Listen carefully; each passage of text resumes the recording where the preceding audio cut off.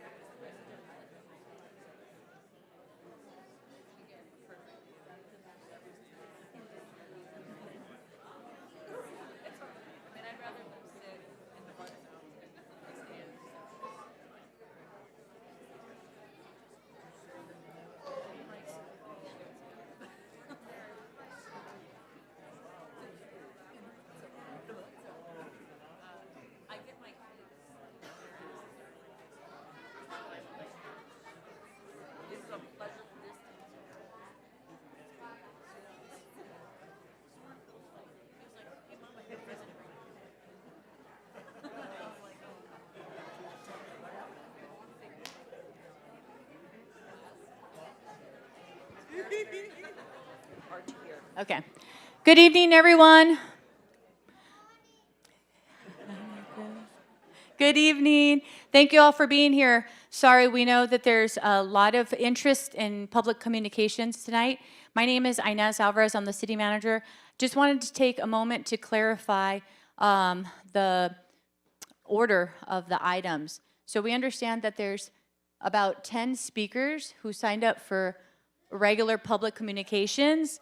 And so item 5A is going to be heard tonight before public communications. So if you'd like to adjust your speaker card, we want to give you a few minutes to come on down and make that adjustment.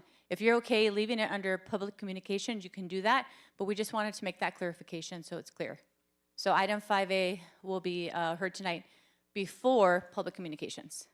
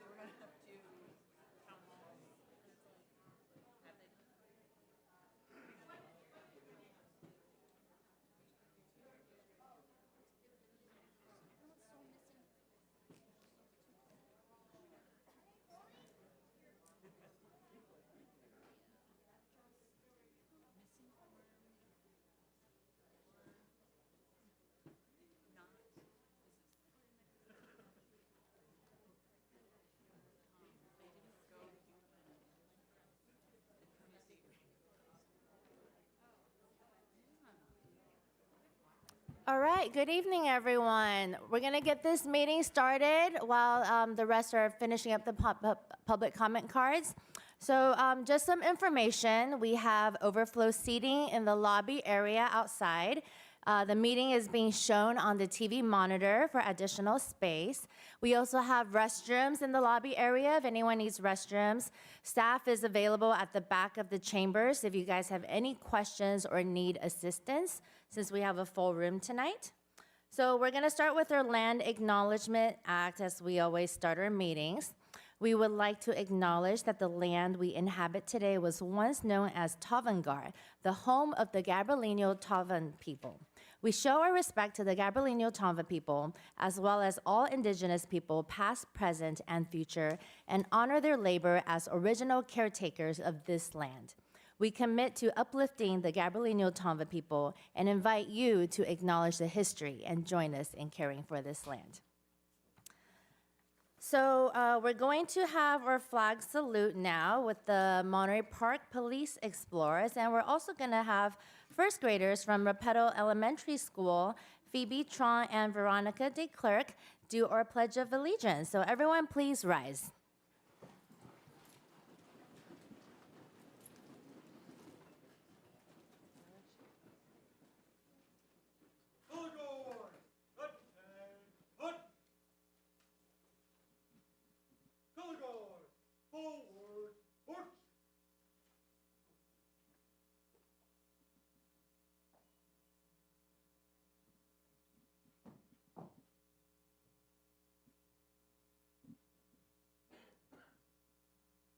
Upward, face!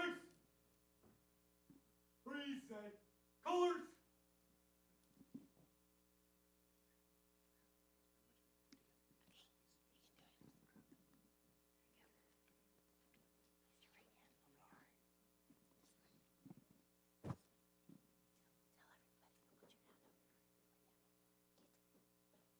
Place your right hand over your heart.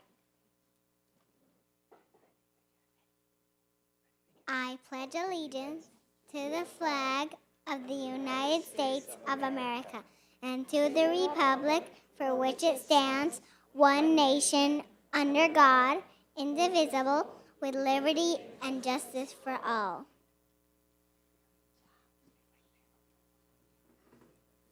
Order, colors!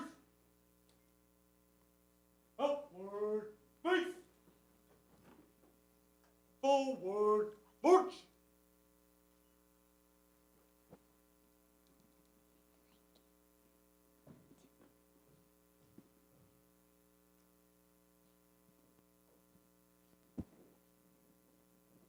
Move, colors!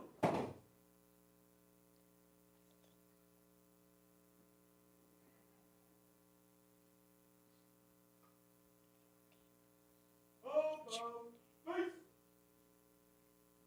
Dismiss!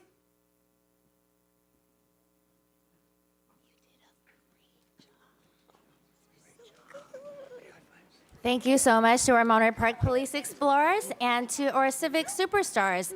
We have certificates of recognition for Phoebe Tron and Veronica de Klerk.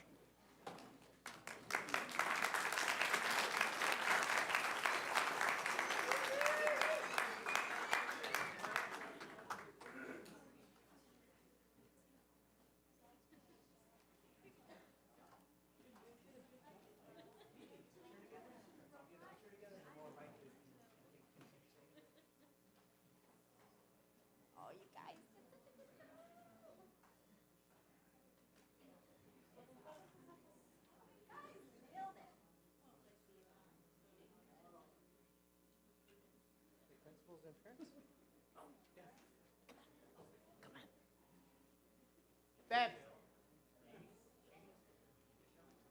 You want to give me one phone? I'll take. You want to give me one phone, then you guys can share it.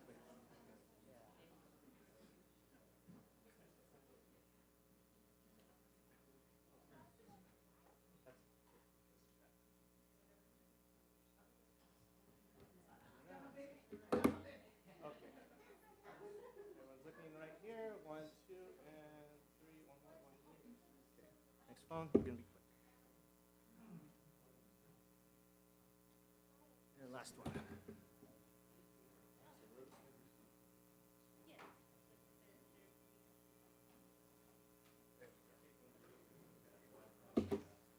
Here, one last one.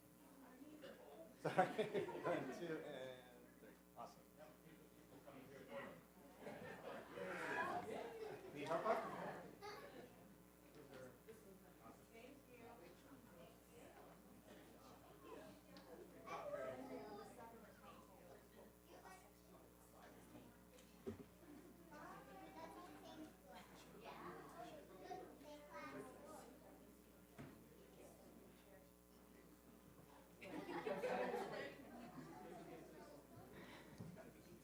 as the council members are making their way back to their chairs, we know we have a full house tonight. If you have an open seat in the audience next to you, can you just raise your hand so that individuals that may be looking for a seat?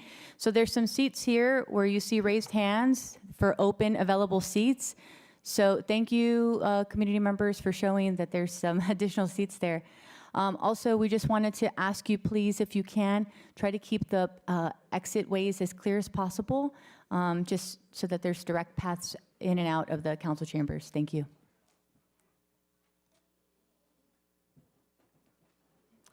All right, if anyone has children who want to be our future civic superstars, you guys can put in a request on our Monterey Park website or contact Robert as well. Any of your children can be superstars to do our Pledge of Allegiance. All right, Madam Clerk, may we get a roll call, please? Councilmember Go, Present. Councilmember Wong, Present. Councilmember Sanchez, Present. Mayor Pro Tem Lo, Here. Mayor Yang. Present. We have a quorum. Thank you.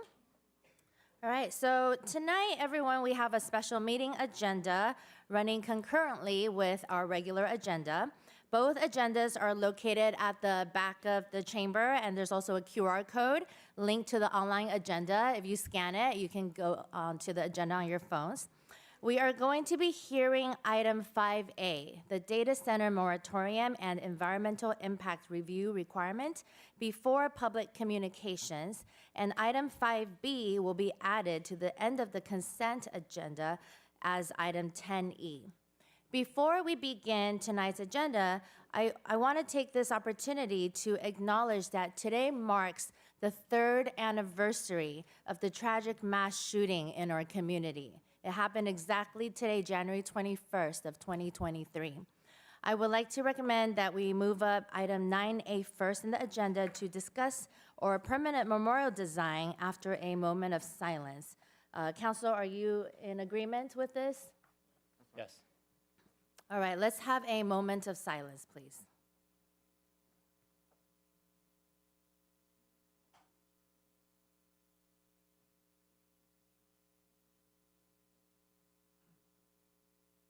Thank you, everyone. This date remains deeply painful for our city, Monterey Park. We remember the lives that were lost, we honor the survivors and our first responders, and we hold close to families and loved ones who continue to carry this grief to this day. Monterey Park has shown remarkable strength, compassion, and resilience in the years since. While time has passed, remembrance remains important, not only to honor those we lost, but to reaffirm our commitment to healing, unity, and care for one another. At this time, I would like to invite everyone in the chamber and those watching from home to welcome 2 individuals who have played an important role in supporting healing and recovery in our community. I would like to invite Abner Ramos, pastor of River of Life, and Peter Ng, CEO of Chinatown Service Center, to offer a few words. Both have been deeply involved in helping our community navigate grief, healing, and support in the aftermath of this tragedy. Pastor Abner Ramos and Peter Ng, please come to the podium.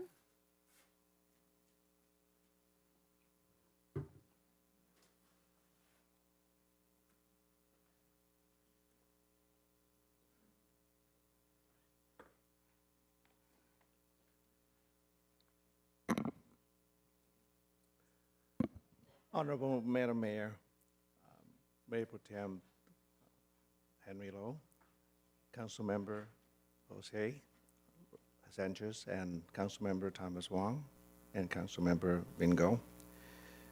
Today is the 3rd anniversary that many of us remember, and I'm here to speak in favor of this monument to commemorate those who have gone before their time. From a city and community perspective, a memorial reflects who we are and who we choose to be. A memorial ensures that what happened is not forgotten, minimized, or erased in time. It becomes part of the city's collective memory and a visible expression of our core values: respect for life, compassion for one another, and responsibility to the community. When a city builds a monument, it sends a clear message. It says that every life matters. It says that we are willing to pause, to reflect, and acknowledge the loss with honesty and dignity. And it says that leadership is not only about policy and progress, but about humanity and care. In a diverse city like ours, especially within the Asian and Pacific Islander community, remembrance is an act of respect and collective responsibilities. A memorial creates a shared space when people of all backgrounds can come together to reflect, to learn, and to come into peace, safety, and connection. This is why the memorial are so important. They're not only about honoring the past, they shape how the future generations to understand our values and how we responded when it matters the most.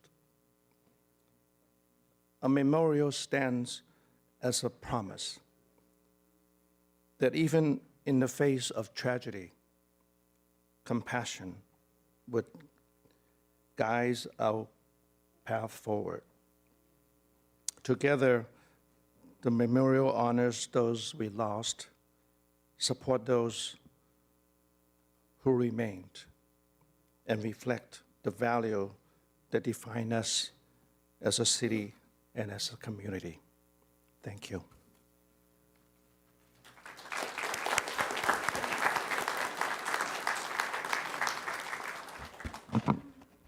Thank you guys for having me. During our prayer vigil outside of City Hall a few years ago, I talked about the biblical idea of peace, for those of you who are here, if you remember. And the Hebrew word for peace is shalom. And shalom is not just the absence of war, the absence of violence. Shalom is flourishing at every level.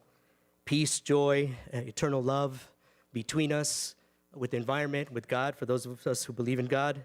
And if this were a Sunday morning and you were at my church, I'd nerd out and preach, but I won't do that this evening because it looks like we're all going to be here pretty long tonight. I mentioned at our prayer vigil a few years ago that even if you're not a Christian and you don't believe what I do, that there are things that all of us hold dear to us that bring us together as human beings. All of us here believe in a safe place to live. If we have kids, all of us believe in a safe place to raise our kids. All of us believe in seeing this community experience joy. All of us here long and hope for everlasting peace in our lives. If I had more time, I'd have you close your eyes and have you think about your life 5 to 10 years from now. And if I were to ask you to describe what your life would look like in 5 to 10 years, you'd probably be describing shalom, flourishing at every level of your life. I'm a firm believer that most of us in this room, regardless of our faith background, are seeking shalom. We want to live in such a way where we are flourishing and our loved ones are flourishing also. And I also believe that the reason you all serve is because you want shalom in this place, and I thank you for that. My prayer tonight is a blessing of peace, a blessing of shalom, of eternal love, of flourishing at every level for all of us in this room and for those watching online. I pray for shalom in all of our lives, regardless of our faith tradition, because I believe that that's what we all want. If you feel comfortable, I invite you to bow your heads with me in prayer. Lord, I pray for shalom for those of us and for those people in the city, our friends who have lost loved ones. Would you bring healing to their suffering? Will you let them know that you are with them? Lord, would you help them reflect this week on the things they loved about the family members and friends that they lost? Lord, I pray for shalom, flourishing for our first responders, Lord, for the police officers, fire department, paramedics, doctors, and nurses, and all those who helped the families in the weeks following the tragedy. Lord, I pray for shalom for our city leaders, Lord, for Inez, for Elizabeth, Lord, for Henry, Thomas, for Vin, for Jose, Lord God. Would you give them wisdom, Lord, so that they could lead in shalom in this place, Lord. I pray for shalom for the families who live here, Lord, for our kids, for the schools, for the hospitals, for our educators.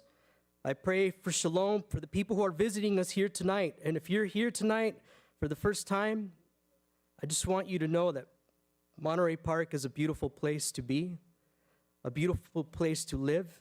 And we would like to invite you when there's nothing newsworthy happening, maybe at one of our events, because it's a cool place to be. I pray shalom over your life also. Lord, would you help us to remember the lives of those we lost during the tragic day 3 years ago? And again, bless our family and friends. Lastly, help us build a community that lives in peace with one another, a community that strives every day to make Monterey Park a city that is a safe place for future generations. I pray these things all in the name of the Father, and of the Son, and of the Holy Spirit. Amen.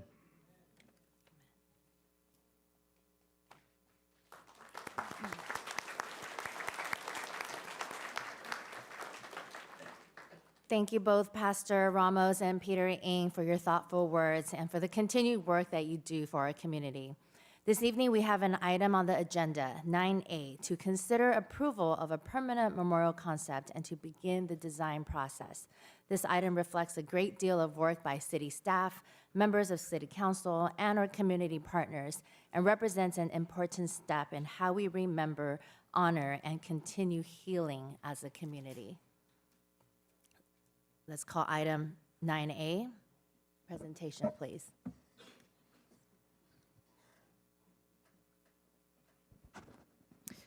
Good evening, Madam Mayor and Council. Diana Garcia, Assistant City Manager. As stated, this evening, Council is asked to approve the initial concept and award the contract for design of the January 21st, 2023 memorial. I have with me here this evening landscape architect Michael Madsen, who's been leading the team that has developed the memorial concept in conjunction with staff, the ad hoc council committee members, council members Wong and Lowe, family and survivors, and members of the community. I also want to acknowledge the work of our partners at Chinatown Service Center and the MPK Hope Resiliency Center, in particular Andrea Seng, Nina Locke, CEO Peter Ng, and Daisy Ma. They've worked hand in hand with us during this process and have been indispensable in working together with family and survivors. This evening, I'm going to give a brief background on the process. A full overview can be found in the staff report, and then I'm going to hand it over to Michael to discuss the development of the memorial concept and a timeline for next steps.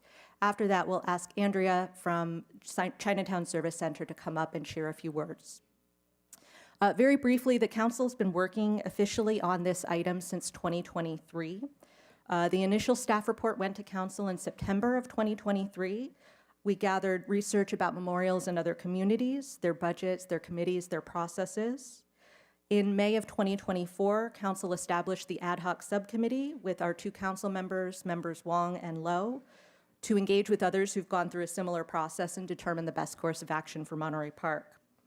On January 15th of 2025, we brought back a report on the work and research of that subcommittee and the results of an initial community survey that was done by Chinatown Service Center. In March of 2025, we brought an additional staff report, and council agreed to dedicate city property to the memorial and directed staff to issue an RFP for designs.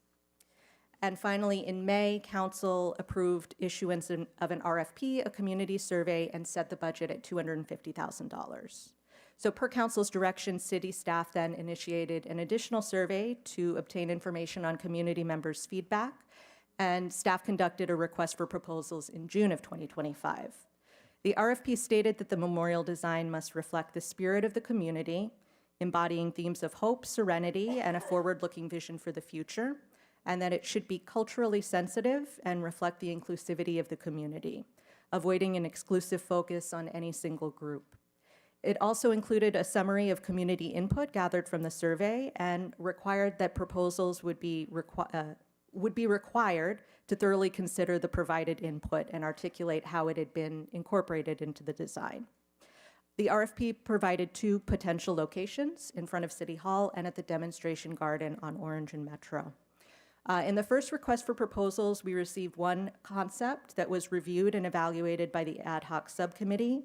That concept was not selected to advance because its tone and approach did not reflect the community's guidance that was provided in the RFP. Staff then conducted a second request for proposals. 3 concepts were received, reviewed, and evaluated. 1 firm withdrew from the process. 1 design was not moved forward as its tone, scale, and approach did not reflect the community's guidance.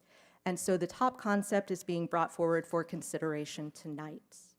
I'd like to introduce Michael Madsen, landscape architect with Kimley Horn and Associates, to present on his team's work on this concept. Michael? Thank you, Diana. And good evening, council members. Thank you to Peter and Pastor Ramos. Really grateful to be here. As Diana said, my name is Michael Madsen. I've been with Kimley Horn Associates, working as a landscape architect for about 22 years now. And I'm profoundly honored to have the opportunity to speak to you tonight on this memorial. My team and I realize the deep responsibility that we have in creating a space for healing and remembrance. So quickly, just wanted to share the names on this slide of the different members of the team.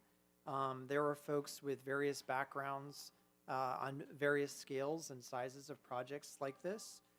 Some of them have deep specialties in, the technical side of construction. Others really are artists when it comes to storytelling and creating spaces for people. Oh, sure. So a quick agenda for this presentation.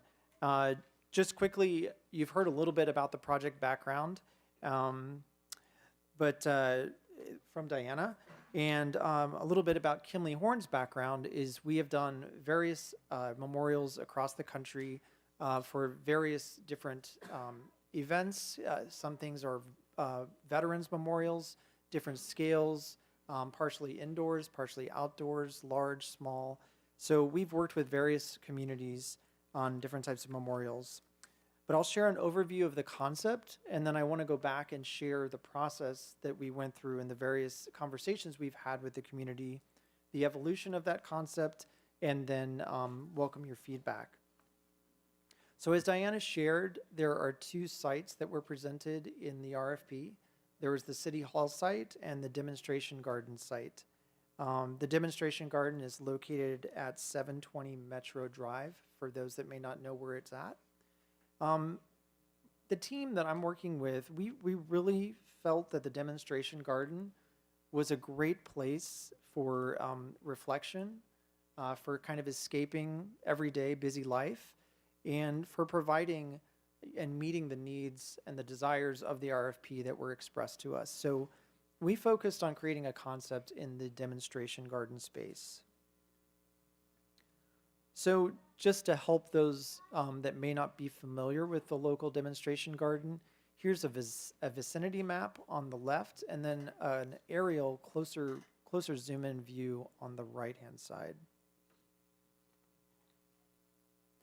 Here are some photos of what it's like being in the space today. So for those that haven't been there, this is the current look and feel of the space. So being a demonstration garden, there are many different types of garden spaces to celebrate many different types of gardens that you all may be able to replicate at your own home. So lots of things that can be learned there, and some great work that's already been done. So knowing that we have a great foundation to build upon in this garden space, here's the process that we embarked on. On October 8th, we submitted our proposal. On December 6th, we had an opportunity to speak with the victims and the survivors, the victims' families and the survivors. On the 11th, we had an opportunity to speak to the greater community. And then here we are today on January 21st. So our initial concept, in reading the RFP and reaching out and talking to folks that live here and experience this, we really focused on emotion, public and private spaces, cycles of life, and reflection and renewal. When I say emotion, it was specifically to think about a person that has been through something like this and to create a space that allows for reflection, hope, bringing people together in unity, and to provide some peace and healing opportunity. The public and private spaces to allow folks that want to have some private thoughts, but to also allow people to come together. And then the cycles of life, we believe there's some things that we can introduce that symbolize that in the design, as well as reflection and renewal.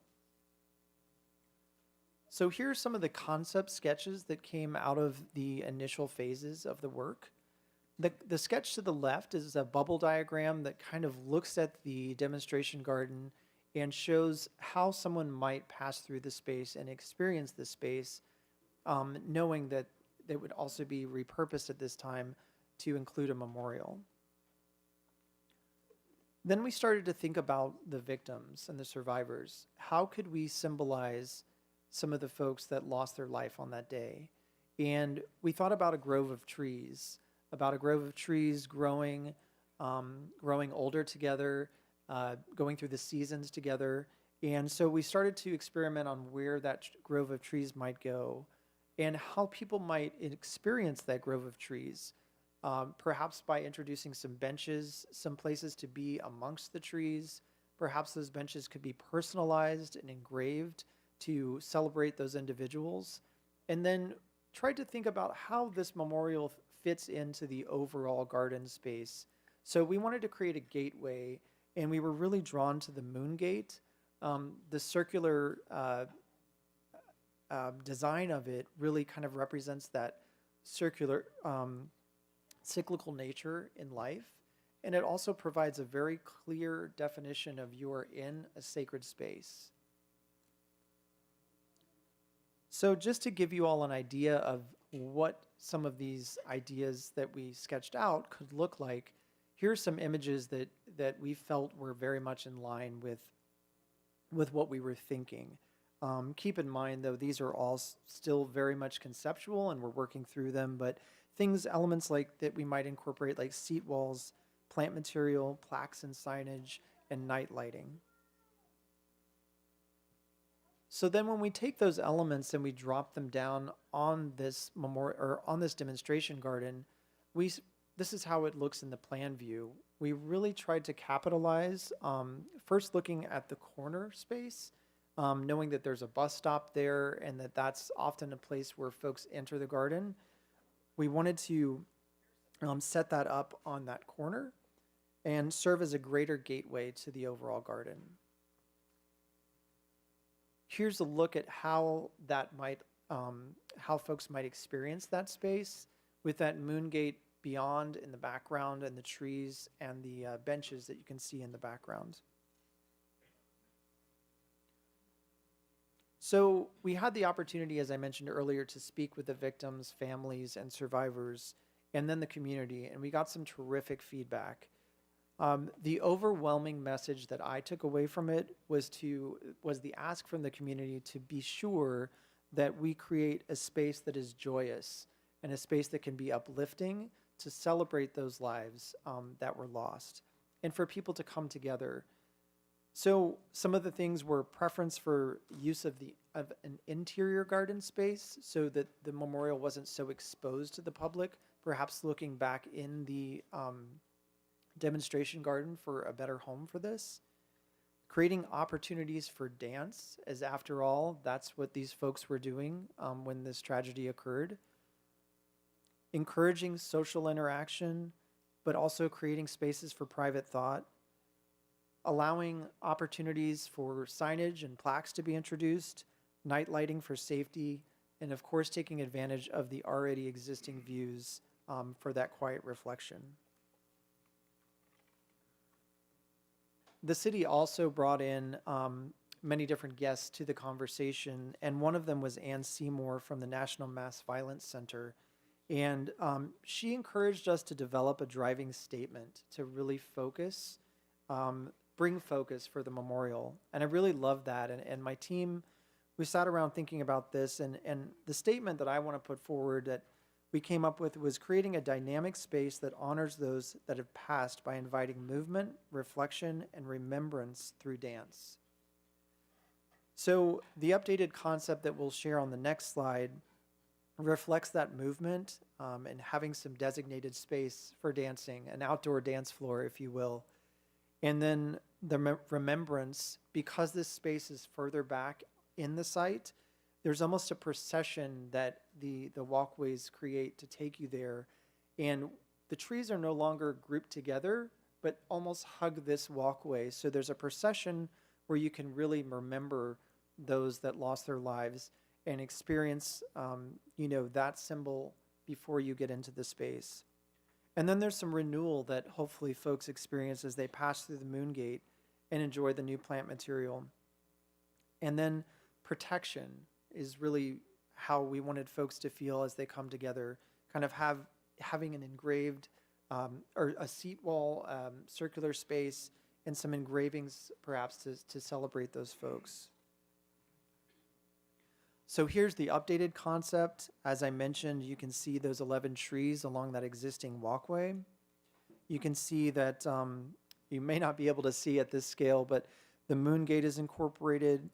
Those seat walls are back there. We have a space for signage. We have some solar lighting that we're proposing along there along the walk for nighttime use, as there's not electricity at the site today. And then, of course, celebrating the existing landscape to remain and enhancing some new landscape space. So, of course, this all sounds great, but what could a schedule look like? So our team took a look, and we believe if we are to get going on short notice, then probably mid-March, we would be working on the 90% level plans. Middle of April, or to the beginning of April, we would have probably 100% plans ready, and we would wrap things up probably in the beginning of May. So on this last slide, I just want to point out, you all may know, but for those that are here, there's a website at the bottom of this page, and that's a place where the community can reach out with additional questions and catch up on any additional information that the city would like to share out. So I'd be happy to answer any questions or hear your feedback. Thank you. Thank you for that presentation. Madam we Mayor, do have. I just want to note, Andrea Seng from Chinatown Service Center is going to share a few words. Thank you. Hello, Mayor Pro Tem, and council member, and everyone.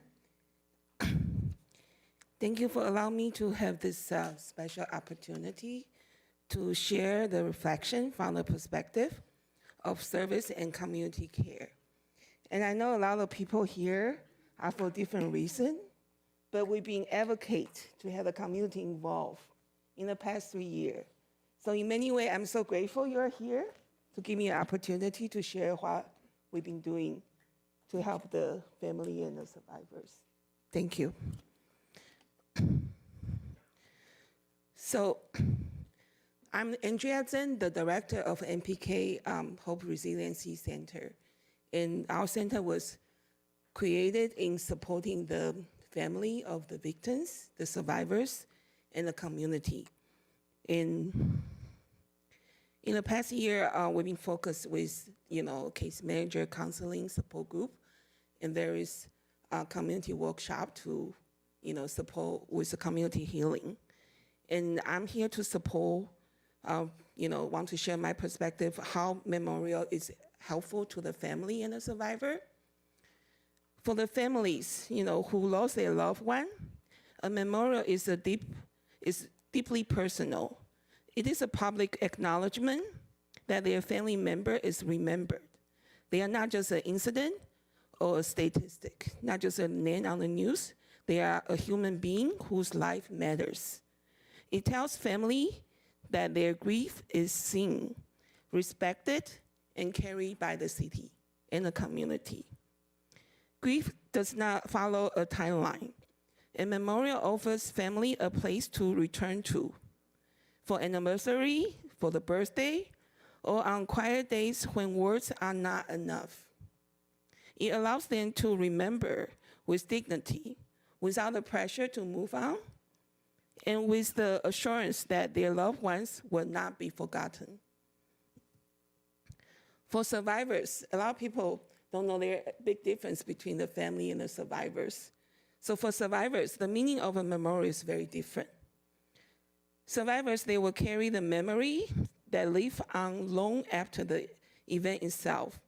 For them, a memorial is not only about the loss, but also about recognition. It's a recognition for what they have endured, and also for the strength and the resilience it took to continue forward. A thoughtful design memorial should offer a space of safety, reflection, and choice, supporting healing in their own time and in their own way. And for the community service provider like us, a memorial becomes part of the healing ecosystem. It complements mental health service, community program, and collective care by providing a permanent space of compassion, connection, and remembrance. And I remember Council Member Jose mentioned about the education component before. You know, a memorial will be a very good example for the younger generation to get involved, and then so we can toward the public awareness for anti-violence and community resilience. Thank you.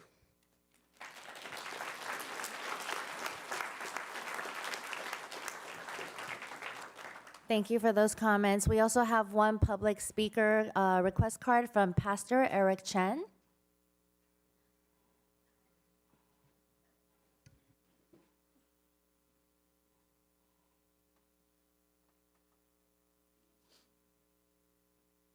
Before I speak, Francois, I think, did you want to speak or you didn't want to?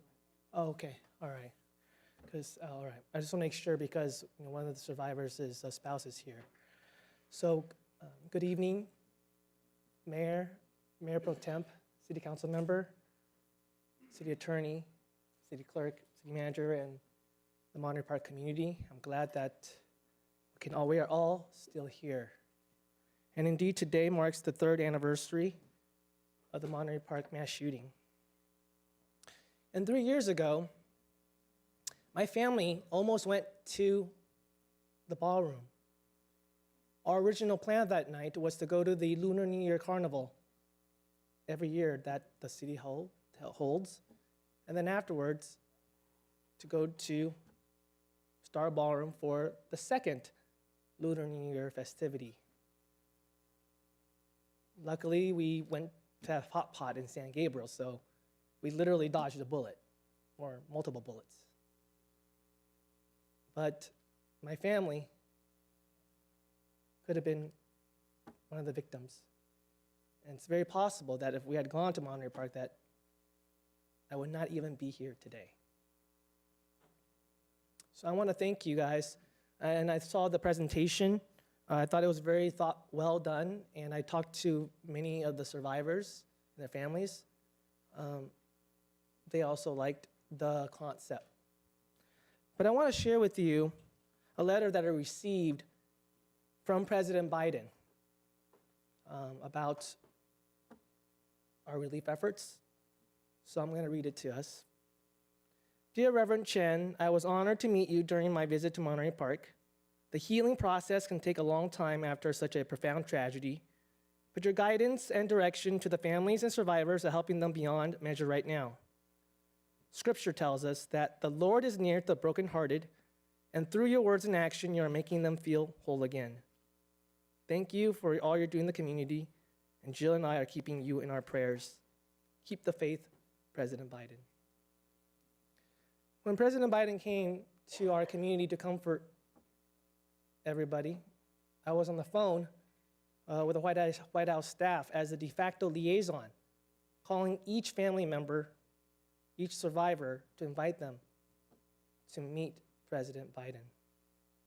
Now, I know that many of us here, that we all want healing and recovery for all the victims, the families, the survivors. I think many of us, the heart is in the right place. Now, in this specific agenda, this item, unfortunately, no survivor or family can make it tonight because the support group was scheduled at the exact same time as this meeting. So right before this meeting began, I went over there. I asked them, I know you guys have a meeting, I don't want to disrupt, so what do you want me to say? And I also talked to Francois over here right before. So I think he knows I'm going to speak on everybody's behalf. So if you guys want to fact check me afterwards, he's right there. And so I think that, like I said, they really like the concept and the design. It's very touching. But the issue is the location. Now, Kristen Reddy, her father passed away. Valentino passed away. She during the feedback comments, she said that what is currently designated now is where her and her father would walk every day. So it will be very triggering for her. But of course, she understands if there are budgetary restraints. There's a $250,000 budget, so she understands. If that's where it needs to be, then, well, what are you going to do, right? And other people like Francois and, the Lloyd and many other survivors, they would like it to be at Barnes Park, right over here at the corner. And because that's, number one, that's so far away, the other place. Number two, it's triggering and I know Mr. Ma, he also lived over there. So for Maria, that's also triggering, the owner. So they would prefer it to be right over here. Now I understand there's a budgetary constraint, $250,000, but I really suggest that we listen to the families and the survivors and the victims and what they want. And I think that we should hold off on voting on this. We should do a cost assessment of in light of what the families, what they want to see it over here, how much would that cost? And well, if it's $10 million, I think everybody will understand, but let's do an assessment first. And if we need to raise money, I know that after the shooting, San Manuel donated $400,000 to this cause. So I believe that there's more we can be done, and I ask that we do not decide, especially it was scheduled at the exact same time when the survivors are meeting over there at the Resiliency Center. So they don't even have a voice. They cannot even come here to talk about how they feel. Only Francois, because he's the husband. So I ask that we do not vote on this today. I know that many of the families that are in China, they don't know about what's happening. So I think I'm speaking on Francois' behalf and the survivors and the family, the deceased, of the injured, to pause and to give it more time. So I thank you for your time, and God bless everybody. Thank you.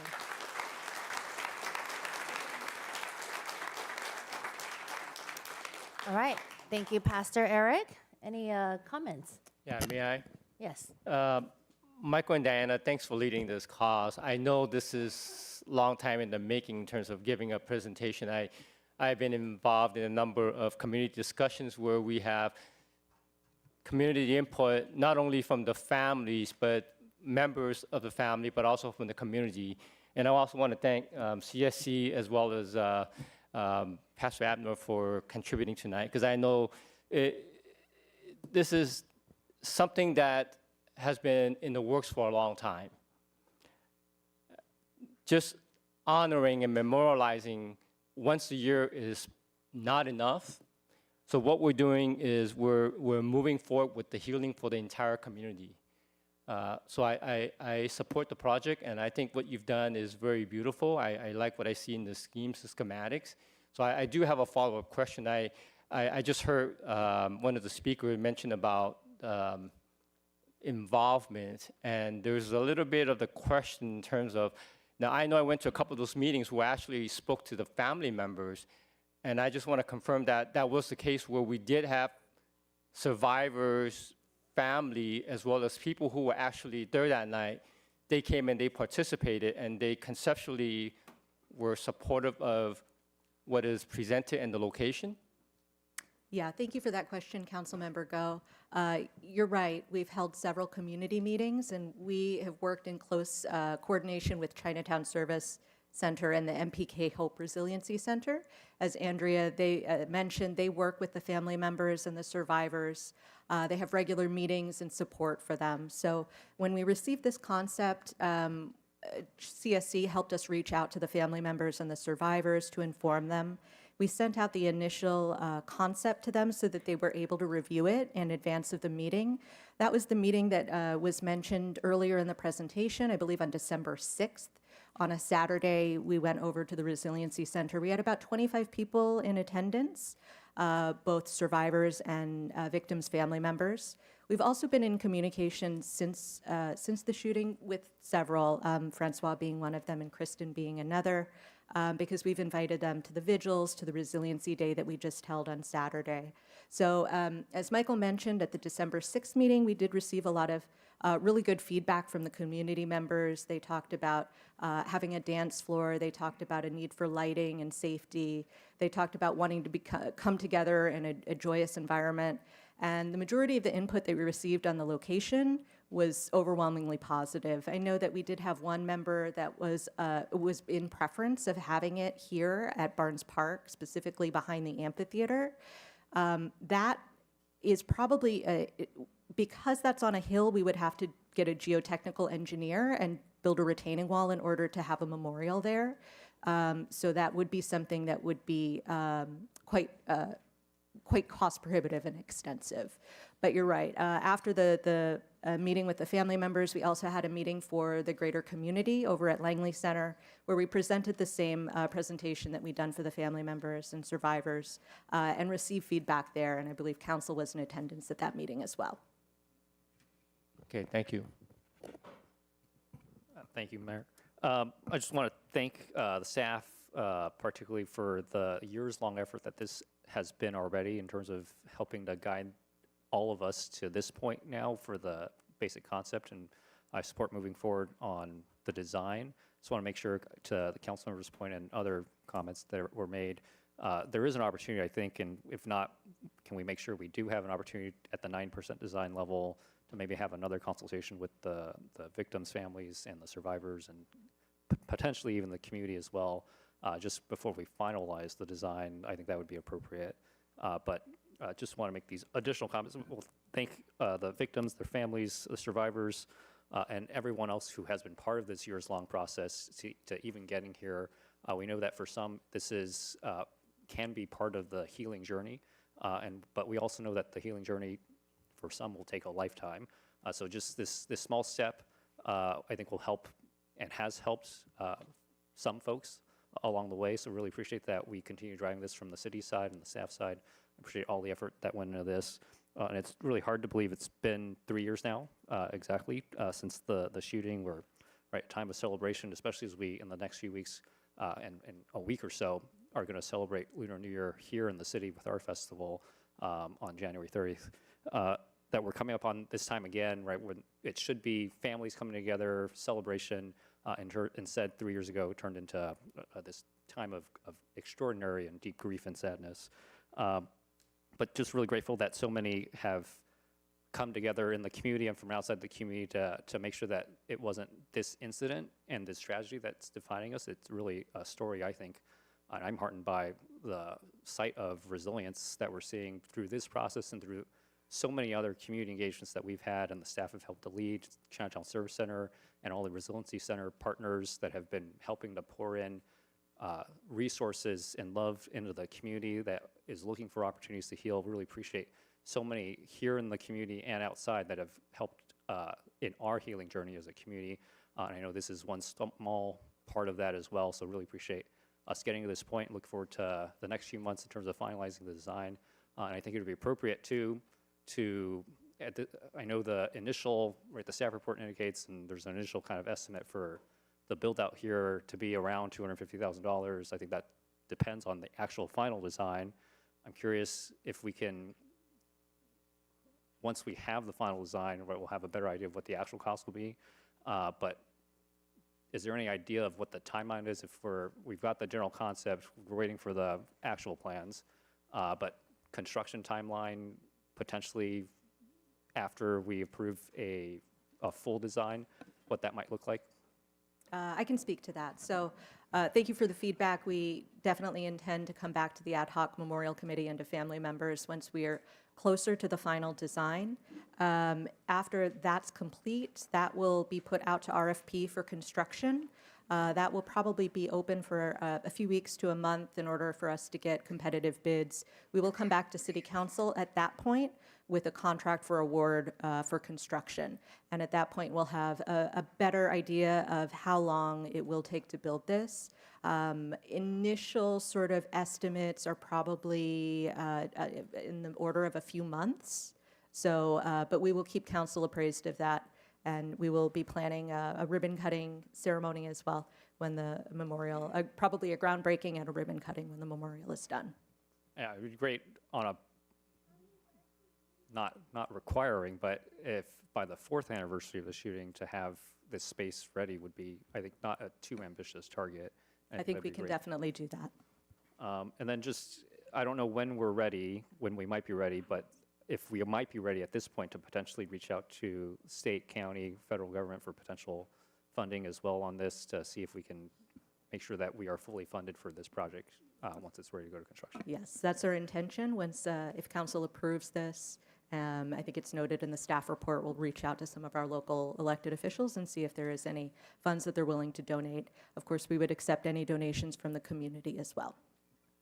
And if there's a way to highlight that we are open to, or there's some sort of account or a way for people to donate if they're interested, I don't know if that's through CSC or if we're thinking, if we have some initial thinking on that, I just want to make sure we promote that when ready, and obviously let us know, let the council, keep the council apprised on those plans. And then just want to confirm, right, this land at the current site that is being proposed, that's not land that's actually owned by the city, owned by the Metropolitan Water District. We have already confirmed that there will be no issues with utilizing the land for that. Yes, that is correct. Great, thanks.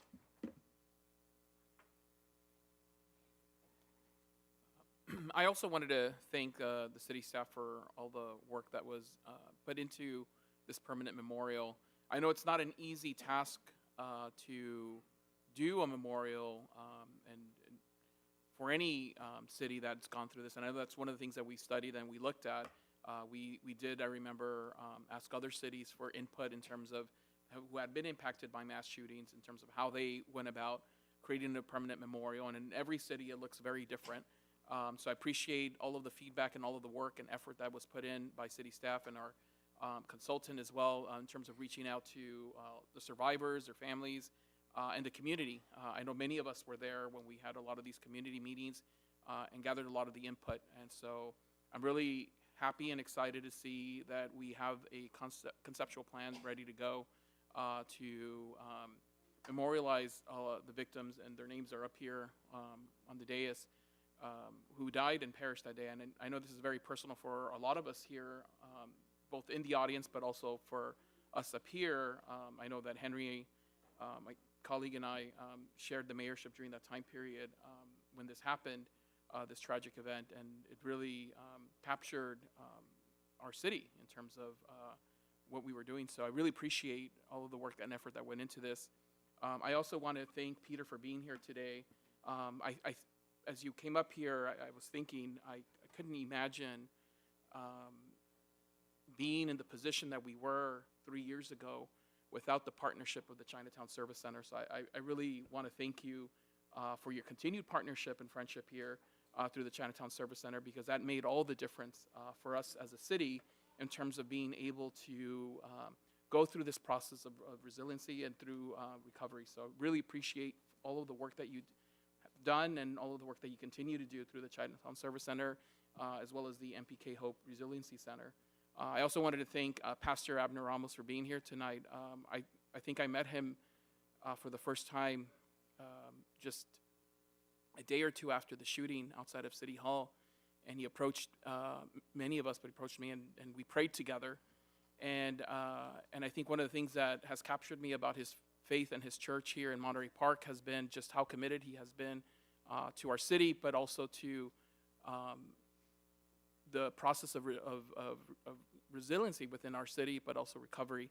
And I appreciate that. And I think one of the most powerful things that I saw, that I've seen personally and experienced personally, was when, along with the many other churches and pastors within the city, you guys did a prayer walk through the city and prayed for the city and the victims and just for everyone.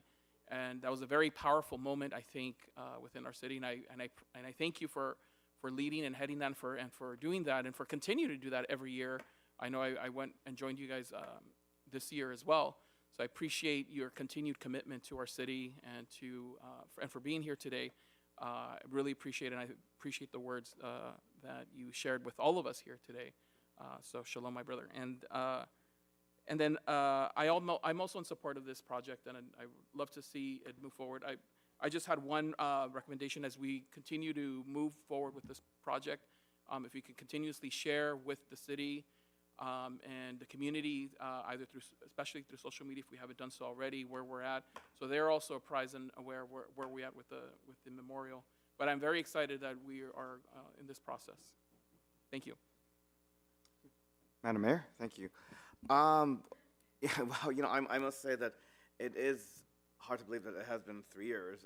As my colleague mentioned, we both shared the transition of the mayorship on that dark moment, and I know for me it's still very real and very triggering at times, especially when I get a text around 10:30 at night, because it was around that time that my phone started alerting me about what had happened, and certainly it was a dark moment for us all, but I think it was a moment in which we also saw the strength of our community by coming together. And what I will say is that,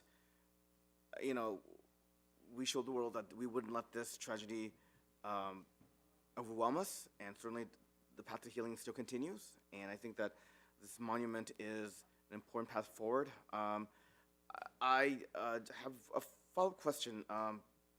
Again, we didn't reach out to, us in cooperation with CSC. We did reach out to the victims, survivors, right, regarding this effort? Yes, that's Okay. correct. Okay. I mean, the only thing I would say is that, and again, I realize, the creation of a monument always has some degree of controversy, which is probably why in some cases it takes some communities over 10 years.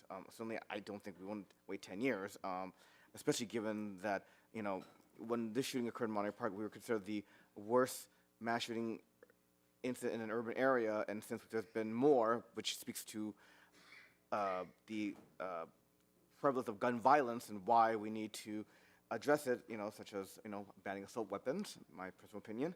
But I want to make sure that, again, we're proving the concept, but as we move forward, that we continue to engage, even those who never responded for whatever reason, because I just want to make sure that we give them respect, because in the end, when this monument is established,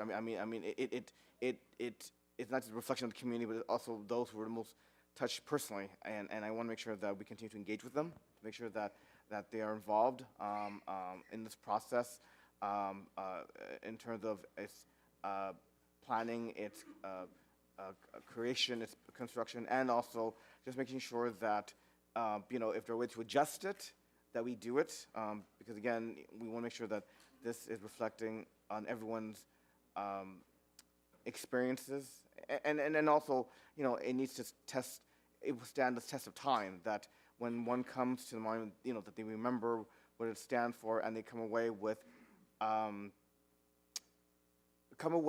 something they've learned, and hopefully something that they can take with them. So. Yeah, I wanted to also thank staff for putting together this presentation and putting all the work into this design. I myself was one of the dancers at Star Ballroom. I went there regularly to dance, and my mother and my daughter also danced too. So Mr. Ma, who passed away, was my dance teacher, and a lot of my fellow dance community members also passed away that evening. And if it wasn't for celebrating Lunar New Year with my family, it's scary, like Pastor Eric said, that we could have been at that party that night as well. But I'm glad that staff has taken into consideration the survivors and the family members and kept them in the loop along the way while coming up with this design. And I'd like to continue keeping them in the loop too, because this is a permanent memorial to memorialize their families. So with all that's been said by my colleagues, does anyone want to make a motion? I'll make the motion to approve staff recommendation. All right, any second? A second. All right, let's go ahead and place a vote. Approved unanimously. All right, thank you so much. All right, so that concludes item 9A. So now we move forward to item 5B, which we're putting before public communications. Item 5B is the data center 5A, yeah. Item 5A is the data center moratorium and environmental impact review requirement. And we have many speakers, most of you guys who are joining us tonight. Some of you guys are joining us for the first time. And right now, I believe we have 95 public communications.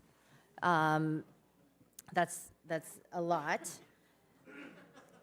So if everyone speaks for 5 minutes, if you guys do the math, that's gonna be 8 hours of speaking.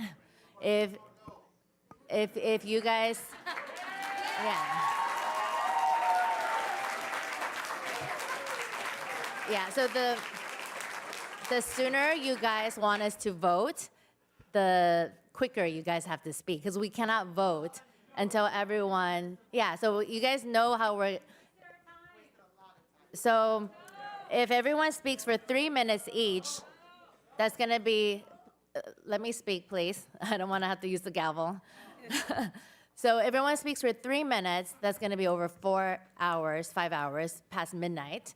Even if everyone speaks for 1 minute, that's gonna be over an hour and a half. And this is just the initial cards. A lot of people sometimes straggle in, so sometimes we get more cards as the night goes on.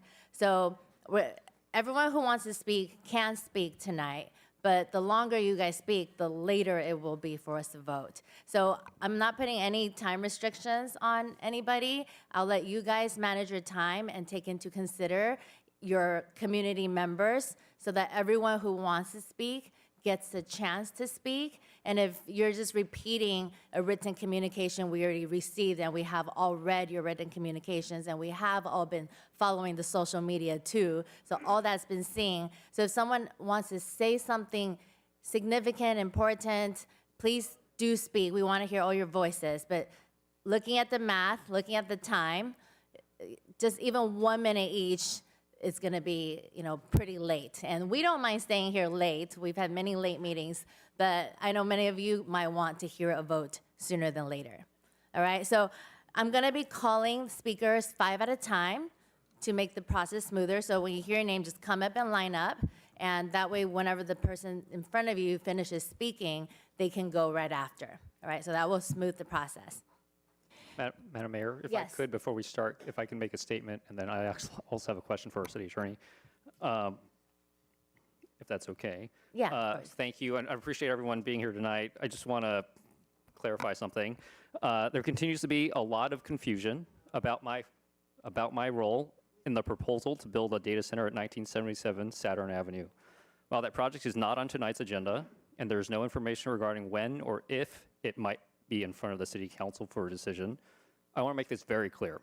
I am not involved in that project, and I'm not helping make any decisions about it because my employer could receive meaningful revenue from the electricity the project would use. The rules for public officials state that if there might be a conflict of interest, or even if it might look like there is one, we must step aside and not take part. That is why I have stayed out of that project, this project, the data center project, from the start, and will keep staying out of it. I've been clear and consistent about my continued recusal on this project going back to November when it was first on the agenda. And you can look at special agenda item 5B on tonight's meeting, the special meeting agenda, for additional context if you're interested in information. I want to also clarify my past work on the Saturn Park Advisory Review Committee, the SPARK Committee, and the rezoning of the Saturn Park area in 2024 and 2025 was not connected to any specific data center project, including the one at 1977 Saturn Avenue. The rezoning actually added more possible uses for the area, including mixed-use buildings and housing, which were not allowed in Saturn Park before voters approved Measure JJ in 2020. It did not remove other possible uses and did not approve or push forward any data center project. Any claim that this was done to help a particular data center is wrong. Some people are saying that I have been a key decision maker for the 1977 Saturn Avenue data center project. That is not true. I have said many times in the public, and you can go back to the meeting videos back to November, and you can go back to the meeting videos and the minutes. I've said many times in public that I am not taking part in decisions about this project, and I've kept myself out of all talks about it and will continue to do so. I also want to take a moment to call this out as well. I call for some civility, continued civility in our public engagement. I believe in democracy, and I'm really honestly heartened to see so many people here tonight engaging on an issue that's you're passionate about and that you care deeply about. Truly am. I know the vast majority of folks engaging on this issue are well-meaning. I appreciate your messages, emails, and outreach, I know the others do as well. But there are a few, and I emphasize very, very few, that have frankly made comments that go well beyond what I think, and I think most of us would find acceptable behavior, including calls for veiled and not so veiled threats of violence against me specifically. I just want to urge everyone to continue to engage, whatever your position is, on the data center issue and any other issues you care about. But please, please urge us all to be civil and respectful with our engagement. With that, I just want to ask our city attorney to opine on whether I can engage on this item and the two items that were added tonight. Thank you, Madam Mayor, members of the council. Just to re-emphasize, this is not a project-specific item. This has to do with all data centers or pending applications, future applications for Saturn Park. This is a general discussion with regard to what kinds of zoning, what kinds of next actions should occur, and so there is no project on the agenda. Pursuant to your observations and statements, this participation is allowed because there is no specific project that is on the agenda. I understand that lots of folks here are expecting some sort of vote that will affect a specific project. It will not. If the council eventually decides to vote and adopt a moratorium, that moratorium will be in place for 45 days, which will allow the city manager, myself, to provide draft regulations to the city council at a future agenda, and the city council will then consider the matter at a public hearing. Again, though, those are general zoning regulations and land use decisions. It has nothing to do with a specific project. Happy to answer any additional questions. So just to be clear, Carl, I can engage on this item 5A, right? You may. And I should point out that as mentioned in the staff report that's on the consent calendar now, we did ask the FPPC with regard to the individual project that is still pending with regard to 1977 Saturn, whether or not you specifically have a conflict with that. I will say the same thing that I've said in public before with regard to that project, that my assessment is that there is a conflict with regard to 1977 Saturn. However, again, you're allowed to participate in broad decision-making with regard to land uses anywhere within the city, and that includes Saturn Park.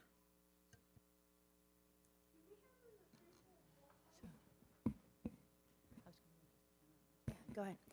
Community members, I definitely want to just make one quick announcement. We understand you're passionate about the item in front of you tonight. We are using a platform called Wordly. It's live translation services. So the microphones in the council chambers is what Wordly uses to pick up the speaking, and is translating in real time. So we do ask that please, I understand you're passionate. The microphones, that microphone in the middle there is on all the time. So when we get speakers speaking over other speakers, it's going to be difficult for our translation services to be used at that same time. So if we can just please be mindful about that. We also have line translation happening over here to my right as well. So thank you for that, and we can get going with item 5A. All right.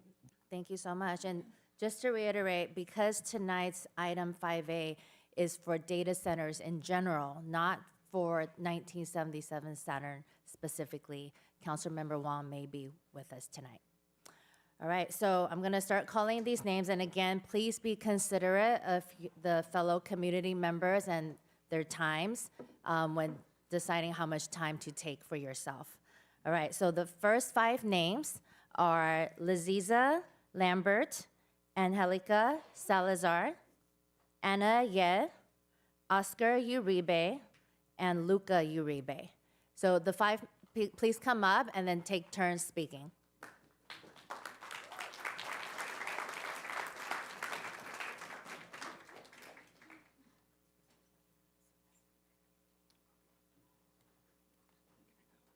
Hi, thank you so much for having me here. My name is Laziza Lambert, and I know I'm not going to be everyone's favorite person right now, but I am the community engagement person for the developer for 1977 Park Data Center. Thank you all for taking the time to be here tonight. I know it's not easy. You all have lives, and I know this is really important to you, as it should be.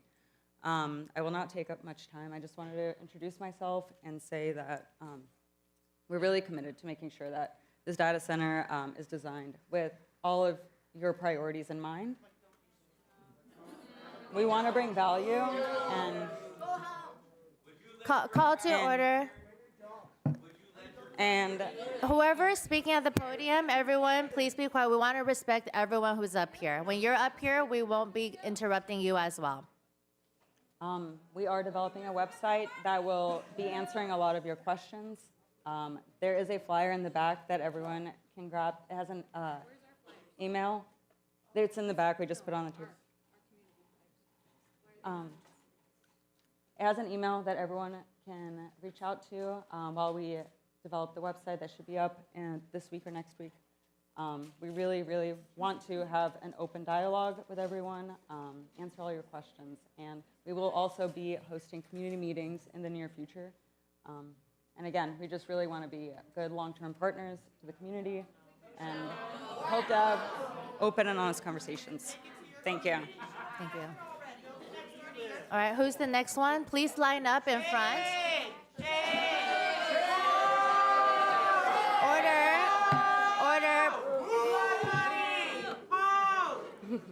All right, Angelica. Good evening, Council. My name is Angelica Salazar. I'm here with my son, Nation, my wife, Saida, my daughter, Journey, with the contingent that says no to the data center and yes to the moratorium. We actually live in unincorporated East LA. We shop in Monterey Park. We come to a lot of parks, including the one we recently discovered, which is La Loma Park. Our home is 3 miles from the site. This is a major environmental issue. There is wildlife there. We live in a part of the world that has persistent drought. It doesn't make sense for us, for our homes. It's a public health issue. It's going to impact our livelihood, our quality of life, our property values. It's also an ethical issue when you think about what the data center represents and the outcomes for learning and education and the economy. It's not a good investment for our community. So I'm here to say, please protect the community, protect our families, protect our health, and no to the data center. Keep going, Anna. Yeah. Anna, is Anna here? Yeah, please come up. You guys can stand next to the podium so you guys can go immediately after. It's Anna, Oscar, and Luca. Good evening. My name is Anna, and I'm a resident of Monterey Park since I was 5. And I'm here tonight to express my strong position to the proposed data center in Monterey Park. I don't think that the city has done enough to outreach to inform residents about this development that could significantly impact our community. Many people were unaware of this proposal, which raises serious concerns about transparency and public involvement in the process. And I'm deeply concerned about the large foreign-backed and corporate developers coming to our city to build these massive data centers while relying on the M&D instead of full environmental review. And these data centers are not low-impact projects, and they consume enormous amounts of energy and water, generate constant noise, streaming infrastructure, and impact people's health. And then there's communities across the country that will experience these negative impacts firsthand. So we have very right to be concerned about the data center. And I express my opposition to this data center. Thank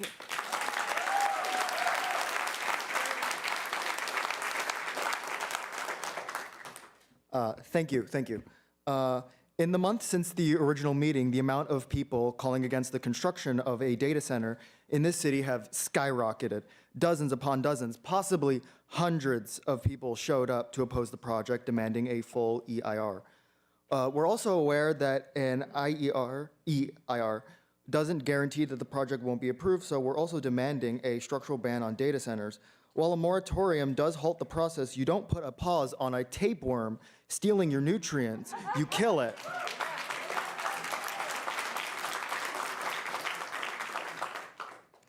We'll come back and stand here as many times as we have to until this project is dead. We have evolved to protect our tribe over the course of millions of years, so how dare anyone think we'll subside so quickly? Me, as well as the over 60,000 people living in the city, want to live free of parasites. A data center won't just affect us, but it'll also affect the neighboring cities. We don't want our electricity bills to triple. We don't want our air to be filled with more carbon emissions. We don't want our water to be stolen. We don't want to leave our homes. There are no benefits to this other than stuffing the pockets of corporations and rich men. And paraphrasing,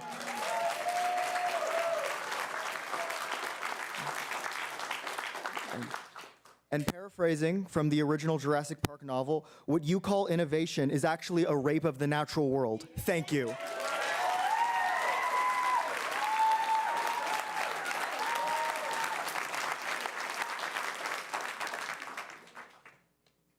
Hello.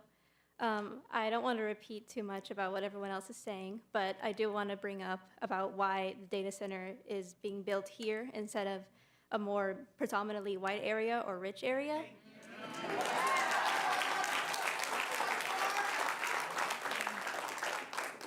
This data center being built here is part of systematic racism. We all know it.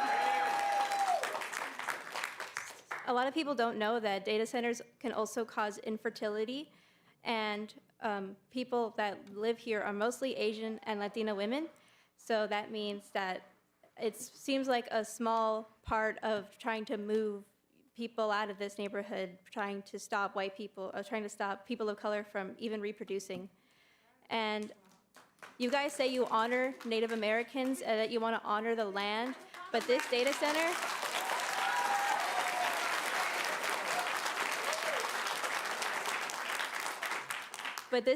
is a huge middle finger to all Native Americans, including myself. This is going to be ruining the land and an insult to Mother Nature. If you love Native Americans, then you would stop this data center from being built. Thank you.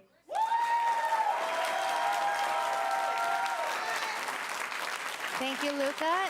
The next five are Cindy Alvarado, Carl Cena Cisneros, Randy and Jelena, Jen and Ronan Rock. Cindy Alvarado.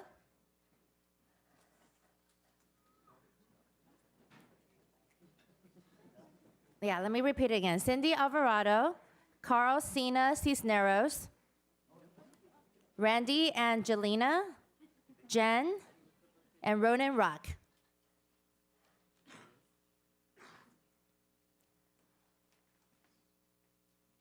Cindy, is Cindy here? Okay.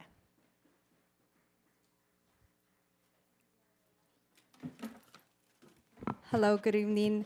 I live in District 2, and I want a ban on data centers in Monterey Park or anywhere near residential communities. I also don't want Monterey Park to change zonings of areas for the prioritized benefits of ultra-rich businesses over community members' overall well-being. If MPK residents want a data center, I want the majority, at least 51% of all MPK residents, to have to come in person and submit a paper ballot to City Hall, just like we were asked to do in order to prevent price hikes on our trash bills. I am upset that Monterey Park I'm upset that Monterey Park has a system in place to keep residents informed about news events and get us out to participate, monthly city parties, movie nights, Santa's mailbox. But we were kept in the dark about a data center coming to town and had to find out through word of mouth from concerned neighbors instead of you guys. There should be a full investigation on why a data center was even interested in Monterey Park. Who welcomed this against community sentiment and consideration? Something is just not right with all of this. I live about 1.5 miles away from the selected location for the data center. I have a toddler who loves to go with me hiking. She practices in Edison trails. And at the end of our hikes, we enjoy the playgrounds, which we kept asking for. Thank you guys for having those. We love those. I told her I love the sound of my hiking boots hitting the gravel, and she told me she loves the sound of the birds. I also love the sound of the birds. People will be negatively affected by this, and so will the flora and fauna we live around. Our ancestors will not forgive this. Protect our city, say no to data centers. Think about the elders in our community who get out to stay healthy, not to breathe pollution, or those whose lives are put in danger every time there's a blackout, which some of us know. We have a lot of those, as is. And you guys send us reminders to save life, to save electricity, all that. Like, come on, man. Like, the children who have almost perfect hearing, they hear better than we do. And they get easily irritated by the continuous noise. That's why we don't bring them here, right? Because they get loud, they get irritated. Imagine we were cooped up during COVID and then during wildfires, and now you want them back inside because of additional noise pollution. There's just so many issues with all of this. We already have sucky water pressure. Now you're trying to steal more water, right? Busing city lights, and now you want another, somebody taking that too. Sewers and blackouts. We cannot afford to let a data center and all the issues they bring to their neighbors come to our city. Let's fix our current problems instead. All city council representatives, you guys are not going to be here forever, but some of us residents, have been here for a long time. I have neighbors who have been here for 30.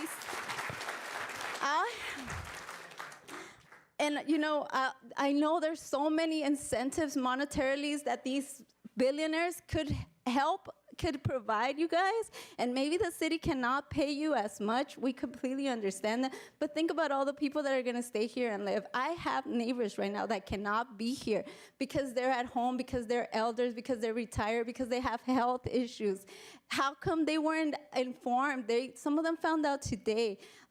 Please, guys, no data centers. Please listen to your community. Listen to us, because this will stay not just in your conscience, but in your reputation. That's all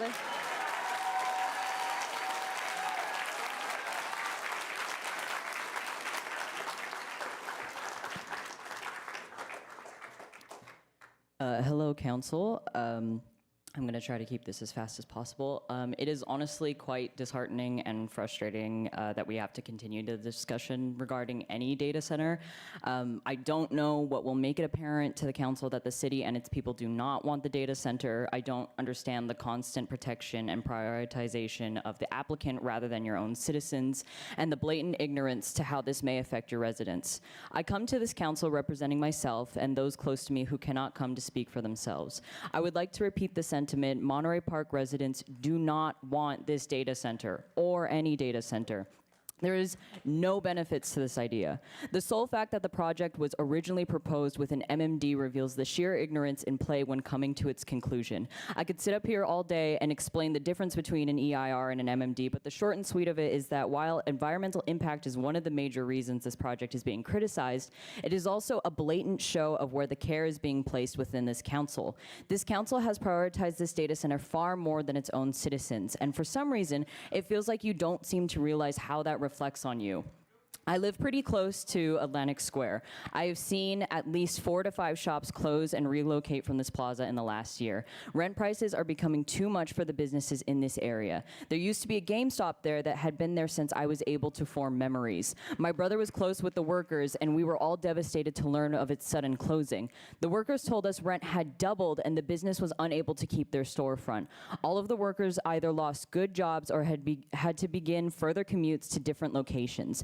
Your citizens are being priced out of business plots, out of their homes, and replaced with large corporations and Airbnbs. Is this not concerning to you? Is this not a priority to you? What is so important about a data center that makes this take a sideline? You are so ready to commercialize our town for hotels and a data center nobody asked for, and yet when your residents' livelihoods are genuinely decreasing in quality, there is utter silence. As a citizen, I am livid. I wake up and there's a news story about a missing father or a kid or a mother stolen or shot by ICE, and the next second I am greeted with the fact that my city council is insisting on a data center where there are so many things that could be created instead. To end off, I was informed the council felt as if my information last time was incorrect or presented wrong. I have brought with me the original script and a full bibliography and highlighted sources connected to the mentioned writing, which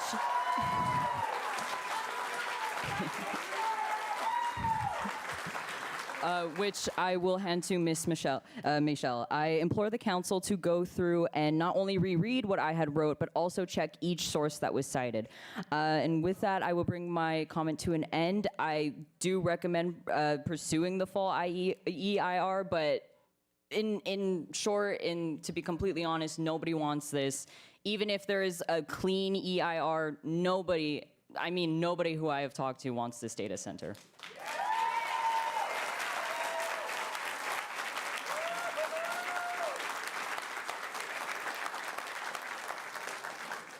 Hello. I'll be very brief since I didn't prepare anything, but I just want you guys to know that we have the power to vote you out.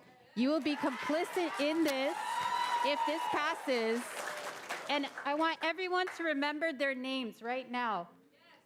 Keep note of their names, who are voting out. Thank you.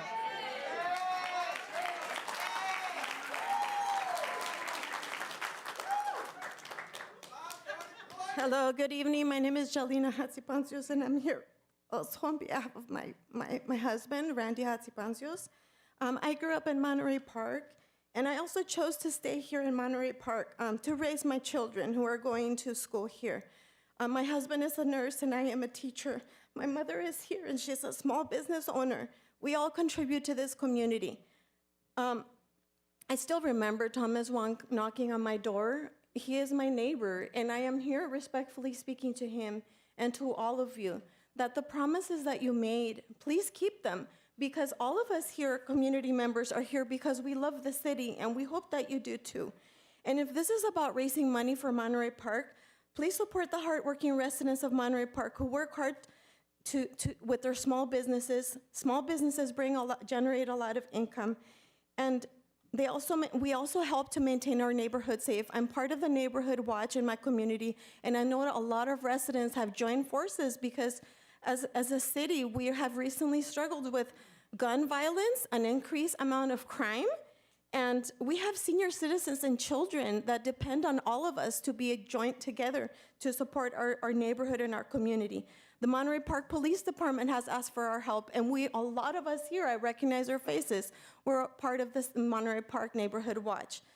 We have recently suffered through a lot, and I am asking that all of you keep your promises to support No Data Center.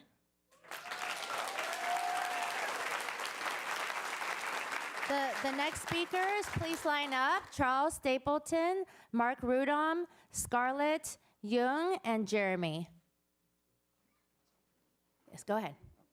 Hello, my name is Randy, and this may come to you as a surprise. I work in a data center. I know what goes in and out, and the workings inside. Guess what? We're just monitoring. Nothing really happens. It's just automation, computers, and maintaining infrastructure. You're not really creating a local business that returns, You're not really creating a community investment, where money is circulated within the community. Who are your customers? They're not local. They're all remote. They're from other countries.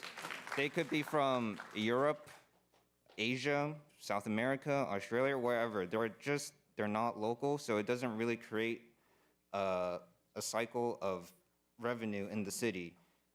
What else do I say? Also, the people that you hire in a data center, you only need maybe, depending on the size, there's not a lot of people in a data center. It's very isolated. Also, it's a lot of outsourcing too. A lot of outsourcing. Vendors that are not local, so again, nothing on community investment or putting back money into the city. I'd rather see more businesses, or what many people said, a Trader Joe's. We would like to see more businesses or maybe a public space where people can go to and relax. Thank you.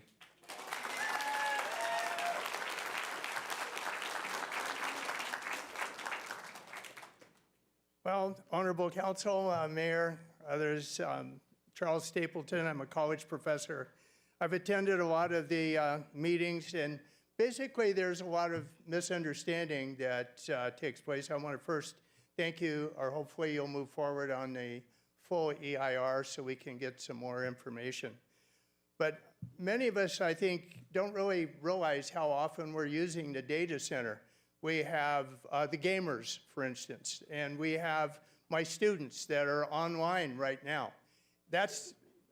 Buffering happens because of what we see, not enough information, communication going back and forth from the data center to where we are. We're relying on one Wilshire right now. If a data center is going to come in, it's going to go somewhere. And that somewhere, we're going to continue to use the resources that that data center provides. For example, just simply online banking. I know some of you do that. When I go out to dinner or lunch, I see people taking photographs of food. Come on, give me a break. That goes into the data center, into the cloud. So I urge you to move forward with the EIR. I urge you to move forward with the EIR and to give us a full account. Thank you very much. Thank you.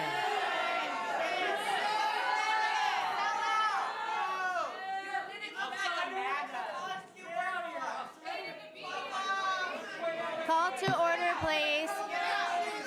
Call to order. He's asking us to move forward with the EIR. Okay, go ahead. Honorable Mayor and City Council members, my name is Mark Rudholm, and I'm a longtime resident of Monterey Park. I am speaking tonight to support a temporary moratorium and to applaud the developer's decision to undertake a voluntary EIR. These are positive steps. The moratorium allows the temperature of this conversation to come down, and the voluntary EIR demonstrates that the applicant acts in good faith and are willing to put their science to the test. I urge the council and the community to use this pause productively. We must use this time to look at the facts that are already in the record, facts that I believe the full EIR will reconfirm. The facility uses an air-cooled system and will not drain our aquifer. The facility connects directly to the regional Mesa substation and pays for its own infrastructure upgrades rather than burdening ratepayers. It's in Appendix A2. This project represents millions of dollars in potential new utility users tax. This project represents millions of dollars in new utility users tax and property tax revenue that our city desperately needs without generating traffic or demand for city services. If we continue, hold on. If we continue having audience members who are not at the microphone yell out, we're going to take a recess, all right? So this is the last opportunity. And when you guys come up here, we're going to respect your time as well. Let's allow the developer to prove their case through the EIR, and then let's come back and make a decision based on data, not fear. Thank you. Next speaker. Scarlett, Yoon, Jeremy, Caleb, Schoonod. I don't know how to say that. Go ahead. Hi, my name is Scarlett Orta. I'm a resident of Monterey Park. My family and I live in District 3. Regarding the proposed data centers within Saturn Park, we cannot rely on a summary report or a mitigated negative declaration report. It is insufficient and leaves many questions unanswered regarding the environmental effects and consequently the human health impacts of the data centers on our community. I insist an environmental impact report be completed for public review for a more detailed study.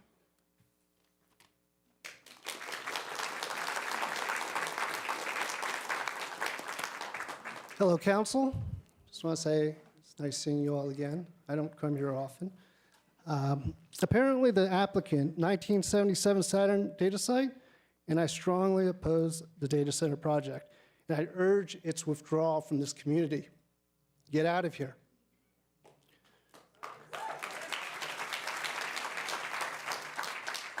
Now, like I said, I don't come here unless in this situation. I expected the Monterey Park City Council to demonstrate stronger advocacy for our community. For example, I trusted Council Member No's campaign commitments. Lead. Be the voice to people by taking the time to listen to the concerns of the residents. Instead, I've been doing his job. I've been going through my neighborhood, door to door, and talking to my neighbors.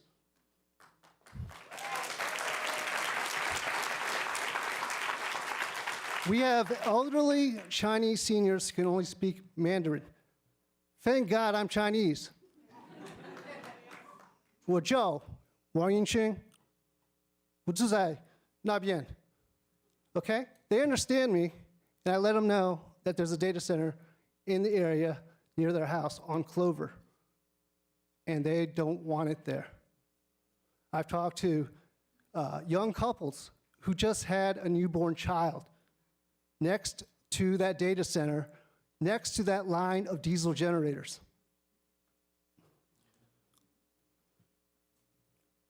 So as I was saying, my neighbors are very important to me. I'm here for no other reason than I care about my neighbors. In that vein, I have to ask, what has our council member, my council member, Vin Ngo, been doing? Absolutely nothing. Well, I emailed him and I asked, what have you been doing? And in his email, starting early 2024, he was at the Spark meeting with Brian Marsh.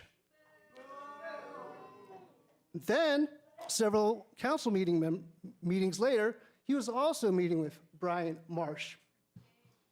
Then, in October 2025, there was a nonprofit gala where StratCap bought a $2,000 VIP table. Who was also, guess who was there? Vin Ngo and the rest of the council. Now, I only say this because I know that this council cares about this community. And I don't mean to make it hard on everyone that's up there doing their job. But to see that Vin had all this time to interact with the data center folks and to have a community, my neighbors, who I talk with, not even aware and concerned, I have to ask, what have you been doing?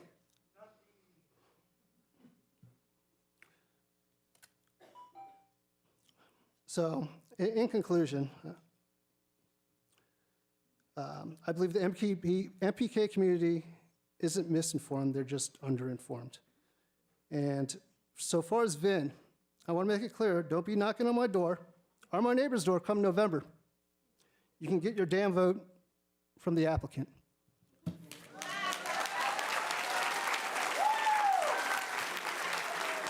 Jeremy, Caleb, Samuel, Teresa, and Carrie. Hi, I'm Jeremy, District 3, and I'm also with the Amazon Teamsters. And I know last time I was here at the December 3rd, we had people from the construction unions that were representing with the business owner. And I think that I've seen a nice turnout of people who are in opposition. They're also union members, so I think there's kind of a balance there. But I want to say, too, that something I've learned through organizing and through working at places that are trying to form a union, there's similar tactics happening right now that it's all about misinformation. It's about showing that people are outsiders, whether it's in a company or whether it's in our community right now. And we are not outsiders. I'm District 3, 5 years. We are opposed to this for all the reasons that we've read all the same stuff you guys read. We know what we're talking about here, but the same way that union busting happens, they try to spread misinformation. They try to say that we don't know anything, but it's just so they can roll us over. And before you know it, our jobs are lower, our health is worse, everything is worse, but we're forming unions, we're forming connections in the community right now, and you're seeing everything happening because we are better as a union, as a community. And thank you, and say no to this. This is terrible.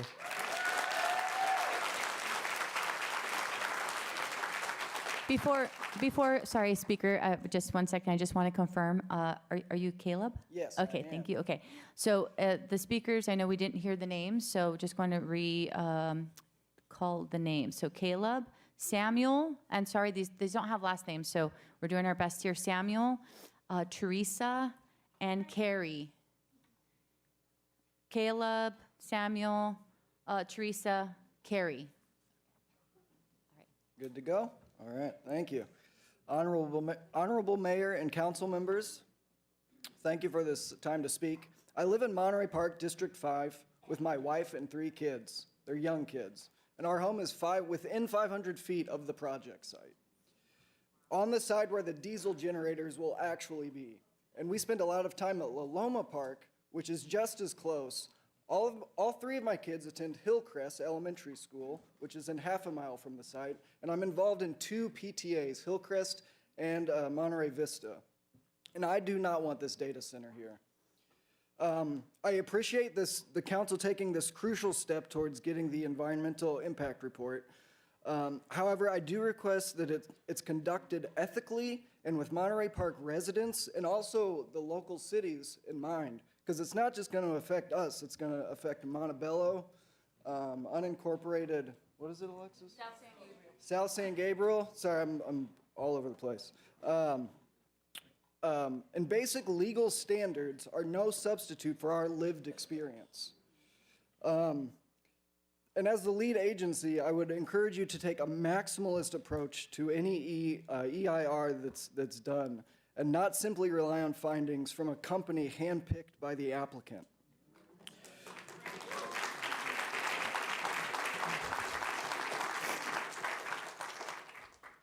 There are many reports about the physical health risks associated with the carcinogens that 24 massive diesel generators will release every time they simply run a test, or God forbid there's a power outage.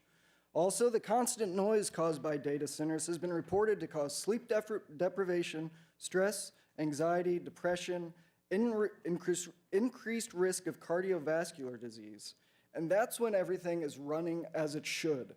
All these risks are exacerbated every time the backup generators kick on. And keep in mind, we're going to live next to this thing. So my neighbors, there are a lot of elderly families, a lot of young families out here walking around with their kids. We're the ones who are going to suffer the consequences. And so I would strongly urge you to simply reject the applicant's proposal for the data center, as it is not consistent with our land use element, Measure JJ, which we voted on. And instead, I urge you to revisit the city's original plan as outlined in Ordinance 2246 to create more affordable housing and mixed use that would add value to our city. Families and people need homes. They need jobs. And that is going to make our city far healthier and more vibrant. I can also say hi to people. I can't say hi to computers.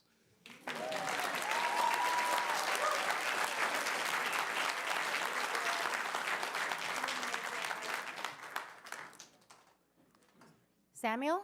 No, to Teresa next. No? Teresa? What happened? There's no last name. It just says Samuel. And we apologize. Yeah, this one Is also this- says is Teresa, this but you? no last name. Yes, okay. Okay. Okay, so Teresa and then Samuel, maybe? Is that what we're doing? Yeah, looks like it. He said he was.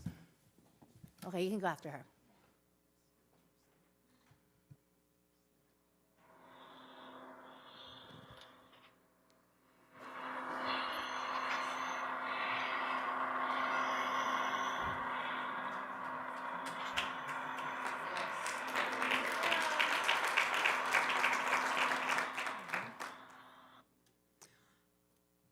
Good evening, everyone. I'm Teresa, and I live extremely close to the proposed data center.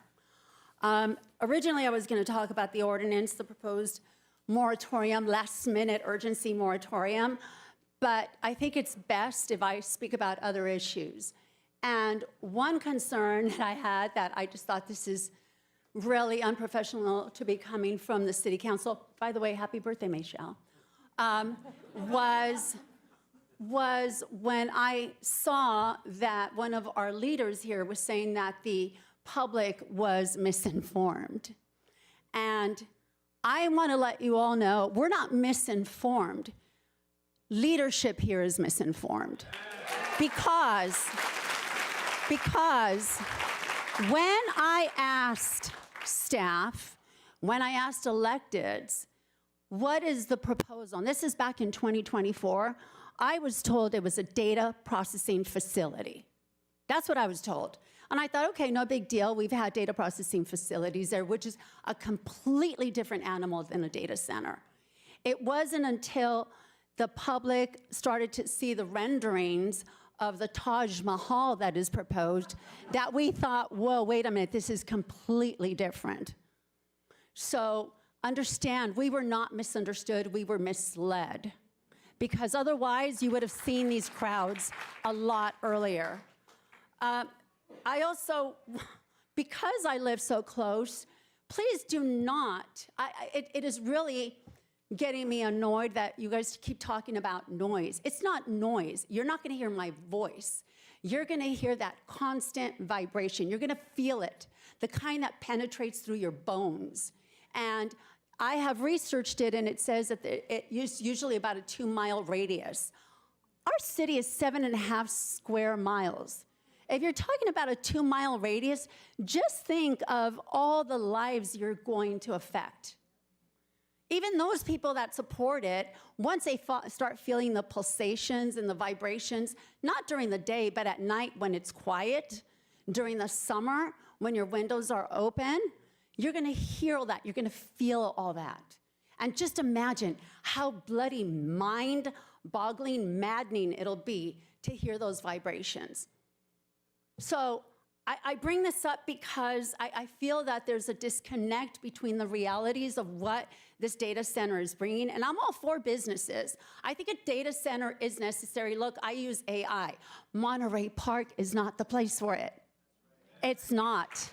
So, and because at the last minute you pulled this bait and switch with the moratorium, I'm gonna ask folks here, I want you to stand up if you think that housing is a better alternative instead of a data center. If you agree with that, please stand up.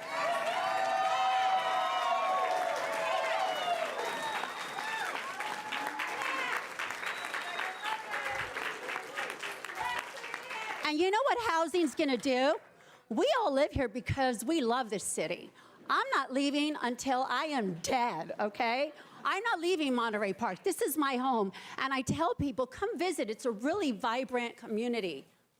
And if you are denying people housing and bringing in a data center, you're being selfish. And you're being selfish because you're denying people the opportunity to live here. And you all preach about how it's important to have housing, how it's important to get people off the streets, how it's important to help young professionals, et cetera, et cetera, et cetera. let me be very clear. If you turn your back to me right now, come November, I will turn my back to you. Got it?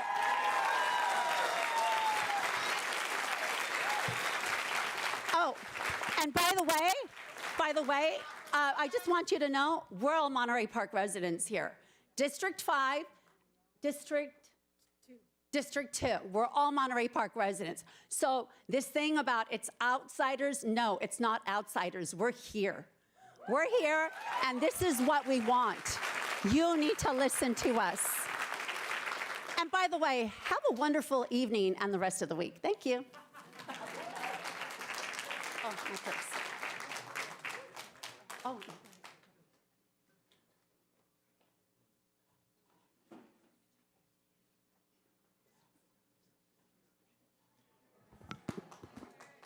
Hello, my name is Samuel Taylor. I'm a resident of Monterey Park, a longtime resident of Monterey Park. In fact, most of the time in which I've lived in Southern California has been Monterey Park. This is basically my home here. I'm an organizer with the PSL, and I wanted to come here today to advocate against the building of any data centers in Monterey Park. In particular, this day, which I think about the banner behind us, commemorating the, really horrible act of violence on January 21st, 2023. And I think about a maxim that was taught to me by my parents, which is that if you love a community and you care for a community, you have to protect that community. And when we talk about protecting a community, there's not just explicit violence like what we saw on that day many years ago, but implicit violence. Implicit violence is the targeting of a community of color for a data center and not any other place in Los Angeles County. Implicit violence is using resources and giving them to corporations who want to build AI data centers instead of giving those resources to the people to better enrich their lives in the community. What would Monterey Park be without the community it is today? I won't take too much time because I want to hear from more people in our community. Our community, these are not people outside of our community. These are people that love this community and want to see it be better than it is today. But I think that everybody sitting here and listening in the city council should adhere and listen to the voices of the community. It's a really simple choice. Is it the people or is it the billionaires? And I think today the people have spoken in large amounts and they need to be listened to. Thank you.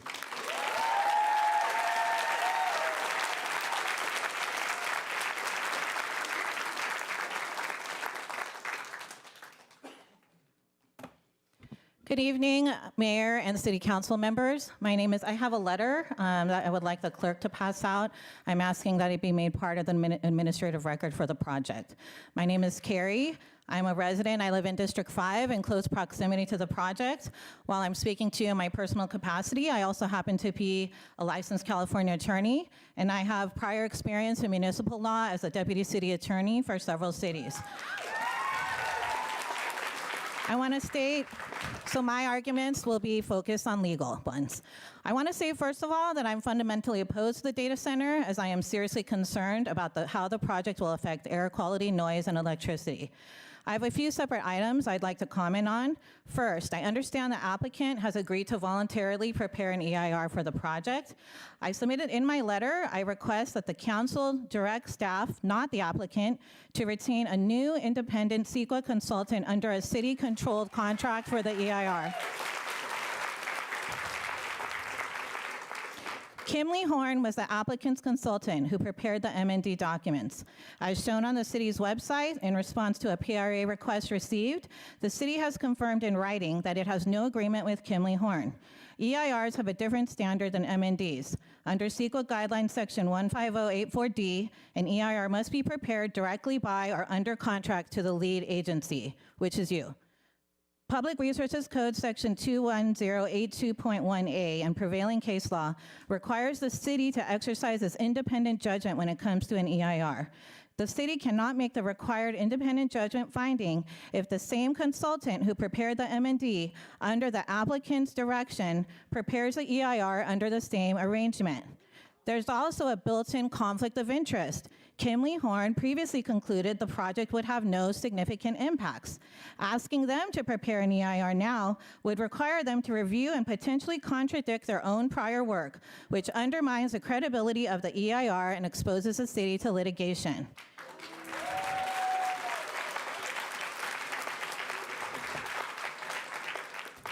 In sum, CEQA makes clear that if the project requires an EIR, it is the city who is responsible for selecting the consultant, directing the consultant's work, controlling the analysis, and exercising its independent judgment.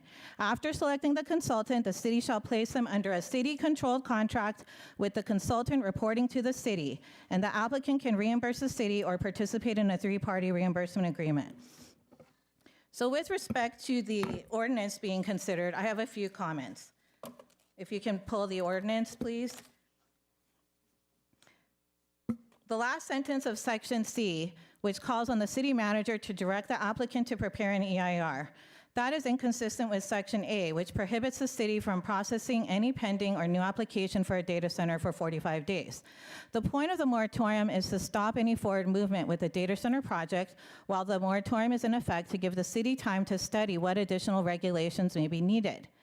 I already explained above a few minutes ago that it's the city that needs to select the consultant and direct the EIR process. In the end of section C, the last sentence, you're saying that the city manager or designee is directed to require that the applicant prepare the EIR. That is incorrect, so you should delete that from the end of section C as being erroneous.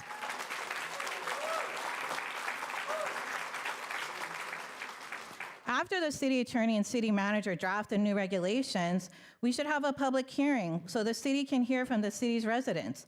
Obviously, as you can see by the attendance tonight, our community feels very strongly about the proposed data center. After that hearing, the city can decide whether to proceed to initiate the EIR process.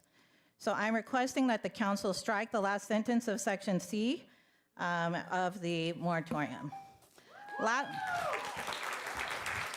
Lastly, I have an unrelated comment regarding transparency on the part of the city.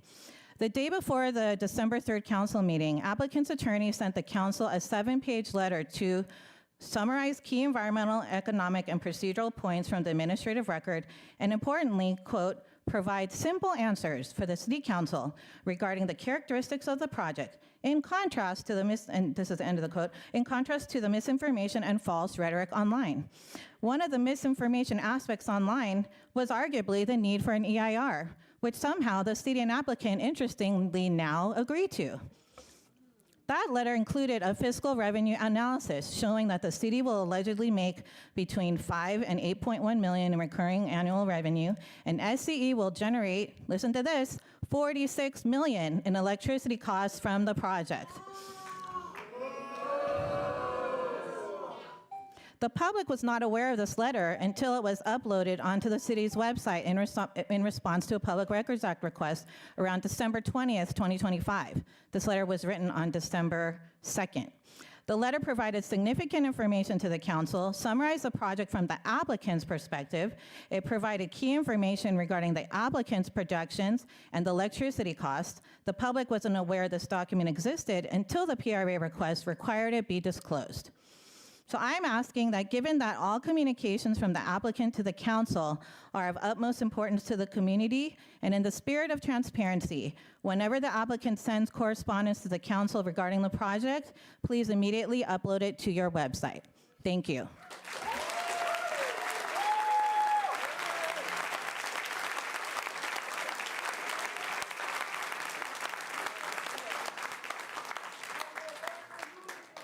Deborah Simone, Miranda Sharp, Joan Tu, Christian Duran, and Emily Chu.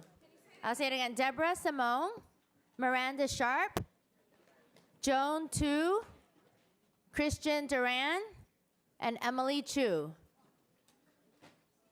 And there's empty seats up here. If anyone standing wants to come and fill in the empty seats, there's a lot of seats in the first, second, third, and fourth rows. Community members are raising their hands to show other community members where there's seats available. So if you'd like to come down, there's some on your left of the council chambers and middle section in the council chambers. There's seats available.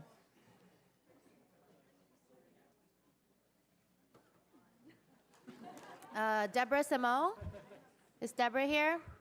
Okay.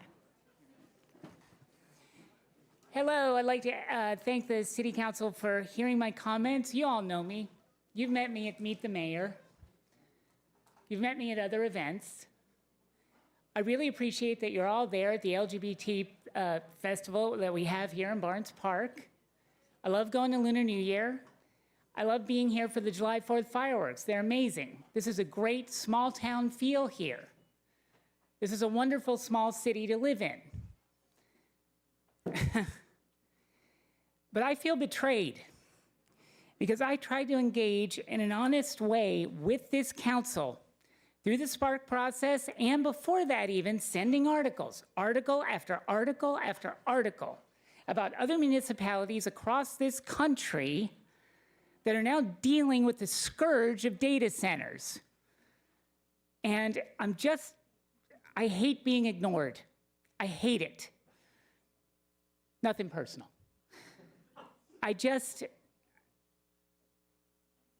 This is such a wonderful city. And I want to ask you all, what is your vision for this city? What is it? Who do you want to live here? What do you want your legacy to be? That you sold us out for like 11 million in tax revenue a year for a company that's going to leave in 5 years when the technology becomes obsolete? You're going to be left with another empty hulk down there that no one will want to demolish because it's such a giant boondoggle. Thank you, I got to use that word. Now look, I can't, I'm speaking completely off the cuff here. I made a screed out there about the Spark process, and I have to point out that 40 people voted at the end of Spark for the fate of 58,000 residents of this city. Are you kidding me? How is that even possible? That's not democracy. I know you guys made an effort, but you know, an ad in the Cascades, and you know, you just didn't do the outreach. We did the outreach. Here it is. Here we all are.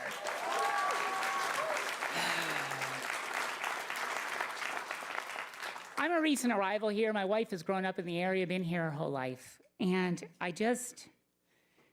we were so happy when we got here. I was so happy to do my own lawn work. I was so happy to live in a place that was quiet at night. I was so happy to have a police force that would respond when I called them. After a wonderful experience living in downtown LA. And now, I'm just so betrayed by this. And you will not have my vote, Vin, if this continues. And I will not support any of you, and I will work against you in absolutely any way I can going forward. Thank you.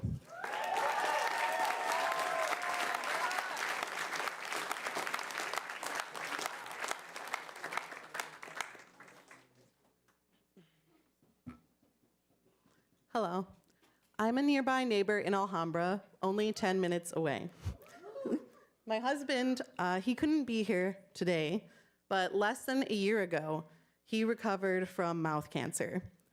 There have been recent reports of data centers causing cancer within their immediate and surrounding communities, such as in Morrow County, Oregon. Look it up. Do not bring this cancer-causing data center into Monterey Park for the community's health and safety. Thank you.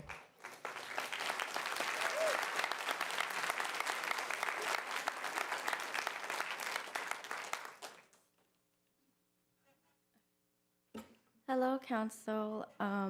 I was born in Monterey Park, specifically the Garfield Medical Center, right nearby here, and I later grew up in El Monte or El Monte. I'm here to oppose the data centers for all residential areas as well as nature preservations. In elementary school, I spent summers hanging out with my childhood friend and swimming in the Barnes Park pool. In middle school, I would take the 70 Metro bus with my friends and my neighbors to get to the Atlantic Times Square, just to get food, boba, and stroll around the city with the small but meaningful $20 allowance I got here and there, actually rarely, from my parents. In high school, I found myself back in Monterey Park to practice for tennis seasons at my high school. My point here is to highlight how Monterey Park can be a home, not only to its residents, but for its neighboring communities. What gets built here doesn't just affect Monterey Park, it affects all of us, including the remaining spaces where animals and wildlife can still survive. People from all over come here to enjoy good food, good air, and to create and reminisce on memories. If history has taught us anything, it's that power should be used for good.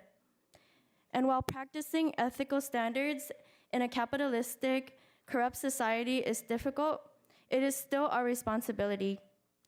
Our duty as human beings is to protect and preserve our communities by being as mindful as we can to survive and thrive together. Let us be the ones to notice that we're headed towards boiling water, stop it, and prevent it before it gets worse. This starts with prioritizing our public health and environment. Health is wealth, and we don't need another pandemic. Thank you.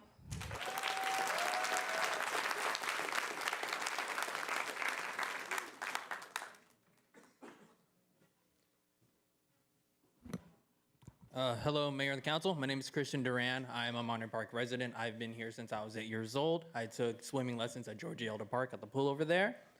I just think it's insane that I found about all this today while I was at work, and I just had to make my way over here afterwards to come and just talk to you guys about it. I mean, just think about the families that are living here. Obviously, I live in District 5. I live 0.7 miles away from where you're going to be building this thing on Saturn. Obviously, I don't want it there. But also, a lot of people who are further away don't want it there. Our neighboring cities probably do not want it there. The average citizen does not want this data center here. I mean, you can see it from the turnout tonight. I'm sure there hasn't been a turnout this big in a while. If you notice here, there's a lot of young people my age, mid-20s, and maybe even a little younger. And just think about, it just feels like people my generation are being sold out for this kind of thing, something that's going to be staying here. I don't like being sold out, especially when a lot of times recently in this country and in the socioeconomic state right now, we're being sold out, we're being priced out. Over at that place, you can build a lot of housing, affordable housing for people like me who can honestly, maybe cannot really afford it, but it would still be nice to have, you know? Thank you, everybody. And I just think it's a little disrespectful to my time that I find out today, and then I'm coming over here kind of last minute. I didn't prepare anything. Had I known that this was happening, I would have prepared something more eloquent. But I cannot, but it's okay because I'm still here and everybody else is here. And I would just like for you to think about just the community, the families, you know, think about the people who are walking their dog early in the morning. I see them when I drive to work every morning. I work in Alhambra, but I live here. And it's just a bit shameful, I feel. And I'm really disappointed that this was how I found out. I found out on Facebook, the Monterey Park Life Facebook group. I'm sure a lot of people probably know it, but it's kind of crazy that I learned from the community and not from my council members and our city government. And please listen to what we are all saying. I know sometimes it gets a little rowdy, and I know that sometimes we can't hear what you're saying, but also truly, we are all here because we care about this place, and we all want it to flourish and thrive. And if you put that data center here, the people will not thrive, the community will not thrive. It will siphon everything out of the community and there will be nothing left. And it's quite honestly, if you want to be more forward thinking, think about how this affects the community at large and think about everything that we've built over all these years can just be gone in just a couple years because of one big mistake. This data center is nothing but a mistake. It is going to take everything away. And please, I implore you, please just don't build it, man. You know, like, I could say it more eloquently if I had more time to prepare, but this could all be done. This could all be done so fast if you just don't do it. Think about what everybody's already said about the environment, but also just think on a moral level with what we know AI is being used for. It is being used to sell people, workers out. You know, all of us who just trying to make it day by day, we're not going to be able to. Because AI, the promise of AI is that, And Steve Scharf. And there's still seats up here for those of you standing, if you want to have a seat. We're not even 25% of the way done. There's still like 80 people. So remaining speakers, please be considerate of your community members' time tonight. And you guys are welcome to come up and grab a seat. Go ahead. Good evening, council members. I am a resident of Monterey Park in District 2. I'm here to express my opposition to the proposed data center at 1977 Saturn and any hypothetical future data center. First, I want to say thank you for listening to the community and calling for an EIR. However, this isn't sufficient. There is clear feedback from the community, as you can see here tonight, We don't want any data centers in Monterey Park. I want to take a moment and remind everyone here that the reason data centers are allowed in Saturn Park at all is because the city made a zoning update based on the Spark sessions in 2024, where only 40 people voted on ideas, and one of the main activities was participants listening to a presentation on this specific proposed data center. Out of the 40 voters, 19 voted in favor of the data center. 19 people were enough for the city to justify zoning updates to allow data centers. The city is claiming that the Spark sessions and the resulting ordinance just coincidentally involved data centers and had nothing to do with the ongoing application from HMC. This is very suspicious. If anything, all of this community feedback against data centers should call that 2024 ordinance into question. I've also heard about multiple council members claiming that there is misinformation spreading. To be very clear, there is no misinformation. The community fully understands the very few short-term benefits the project would provide, as well as the many short and long-term costs and consequences. The community is telling you that the costs to our health, the environment, the community's quality of life, and literal utility costs don't justify the measly benefits. HMC is also alleging that there is a, quote, opposition campaign. There is no campaign. We are regular people, your constituents, concerned about the future of our city.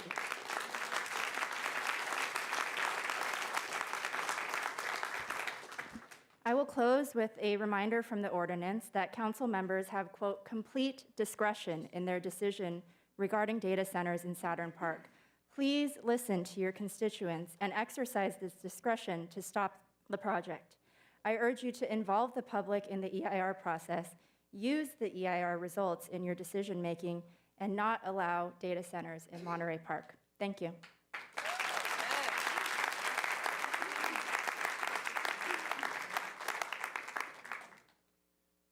Good evening, council members. My name is Harag Balian. I'm a District 2 resident. I'm the co-founder, I guess you can call it, of a group that we're calling No Data Center in Monterey Park, among with other people, other Monterey Park residents. And on January 10th, just like 11 days ago, we launched a petition and set a modest goal of 1,000 signatures. As of yesterday, when I sent you the petition, we had 1,664 signatures. Now, we have over 3,300 signatures.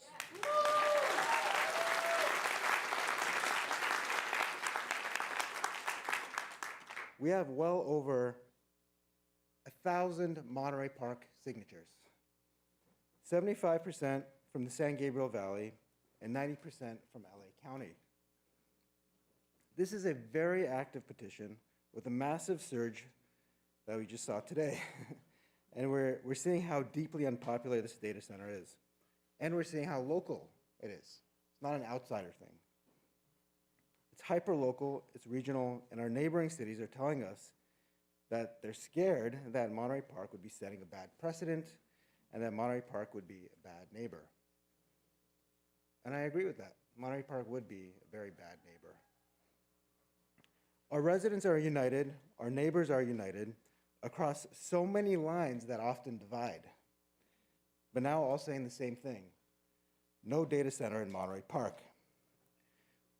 Now, since we have over 1,000 Monterey Park signatures, these numbers are at or near your margins of victory. If this data center proposal goes through, I think you will feel it when you're up for re-election.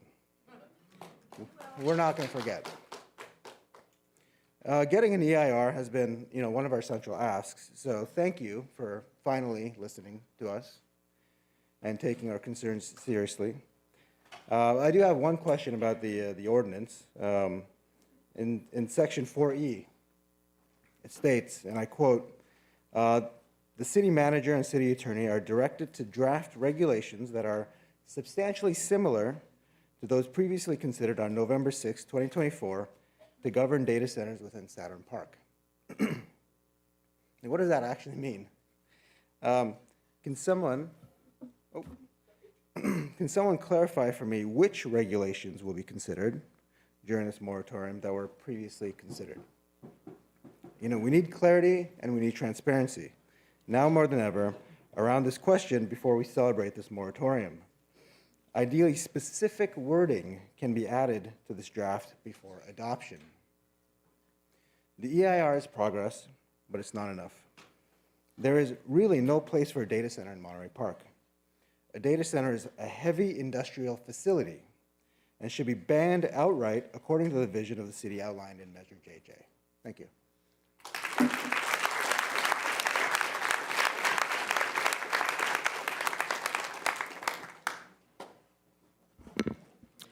Good evening. My name is Steve Scharf. I live in District 5. I actually live on the street that is directly behind where this data center is going to be. I live on Taylor Drive. I can walk from my house to the data center in under 5 minutes. If I'm driving my car, I could be there in 30 seconds. What is the idea of putting a data center so close to family suburban homes?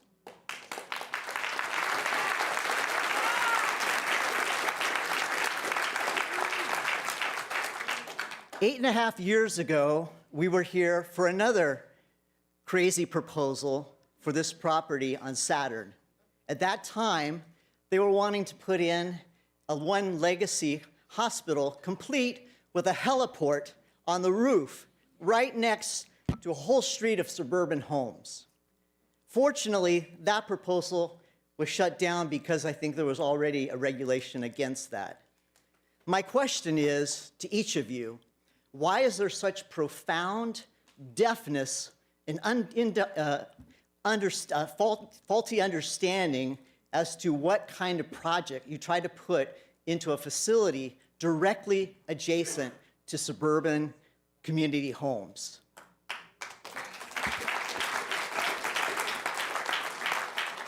You know, Teresa was up here a little while ago, and she played the sound of what those data centers generate.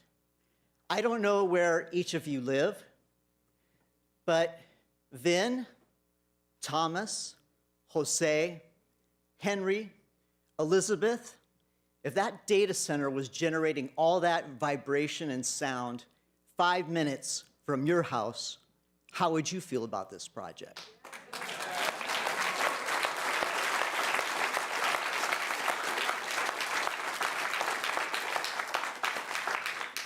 There seems to be profound deafness and misunderstanding in this council as to what is really the best for the people who live in Monterey Park. Vote them out. I urge each of you to listen and to have a heart for people who care and who live in Monterey Park. Do what's best for us, the families and the people who live here. Thank you.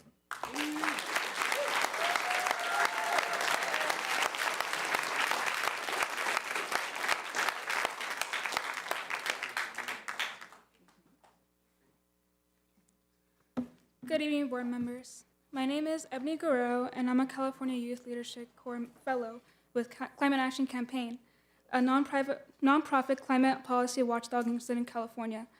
We urge you to vote yes on item 5A because there is no question that this project will have significant impacts on this community. Doubling the city's energy usage and using polluting fossil fuel generators are both non-starters. These generators would make our air even dirtier and more dangerous. Our region already has the most dangerous air in the US, according to American Lung Association. This project would add these very real harms while providing very few long-term jobs and increasing local families' electricity bills, which are already among the highest in the nation thanks to SoCal Edison, which has increased our rates 106% over the last decade, according to CPUC. Councilmember Wong should rescue himself from this decision as he is an employee of SoCal Edison and will directly benefit from this project. Projects like this should improve our communities and be created with their consent. And if the project needs energy, they should buy it from local families and businesses, allowing them to earn extra income.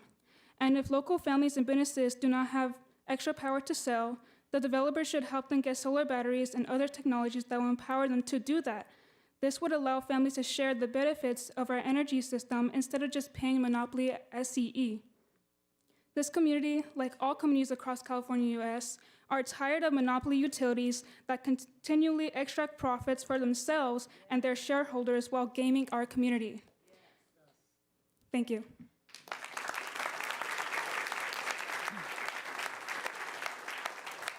Melissa, Dora Leon, Vincent Chang, Joshua Morales.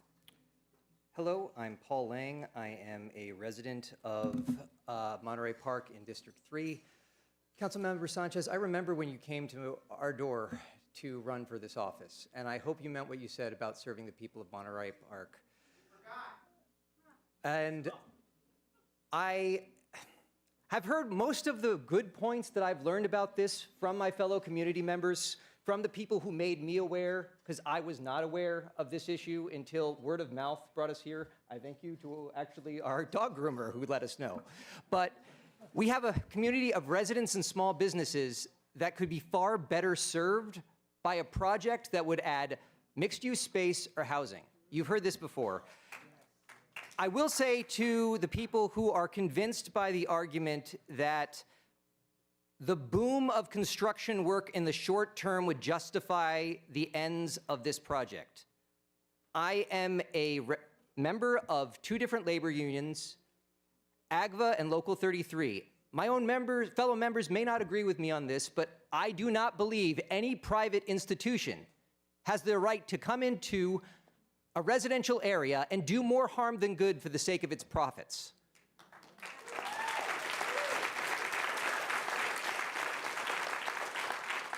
It is tempting to look at the tax implications for the city coffers. It is tempting to look at the short-term gains, for those in the construction industry.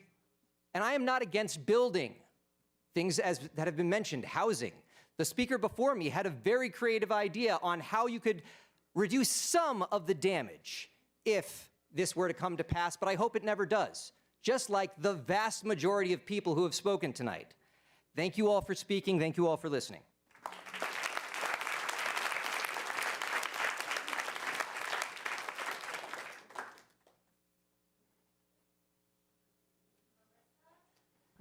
Melissa, Dora Leon, Vincent Chang, Joshua Morales, Maximilian Reed. Josue. Hello, my name is Melissa Michelson. I'm representing the San Gabriel Valley Progressive Alliance, a community group in the San Gabriel Valley since 2017. I live in Alhambra, and I'm one of those outsiders. But I come here to Monterey Park to eat, to spend my time, my money. I go to your events in the parks, and now I'm coming here to City Council. I come to tell you because I come here because I want to let you know that the whole San Gabriel Valley is watching you. 45 days is not enough. You need to make this a permanent ban on data centers because we are not going away.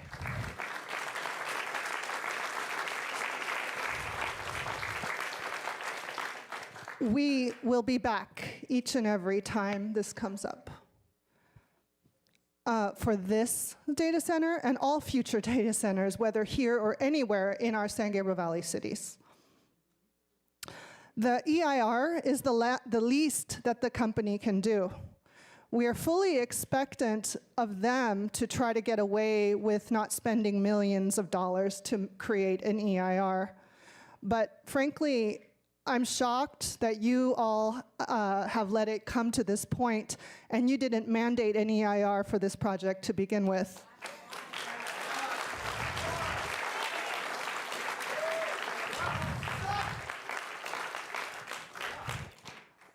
Also, I just want to point out that this topic of the data center has brought out the community to talk about the real issues facing them and what they really want for their town.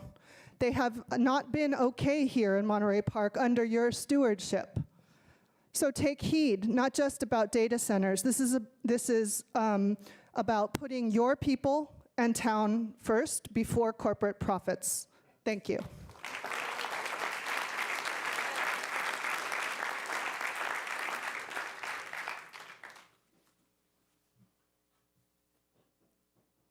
Vincent?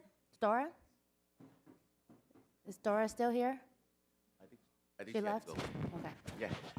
Yeah. Good evening, Mayor, members of the City Council. I really want to commend all these folks out here who came out and giving their opinion about the data center. But by the same token, we also have a lot of folks in the city that lives in the city. For example, you know, I am one of them. Unfortunately, I'm not as high-tech as some of these guys are. So I just really try to learn what's going on. You know, I think they brought up a lot of good points. But, you know, as a homeowner, basically second-generation Monterey Park homeowner, I grew up here, I went to high school. I need to know what's happening with my city in terms of other responsibilities, such as where we're going to get money for our parks, where we're going to get money for our streets. Now, by the way, the city of Monterey Park, I guess, have been okay, on the right track at least, in terms of going towards being environmentally conscious. For example, you know, we brought up the bike bans in 2006. We also have a complete street policy that we're planning now. But we also need to think about the future of the city. How is it going to be funded? I want to know as a homeowner because I have to pay the damn taxes. I'm sorry. But, you know, thing is, how are we going to pay our police? How are we going to pay our fire? How are we going to do that? So that's something you guys need to think about. I'm very encouraged to hear that the applicant is providing a EIR, I guess, as part of the process. But I strongly discourage you from putting any moratorium until you understand, and we all have a chance, you know, to understand what's going on. Not that I'm, you know, disrespecting what they have to say, because they all have good points. You know, like I said, they are very passionate. But I think there's also folks in the city that probably would not come out for whatever reason, but they want, you know, to have the best interest of the city, and that's your responsibility. Thank you.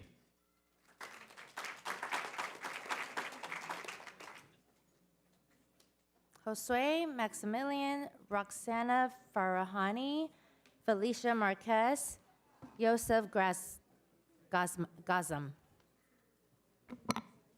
Hi, this is Jose. Thank you, Council, for having me here today. My name is Jose Morales. And I wanted to let you guys know that I am a Native American here, or native of Monterey Park. So I do have family here, and my family is present here. My nephews are here sitting at the front with me, and we have continued to stay here in this community at Monterey Park. We've lived here around in District 5, and it's very close to this data center area. So I have grown up and been raised here, and I've been here since I was 6. I would walk around the community all the time, through the whole community, all of Monterey Park. And through this process and planning, of generations, we have all been here. My 2 sons and we're all here, and we continue to live here in Monterey Park. So I'm not sure why this data center is here. you know, the community is not in support, as you can see, right? All of us feel like, you know, we all live here and it's a very beautiful community and we love being here. So we want to continue to stay here and we want to keep Monterey Park as beautiful as it has been. We want to keep the nature alive. We want, our love is here for Monterey Park. So if you know one thing about the data center, you know, in Monterey Park, you know, it's going to cause a huge chain of reaction and in this area. So as you can see, look what's going on right now. Look at the effect as it already had, you know, of building that data center here. So, you know, we are against it. Thank you for listening, hearing me out, and have a good night. Thank you so much.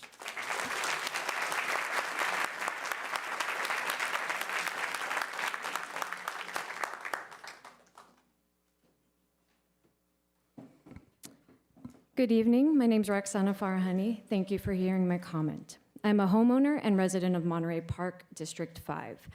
A lot of things have already been said, but here we go.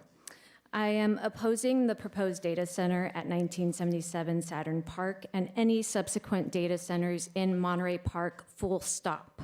I bought my home in late 2022, having to go way above asking price to purchase it. So you can imagine my dismay at the threat of a data center being built so close by. No property owner wants the value of their home to decrease. Now, other than living in Monterey Park for the past few years, I grew up in the city of San Gabriel. I worked during college for El Monte Schools, and for the past 12 years have worked for Montebello Unified. As someone who has lived her whole life in the San Gabriel Valley, it is pretty clear to me why Monterey Park was targeted for this project, and it's because of its socioeconomic demographics. Neighboring, more affluent Alhambra, San Gabriel, San Marino, and South Pasadena are currently not having to fight against a data center, although I thank them for being here in solidarity.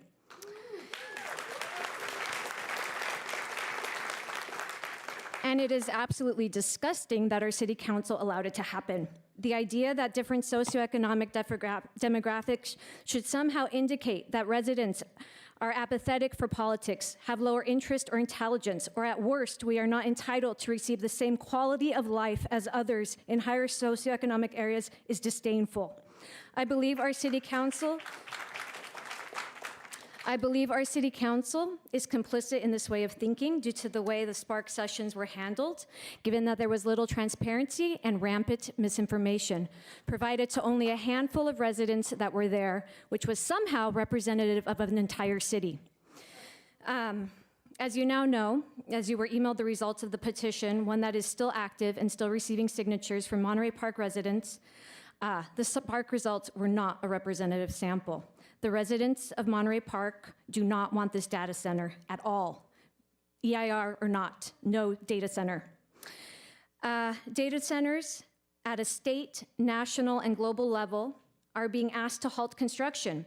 In addition to harmful environmental effects such as air, noise, and water pollution, increased utility costs, data centers are linked to cancer, birth defects, and miscarriages. Progressive cities are taking stricter actions against data centers. I urge Monterey Park to be a progressive city and lead the SGV in this matter. Look at what this community built in a matter of months, a few months, and work with us, not the applicant, to build something that actually falls in line with innovation and technology, as Measure JJ is what we passed. That would actually create more and lasting jobs that will benefit the city and its residents in direct ways that we can see and feel daily. Clean air, no noise pollution, community spaces, green spaces, healthy food options, affordable housing, sustainable jobs, and better infrastructure. Nowhere in the land use and urban design element in the 113-page document does it state the word data center.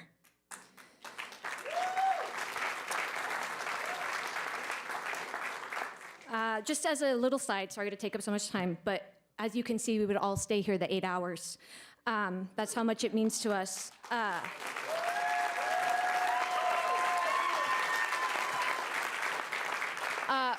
Recently, Councilman No did meet with a few of us, and he mentioned the vacancy issue.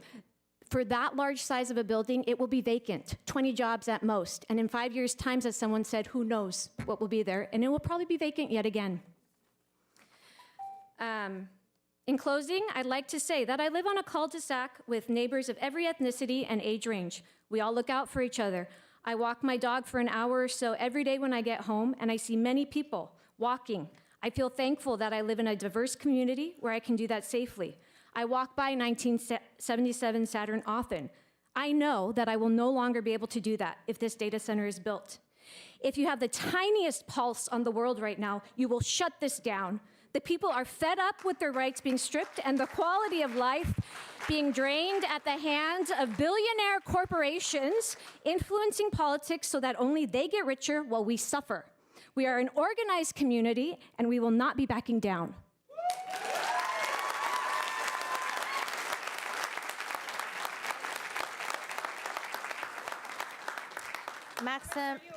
Maximilian Reed, Felicia Marquez. I'm Felicia. Yusuf Gassam, Jesse Damon, Joyce Vega. Hello, thank you. So I'm actually pretty torn. See, I want to make the nice spokesperson and her boss's boss's boss lots and lots of money. But on the other hand, I don't want to live in the shadow of a cancer-belching monster. So rather than see us as obstacles to the world's most boring, wasteful, and expensive toy, imagine us, the people you see gathered here, as human beings. Human beings who just want to live here. Imagine creating something humans want, not some sort of profits and dots on a chart. Just work with us. Don't serve us slop and call it a win. Don't give us this data center that no one wants. You hear all of us. And if you try to force this data center on us, then you're going to feel our collective disappointment in you, personally, for letting us down as fellow human beings. If you want to show your respect for your fellow human, show it through your actions. Don't sweat the moratorium and stuff. Just say no to all of it. No data centers.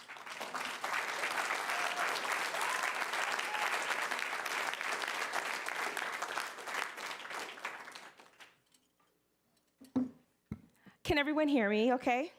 Okay. I'm Felicia Marquez. Thank you for seeing us today, City Council. This is my grandfather, Paul Marquez. This is my grandfather, World War II vet. This is my father, a Korean War vet, Paul Marquez Jr. I'm Felicia Marquez myself. And I am a third generation Monterey Parkan.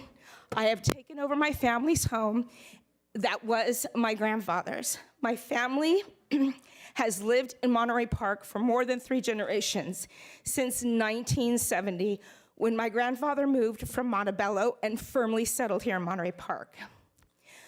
I just want to catch my breath. I proudly took care of my grandfather and my father in my home, which is nearly 90 years old, built in 1930. My patriarchs were hardworking. My grandfather was a teamster, and my father was an MTA bus operator. They were good men to their core and served this country and served this city. A few precious memories, thank you. A few precious memories I had from my childhood when I was around 5 is driving down Graves, where I live on Graves Avenue in Lincoln, and my dad pretending it was a roller coaster with butterflies in my stomach. And after picking vegetables in my grandfather's garden, which I have an 8,000 square foot property, but it's all garden. It's a little house, which is the glory of Monterey Park. After picking vegetables, we would go to Montebello Bowl for a Shirley Temple, and then drive through the dairy on Garfield, this is the 1970s, with the dairy stand, and that stand still exists as a convenience store. As an adult, I took over this home, and I have trained as a triathlete, accomplishing many marathons and 2 full-distance Ironman. I built these races on the streets of Monterey Park. I've run many, many, many miles. My sweat, blood, and tears are in these streets.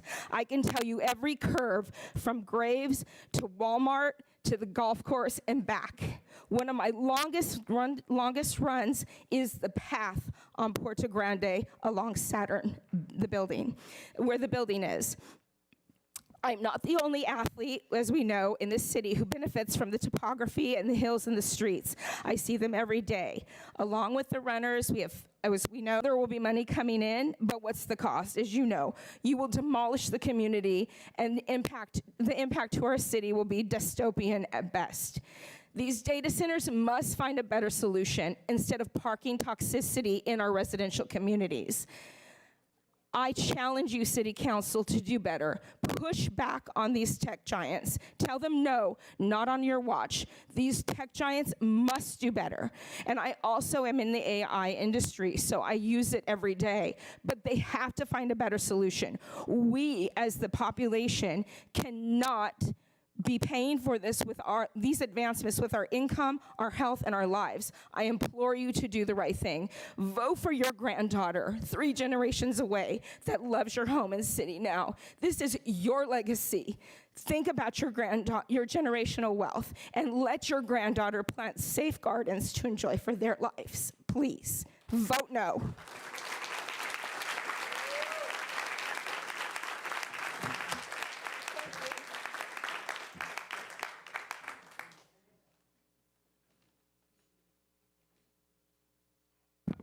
Good evening, Council. My name is Jesse Damon. I'm here tonight as a District 5 resident and as a public health practitioner and researcher and a daily user of La Loma Park. The fact that the Council is even considering an EIR tonight is due to community advocacy, so thank you, community, for the work you have done. But also thank you, Council, for hearing us. I know this has not been easy for you. You are our neighbors. We recognize that. However, this EIR is necessary, but it is not sufficient to determine the true cost of this project to our community. We have to consider the likely obsolescence of the development within the coming decades, but more importantly, the immediate and long-term community health implications of this. And tonight I want to underscore the mortality and economic costs associated with this project. This is based on figures from the MND as well as research from Columbia University published in 2021. I also cite my sources. The 85,000 metric tons of CO2 that will be produced each year by this project will contribute to 19 premature deaths and cost society upwards of $22 million. These are health economists who have come up with these figures. There is blood on the other side of this project, and there is no way to mitigate that.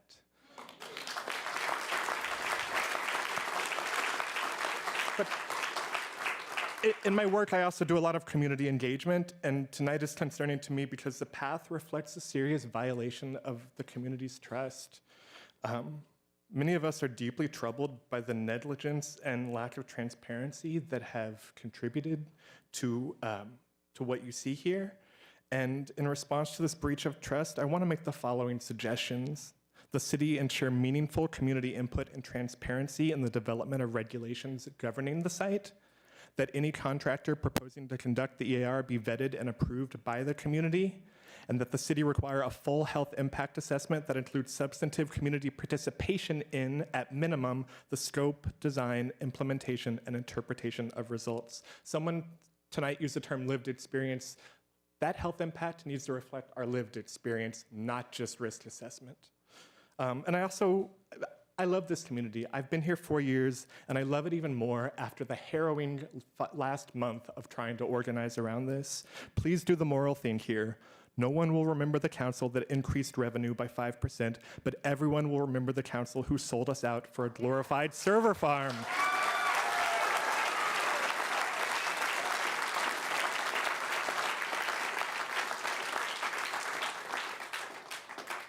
You're my neighbor. I want to be neighbors, but your neighbors have to watch. Thank you.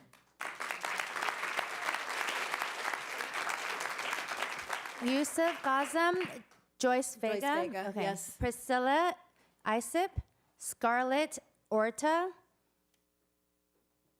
Declan Frumento, and Carlos Navarrete. Priscilla Isip. She's not here. Okay. All right, go ahead, Joyce. Okay, hi, Joyce Vega, 30-year resident, District 2, Elizabeth Yang. Okay, this is my first time ever coming to a city council meeting, okay, because, you know, it's kind of boring. But this, my granddaughter, 8-year-old granddaughter, helped me do.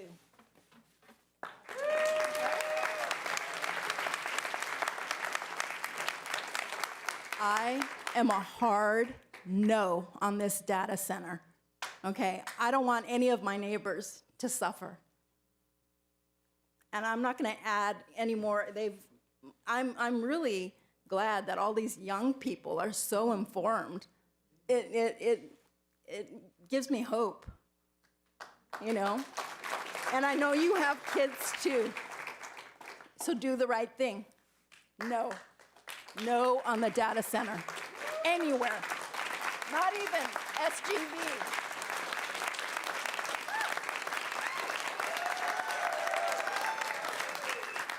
Hello, my name is Declan Fermento. Hold on. Scarlett Orta's not here? I don't know, they sent me. Yeah, hold on. I'm just gonna call 5 people so they can line up. Scarlett, are you here? Okay, Carlos Navarrete, not here either. Brandon Solorzano. Virginia Cruz. Domino. Janice E. John Tran. All right, go ahead. Okay, so my name is Declan Fermento. I have lived in Monterey Park for over 25 years. The home I live in belonged to my husband's grandmother. She waited for that house to be done, be finished, okay? So we've lived here. I've raised 5 children in this city. They've gone to schools in this city.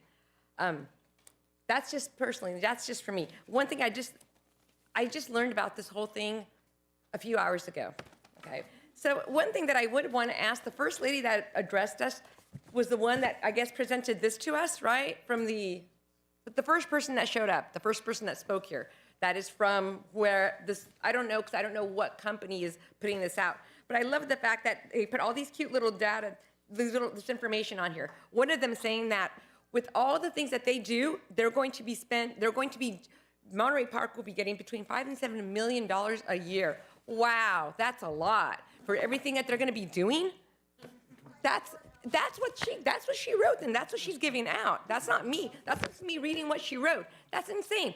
The jobs, 300 jobs. They're temporary jobs. They're construction. As someone else mentioned, they're not going to even be union jobs. No, we're going to use whoever we can. And then, as another person pointed out, a person that actually works in a data center. What do they say? How many people work in there? I don't know, a handful? Not very many. So you guys want to put all this money, all this time and effort to build a piece of crap in our city? Well, we can definitely do something better with that. You can generate a ton of, that's mixed use. We voted for that in for JJ? We voted for, she was older, and she said she had to leave, she had to go home and take her medicine. But she asked me to hold this up to you guys. And remember, okay? This is you, this is all of you, okay? This is you, this is them. We asked, not you. You might be my neighbor, but you can get voted out.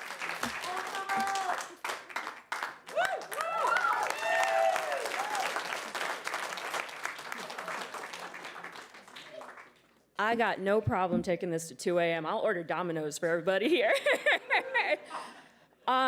Speaking about legacy, I know that there was one woman that talked about her family being here since the 70s after her grandfather came down here, right? After World War II. My grandfather came here in the 50s after World War II. My family has been here for 3 generations, 70 years, right? And my grandpa used to tell me a lot about, first of all, that Atlantic Square, he was just like, there was nothing there. There was like a field there. And he used to talk about how, there wasn't like a lot of homes here, but after a while, when they started building all of these houses, how beautiful the community was here, right? And if he was still alive today, and he is buried here, by the way, with my grandmother, and God willing, I will also have my family here and also be buried here. I know that he would be so disappointed in what the city council is thinking about doing. Listen, we cannot build this here, right? And, you know, everybody has made good points, but what I really wanted to bring to the city council was the story of my neighbor. And I won't call her by name. She doesn't live here anymore because she can't. My neighbor was elderly. She was here even before my grandfather got here. She is 94 years old. And my mom noticed a couple years ago that her lights are off at night, right? And she always wondered, maybe she went to bed really early, but she's still working. She was a hairdresser. She was a hairdresser all the way until she went to the hospital like a couple months ago, right? And my mom found out that she wasn't turning her lights on because the electricity bill was so goddamn high, she couldn't afford to keep her lights on at night. In fact, she didn't turn on the fan. She didn't have an air conditioner. She didn't turn on the fan during the summer. She didn't turn on the heater during the winter. She couldn't afford it. She's 94 years old. She's still working as a hairdresser. Listen, we are already failing our elderly population, right? That is a fact. My mother is also elderly, and she came to me with the electricity bill, and she said, I don't know how I'm going to keep being able to afford this. And I was like, well, we'll figure it out. My family will figure it out. But my neighbor couldn't figure it out. She didn't have any family here. She lived alone. She suffered a fall in the dark at night. She couldn't get up for hours. She's lucky that she was able to get up at all. I can't even imagine what the electricity is going to look like if this data center is ever built. God willing, it will not be, right? But I'm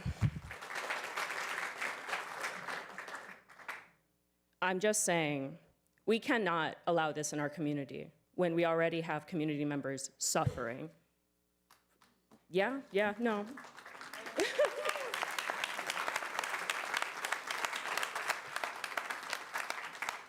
Brandon Solorzano? I'm John Tran. John Tran, okay. Brandon Solorzano, Virginia Cruz, Domino, Janice E., Christine Harsono, Carrie Ramirez, Nicole Liang, Irma Groshino. Go ahead, John. Thank you. I'm really appreciative of everyone's time here. It's not easy to sit and listen and suffer and cry and laugh and clap for this long. So thank you everyone for being here. I'm disappointed that we even have to have this conversation. I have friends and neighbors and family in the area, and I'm taking this opportunity to speak for my friends that they're working. They don't have the luxury of being here today like I do. I'll just reiterate what everyone else says. Please don't do this. This is really, really unnecessary. Life is hard enough as it is. It really is. Everything's getting more expensive. Politics, climate change, you name it, you know? I'm not terribly politically active. I'm not terribly well informed, and even this landed on my doorstep. And when it did this morning, and my girlfriend told me about it, I wanted to come down and support too, and it's the least that I can do. If we stand silent, if we don't say anything, then these kind of problems are going to keep happening. So please, think about the community. Listen to what everybody's saying. Pay attention to what people want. And I just ask you guys to listen, to go home tonight and think about it, and really think about it. You guys have taken the time to sit here today and to listen to all of us. And I'm not asking much. I just want you to keep thinking about it and not forget what everyone said here tonight. Thank you.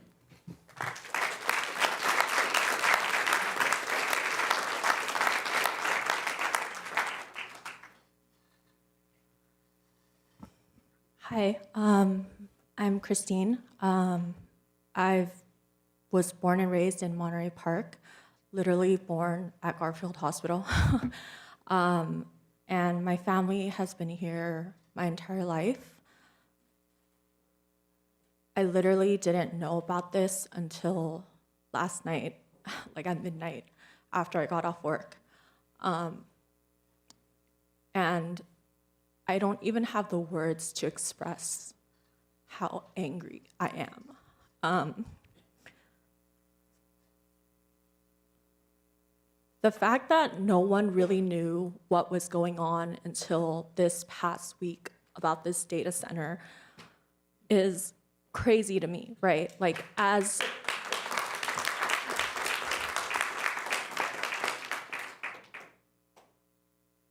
we are the people that live in this city, and you are the council members and the mayor and the people that we have elected in our city government to represent our needs and protect us. And with every single person coming up here and all these people showing up and voicing that they don't want this, I just don't even understand how this can be considered. And like, we can pull up all this information, right? We can look at all the research and the statistics and the studies, but what I'm asking you guys is, does it even matter to you? Do we matter to you? No. Do our lives matter to you? No. Doesn't really seem like it, because they haven't really said anything about no data center, no sorry, no emotion. Let her finish. Do we need to be another story on a podcast for someone to listen to, like Love Canal or Camp Lejeune? Do we need to have this whole environmental impact report to tell us things that we already know? We already know the negative impacts. And even if we go through with this moratorium and we do this environmental impact report, which apparently the company gets to decide and choose who does this report, how showing up wherever we need to show up to tell you that it matters to us and we don't want it. That's it. We don't want it. We don't want this pause. We don't want this report. We just don't want the data center. That's it.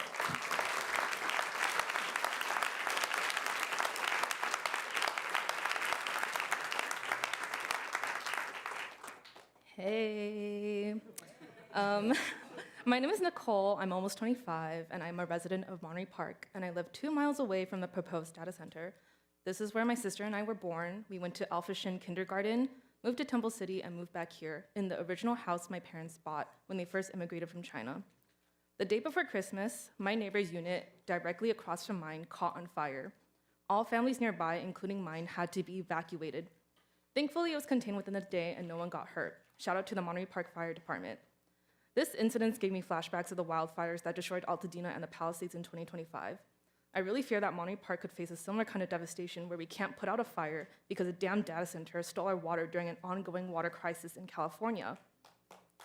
I have a bachelor's of science in environmental science from UCLA, so this project is very personal to me, and I would say I'm not misinformed about the environmental consequences data centers will inevitably bring in. Though it should not take a college degree to recognize that people have the right to clean air and water, transparency from our elected government officials, and this project will threaten the well-being of our community and contribute to our ongoing global climate crisis. By even entertaining the idea of building a data center, you have betrayed the trust of so many people in this community. The same people that task you with the power and moral responsibility to make our lives better, but we're also the same people that can take your power away. It is so patronizing and disrespectful that you could even think about sneaking this past us. I have an elderly Asian neighbor who diligently tends to her garden every single day. I think it makes her really happy to wake up every day to tend to it. She doesn't speak any English, and she takes care of her disabled grandson full time. She grows yam leaves and scallions and sugarcane, and she gives some of her hard-earned harvest to me. I'm also speaking for her, who relies on fresh water to grow her vegetables. I do not buy any of the reasons listed by the city officials on that piece of paper. That closed loop water cooling system is a misnomer. It takes 2 loops of water for this to work. The inner loop is closed. The outer loop is connected to water towers where water is constantly being evaporated and must be refilled constantly. I don't care that this project will build us a new park while you bleed this community dry. We probably can't even maintain the park and that beautiful grove of trees that's supposed to honor the victims of January 21st that was initially proposed today, because we won't have any water anymore. Like everyone else, I call for a ban on data centers being built. If this gets built, however many years down the line, your legacy will be nothing more than a Superfund site where Monterey Park once was.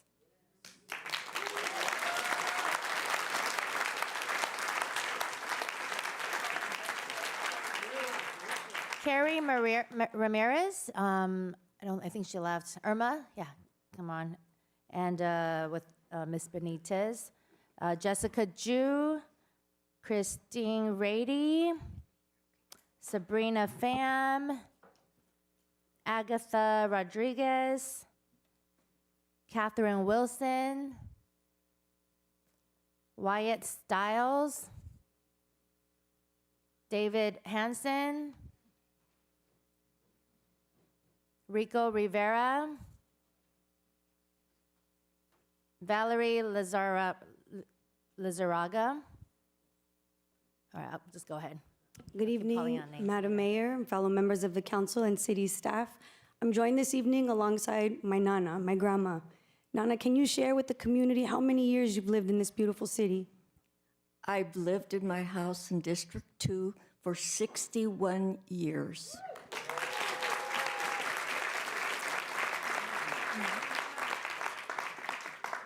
And in our home, we're caregivers to my father for over 15 years, a victim of cancer. He has a severe bone cancer and has lived with this bone cancer for over 15 years.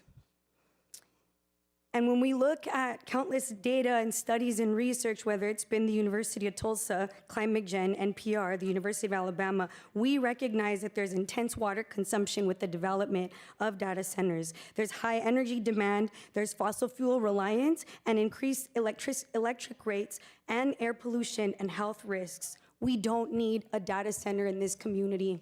Please do the right thing and align with community. We can't emphasize that enough.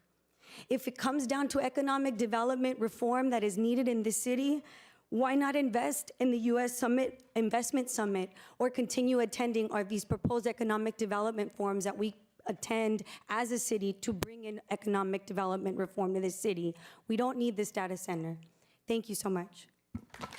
Thank you.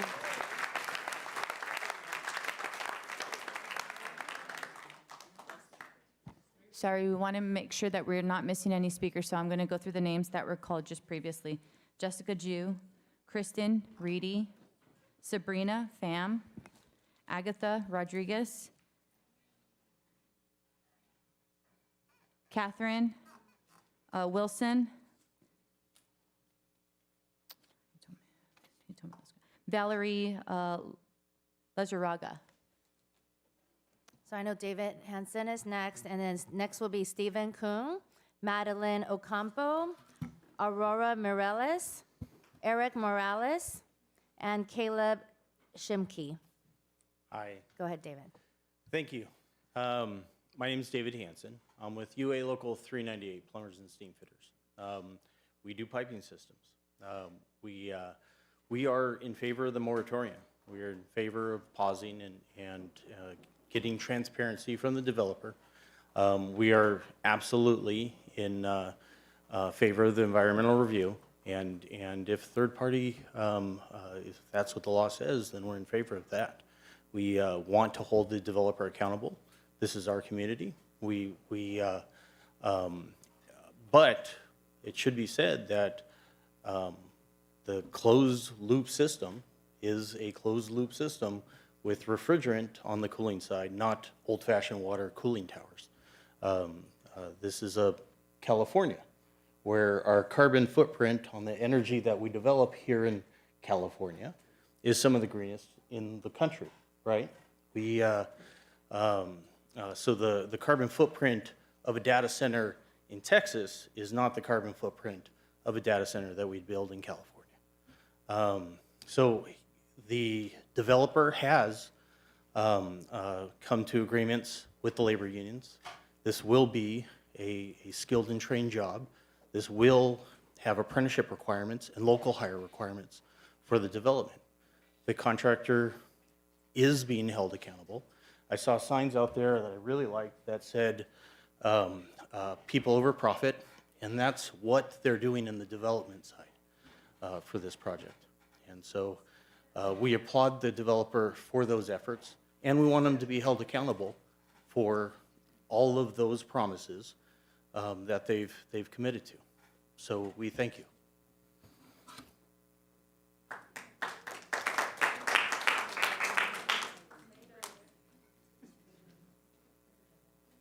Good evening.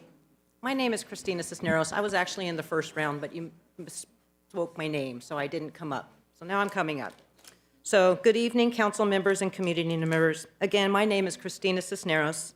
I'm an MPK resident, and I've lived here for almost 20 years.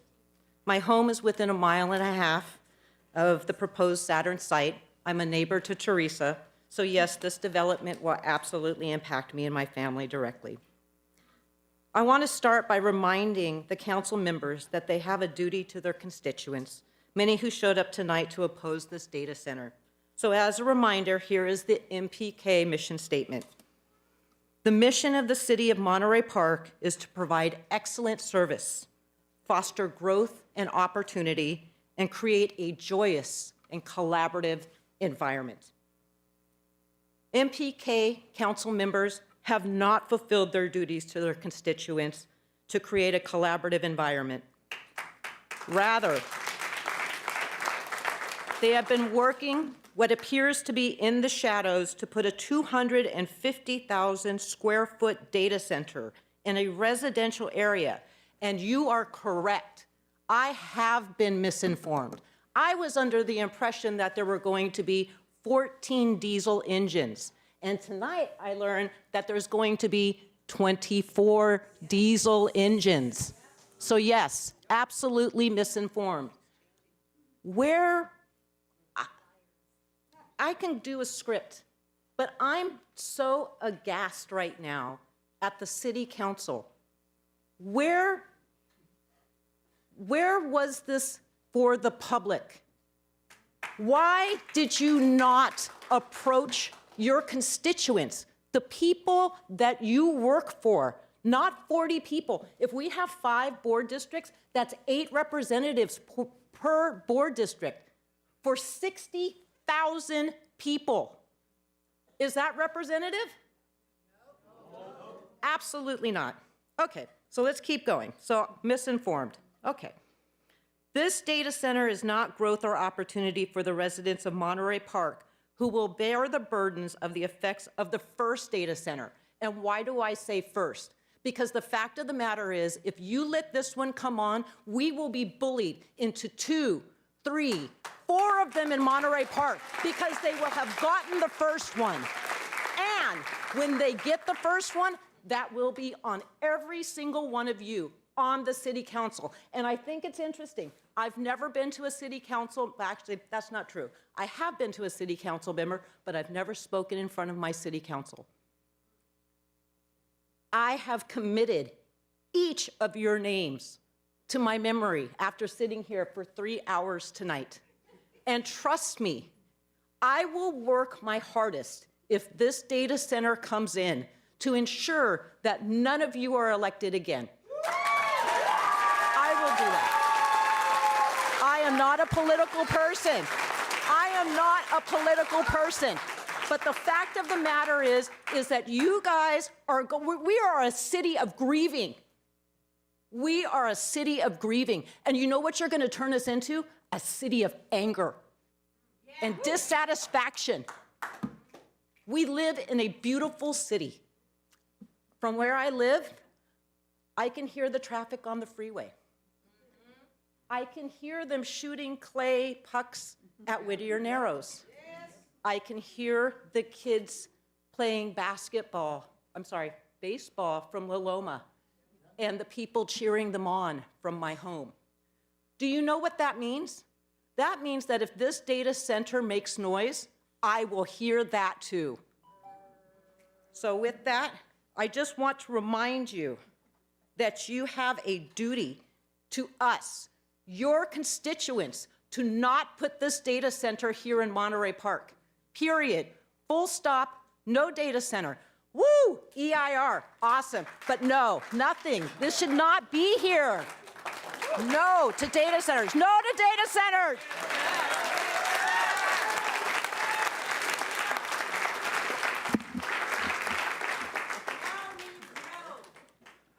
Good evening, Mayor Yang, council members, and staff. I'm Stephen J. Kung, and I live in District 5, right by Liloma Park. When I got the news about a meeting to approve the EIR, Jesse and I were euphoric. Finally, we can get back to our lives and leave the drama behind.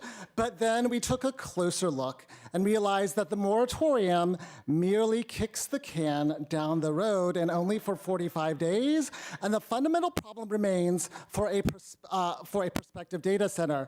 I'm here to request 3 things. First, the community should oversee the EIR process, including selection of contractor and establishment of environmental thresholds.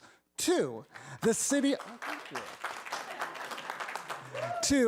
needs to commission a comprehensive health impact assessment reflecting the health priorities and lived experience of residents. If you need more guidance on this, just ask my husband, Jesse Damon. This is literally what he does for a living, and he holds an MPH in community health sciences. And 3, during this moratorium, the community should have significant input into the development of data center regulations. We do not trust Inez Alvarez and Tim Ho to fix the very problem they caused, and they should be removed from the process. Inez Alvarez, you and Tim Ho need to be held accountable for your complicity. Your non-information campaign that has been on brazen display today favors the applicant. Even today, people are just finding out about the data center. There hasn't been a single mention of the data center in Cascades. The Spark Committee was a sham. The way you cozied up to Brian Marsh at the December 3rd council meeting, all on tape, belies your inability to read a room and exposes your true allegiance. We do not want you drafting any EIR or data center regulations. It needs to be drafted by a disinterested third party with significant community input. Tim Ho needs to go, and you need to step aside. And yes, I know this is getting personal, but when you threaten my health and the very habitability of my neighborhood, not to mention the value of my home, while shrouded in secrecy, you need to understand it doesn't get more personal than that.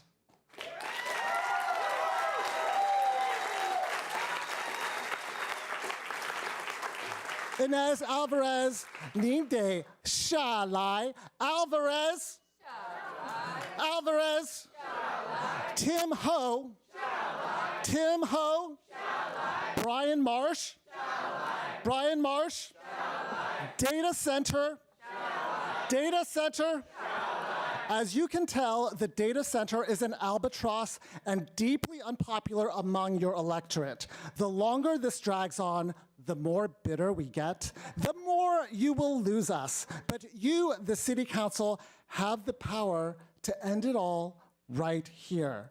Persuade Brian Marsh to withdraw his application or just outright reject the application and emerge the hero.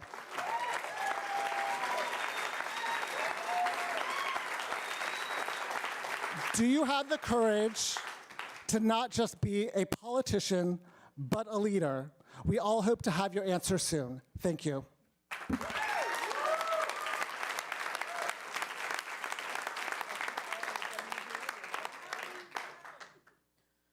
Good evening. I am an owner of a mom and pop shop that has been in Monterey Park for 30 years.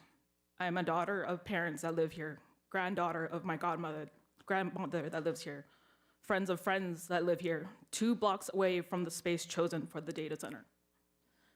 Monterey Park has a huge Asian community that are survivors of the Vietnam War. They fled Vietnam in boats to travel to LA, then was told that Monterey Park is their new home. They love this place, that they chose to make this place their permanent home. I know because my dad is one of those survivors. He and people I serve in my family restaurant. English is not their first language, and majority of them are about 50 plus years old. Knowing that, are you taking advantage of these particular citizens of Monterey Park that don't understand what's going on?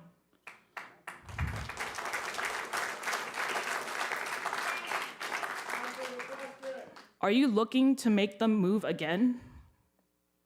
Are you looking to make them, are you here for the citizens of Monterey Park, or are you here for the money?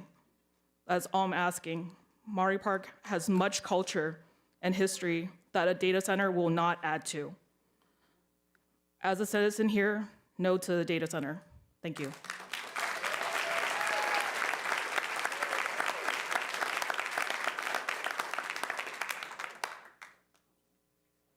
Hi, good evening. My name is Eric Morales, and I'm a permanent resident over in District 4.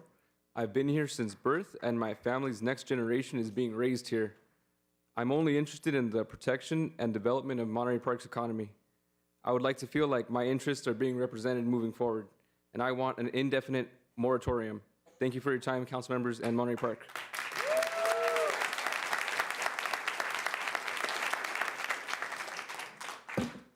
Hello, my name is Madeline. I've lived in Monterey Park for over 25 years.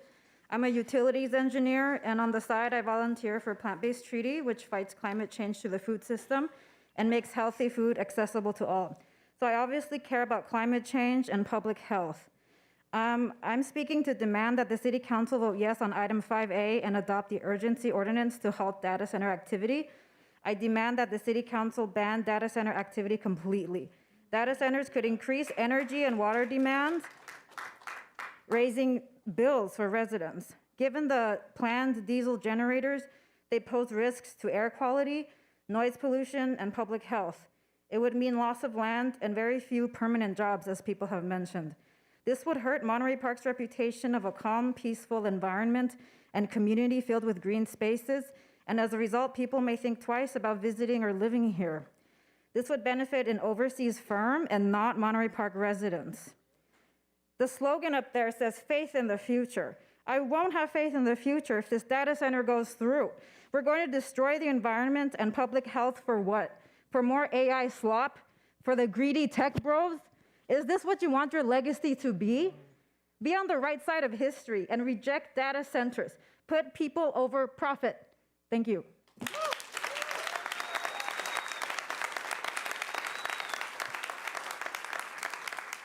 All right, I'm gonna call a few more names. Aurora Mireles. Yes. Is that you? Okay. Caleb Shimke, Alex Leon, Richard Kame, Yoko, Alice Lee, and Sam Kahan. Good evening, council members. That was my daughter. She's chosen to make this her home. My name is Aurora Mireles. I'm a lifelong resident of Monterey Park. I'm also a teacher, a UTLA member and organizer, and in neighboring cities. Use the land to address the need for affordable housing. We are all watching to see if you stand with the people or with corporate interests. Thank you.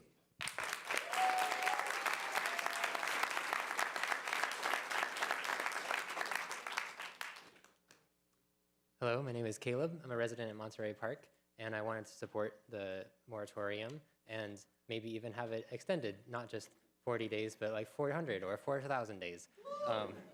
I just finished, I have my certificate here of the homeless count that was just performed tonight, and to highlight what the previous speaker said, it would be great if we instead devoted more land towards affordable housing, and so that's my comment.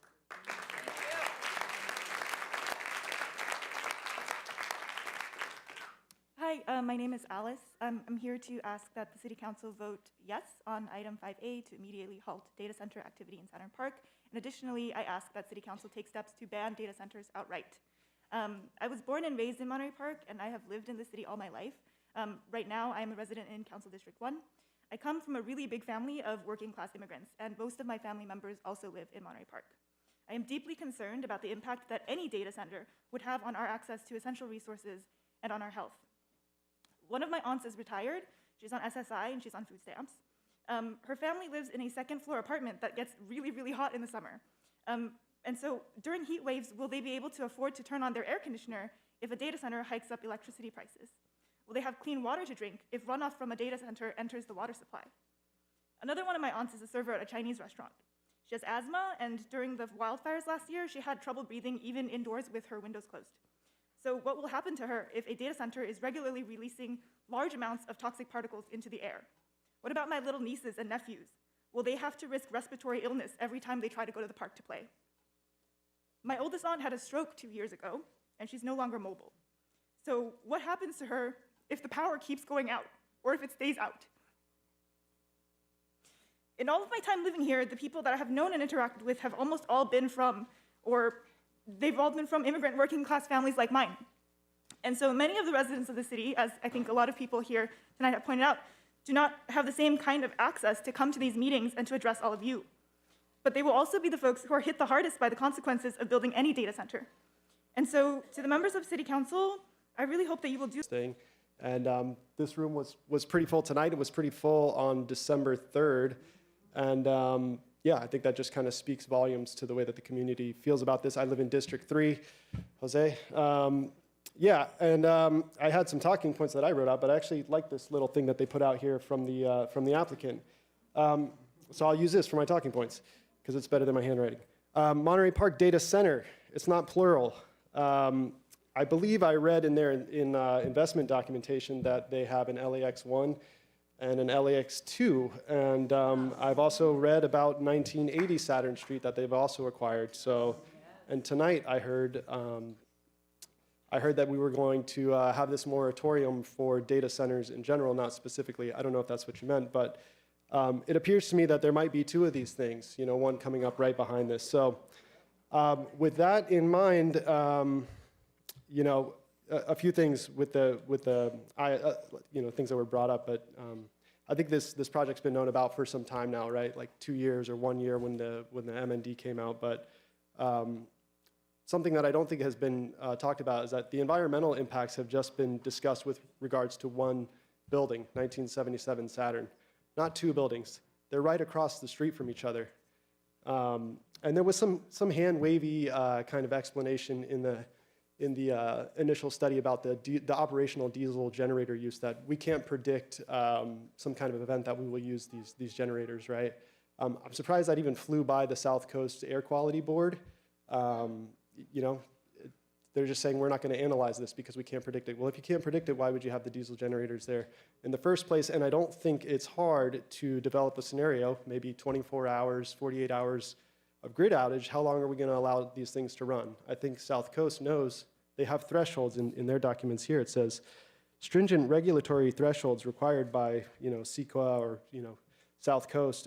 They know how long it should be run, and I think these people have a right to know. And with regards to rates, I mean, you're putting 2 times the amount of the city of Monterey Park's load right here with another building that would be 4 times the amount of demand just in one spot. And, you know, for all of, you know, SoCal Edison customers, if they look at their bill and they look at the time of use rates, we know that these things are influenced by supply and demand. So you're heavily increasing the demand of electricity here. And I heard on December 3rd, and right here it says, you know, there's really no impact to rates, but I don't necessarily buy that. And I think that SoCal Edison should put out their analysis as to how they came to that conclusion and, you know, what impact that's going to have on the ratepayer for the next, you know, 5 to 10 years. I heard a lot of people that are concerned about that. And that's happened in other communities. Let's see what else we got here. Yeah, the transparency and stuff, you know, I think a lot of people have talked about that. Like this project's, you know, they say environmental and zoning review for over a 2-year period. So this thing's been ongoing for 2 years. The MND was out in October 2024. I heard about this last month, and a lot of people heard about it tonight. So the community outreach has been very poor. I'll, you know, try to be nice about that. You guys have gotten a lot of heat on that. Yeah, and I think that's it. I'm going to hang it up, so yeah.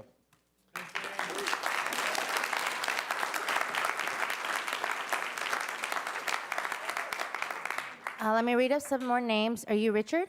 No, I'm Alex. What's your name? Alex Leon. Alex, okay. So Yoko is not here. Richard Kame. I have another one from Vincent Chang, who already spoke. Grace Young. Mimi Lee. Hallie. Jenny Talia Dow. Nancy Wynn. Mitchell Del Rio. And Aaron Reveles. All right, Alex. Good evening. My name is Alex, and I live in Monterey Parks, District 1. Tom, I'll be seeing you in November. I want to speak for the people who wake up, who raise families, and who build lives in this city, because what was being proposed here is not for us. It is for corporations that will never live with the consequences of what they leave behind.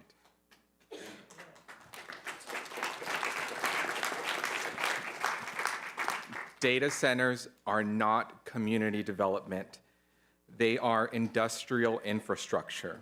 They consume enormous public resources, they lock up land permanently, and they turn living neighborhoods into service zones for someone else's profit. That is not progress for residents, that is extraction.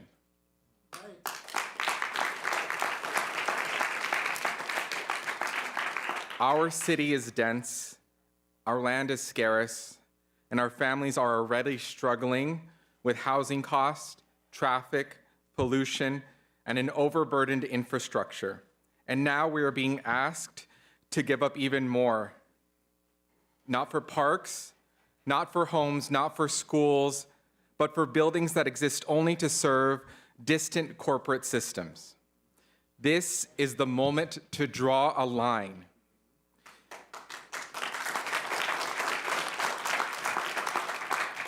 Because if this is allowed, it will not be the last proposal.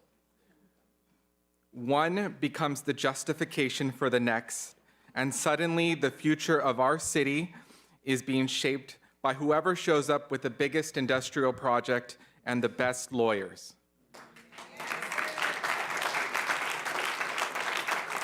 A moratorium is not hesitation, it is resistance. It is a city saying our neighborhoods are not commodities. Our land is not for sale, and our future will not be decided by corporate demand. Monterey Park should be built for people, not machines, for families, not server racks, for community life, not industrial infrastructure. This is our home, and it's worth defending.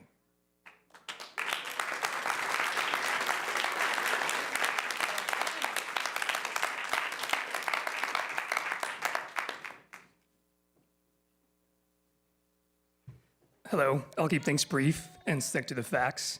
My name is Mitchell Del Rio, and I'm here to voice my opposition to the proposed data center at 1977 Saturn. The City Council must adopt a moratorium halting the development of the data center until a proper environmental study has been conducted. In addition to the increased water and electricity usage in the valley without any clear economic benefits, the construction would be a source of air, noise, and water pollution. The potential long-term health benefits issues caused by the construction far outweigh the dubious potential gains of the proposed data center. And the data center will not bring any long-term jobs to the city, and any potential profits generated by this AI-driven bubble will only benefit an Australian corporation that has zero interest in the long-term future of Monterey Park. The City Council has a responsibility to its constituency, a constituency that is here today showing an overwhelming opposition to becoming the next victim of the damage caused by short-term sighted corporations chasing short-term profits. Speaking of facts, I wish to remind the council that you serve us. We elected you, and if you don't reject this data center, come November, we will eject you. Remember that you are our neighbors, and the negative consequences of this data center will also be felt by you. Am I boring you? Thank you.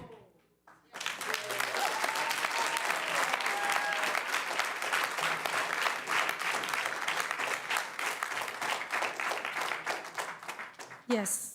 Hi, my name is Nancy, and this is the first time I come here because I have this situation that the city council changed my zone to a commercial. Now I came here to the meeting and I found out because of the data center, they changed my residential zone to a commercial zone without my permission approved. And that's why this is really make me upset. I'm building the house because I like to live in city of Monterey Park. And during the project that I pay so much for the city permit, everything, and now they say that I cannot build anymore. And now they changed back to the commercial zone.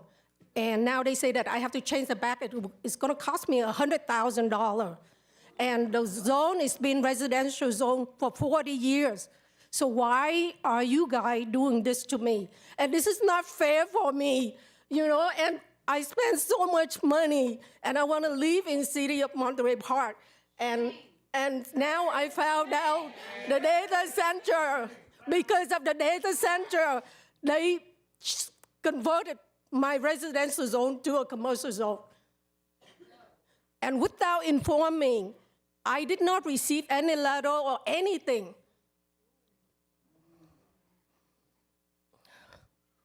I'm really upset, and I really hope that the city council and the mayor, you know, change it back to my residential zone, because my lot is very small and my zone is next to the residential people live, not a commercial. I don't want to build any office commercial zone there. I need a house to live.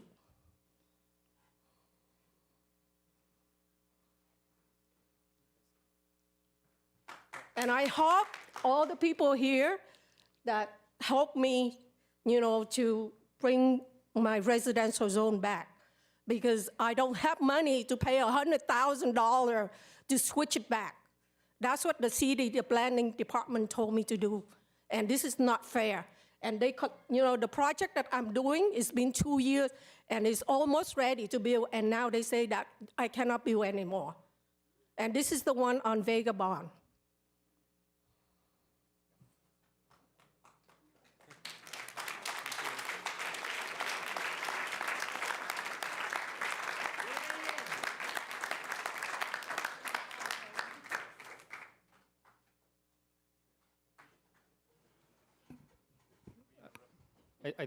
I think the city staff are going to follow up with that one. I'm not sure where the address. Okay. Okay.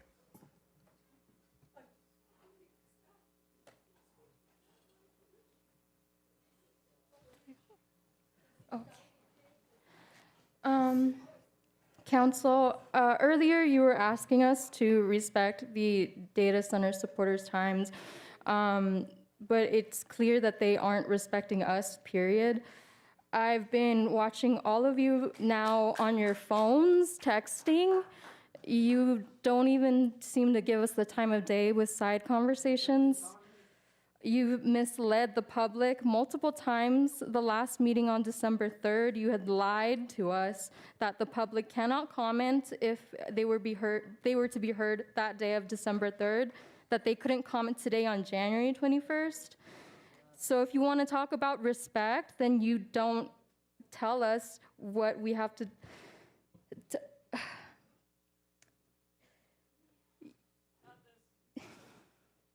This is our business. You have to hear us and you will respect our time. If you have the nerve to tell us to keep it short so we can all go home early, we are all already having sleepless nights.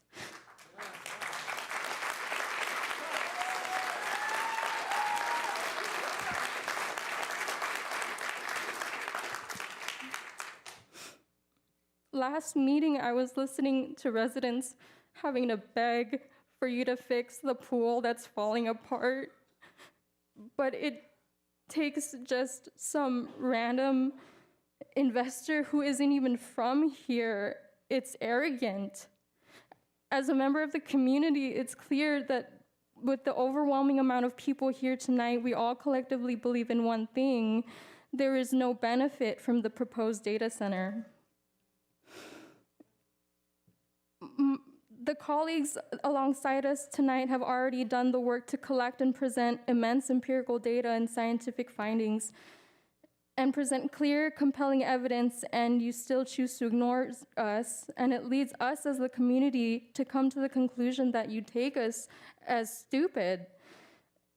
Even with the 45-day moratorium emerging, it is not a permanent solution, and it is not enough. We want a complete end to the data center entirely.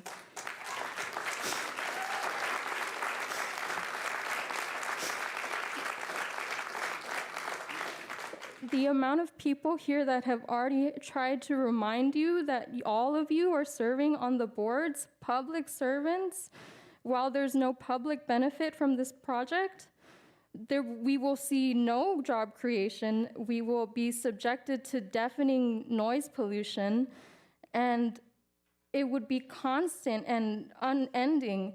You wouldn't like it if protesters showed up with megaphones outside your house every night, but from what I understand, that is well within their constitutional right.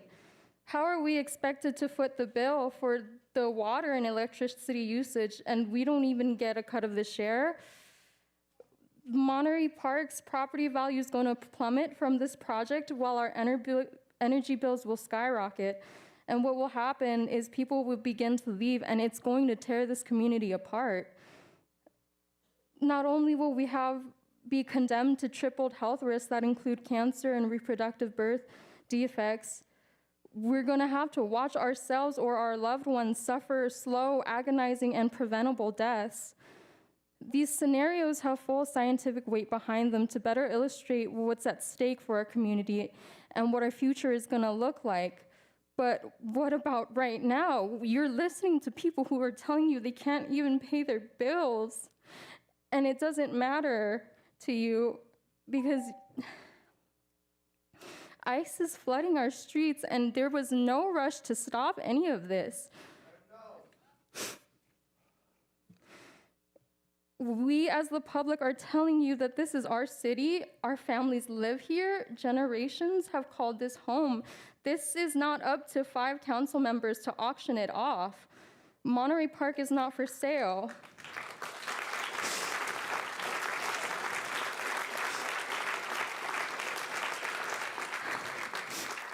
How hypocritical of the board to even present a land acknowledgement when this very same land they're looking to pollute and exploit.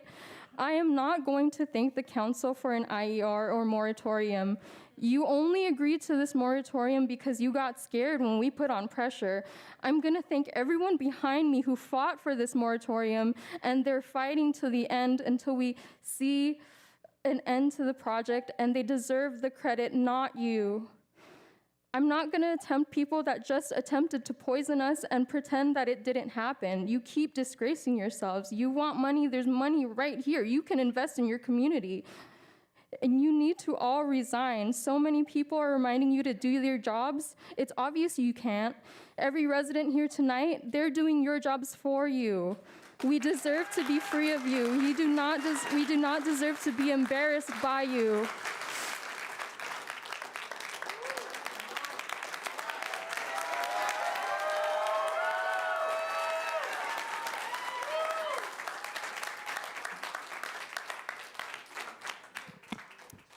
All right, let me call some more names. Are you Mimi? Yes. Okay. Logan Bell, Godfrey Wachira. There's 2 Godfrey Wachura, Dave Jones, Brian Merck, Vivian Romero, Helene Lee, and Angelica. All right, go ahead. Hi, good evening, council members. My name is Mimi Lee. I'm a resident of Monterey Park here with my 2 elderly parents and 2 little sisters. And like many others, I just found out about this data center project within the past 2 weeks or so. I missed the first meeting because I didn't know about it.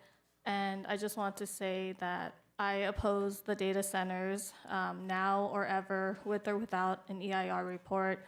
We already know what happens to communities that allow these type of things, we will not be another Flint, Michigan, or another city that has become a wasteland or polluted.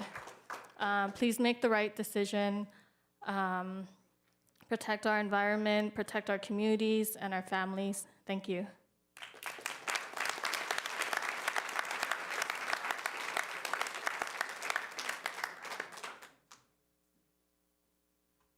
Hello, Brian Murky. I live in District 3, about half a mile, less than half a mile from the data center. I think it's clear people don't want this, so I hope you all are going to vote yes on the 45-day moratorium. What you should do next, this was put on the agenda, very short notice. This council today could put on the agenda for the next meeting for a permanent moratorium. They can do that right now. They can put on a permanent moratorium. If this council is afraid that the talented lawyers from the data center are going to sue the council for putting on a moratorium, then the council can put it to the voters to decide clearly, do we want this? Do we not want this? The voters can decide. If you're afraid, we have a pending application. We can't kill it right away. Maybe they're going to sue us. I don't know. You can put it to the voters. We can vote no. You can take the decision out of your hands because you've clearly bungled it so far. You really have. Councilmember Wong, you were at the Spark meetings. You helped do the Spark meetings, and you worked for Edison at the time. And you had the developer of the data center do presentations, do meet and greets and everything. I mean, this is how serious this Spark meeting was. Do you know what they ranked parks as a priority? Dead last, okay? Parks, not only dead last, a red frowny face, okay? That's what they ranked parks, and that's what Spark presented to this meeting. It's a joke. It doesn't matter. It doesn't mean anything. And so I think there is a conflict. I don't know that you actually recuse yourself until you were told to recuse yourself.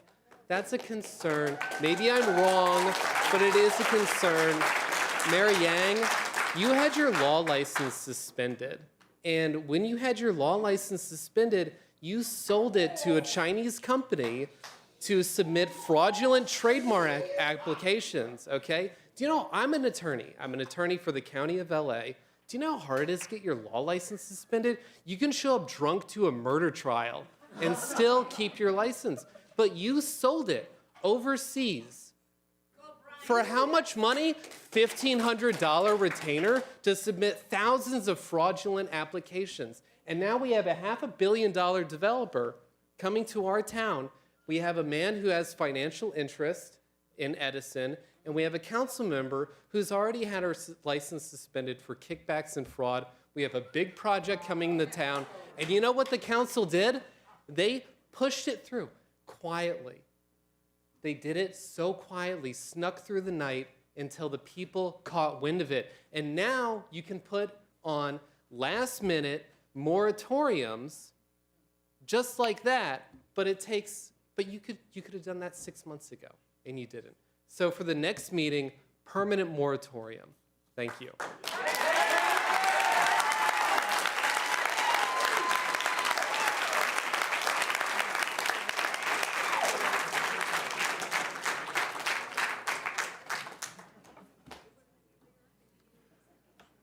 Good evening, Mayor Yang, honorable council members, dedicated staff.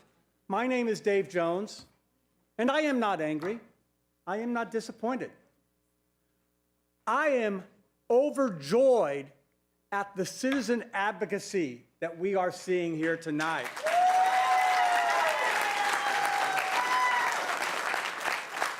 I am proud of my fellow Monterey Park citizens, and I am so glad to hear the elderly being so well represented.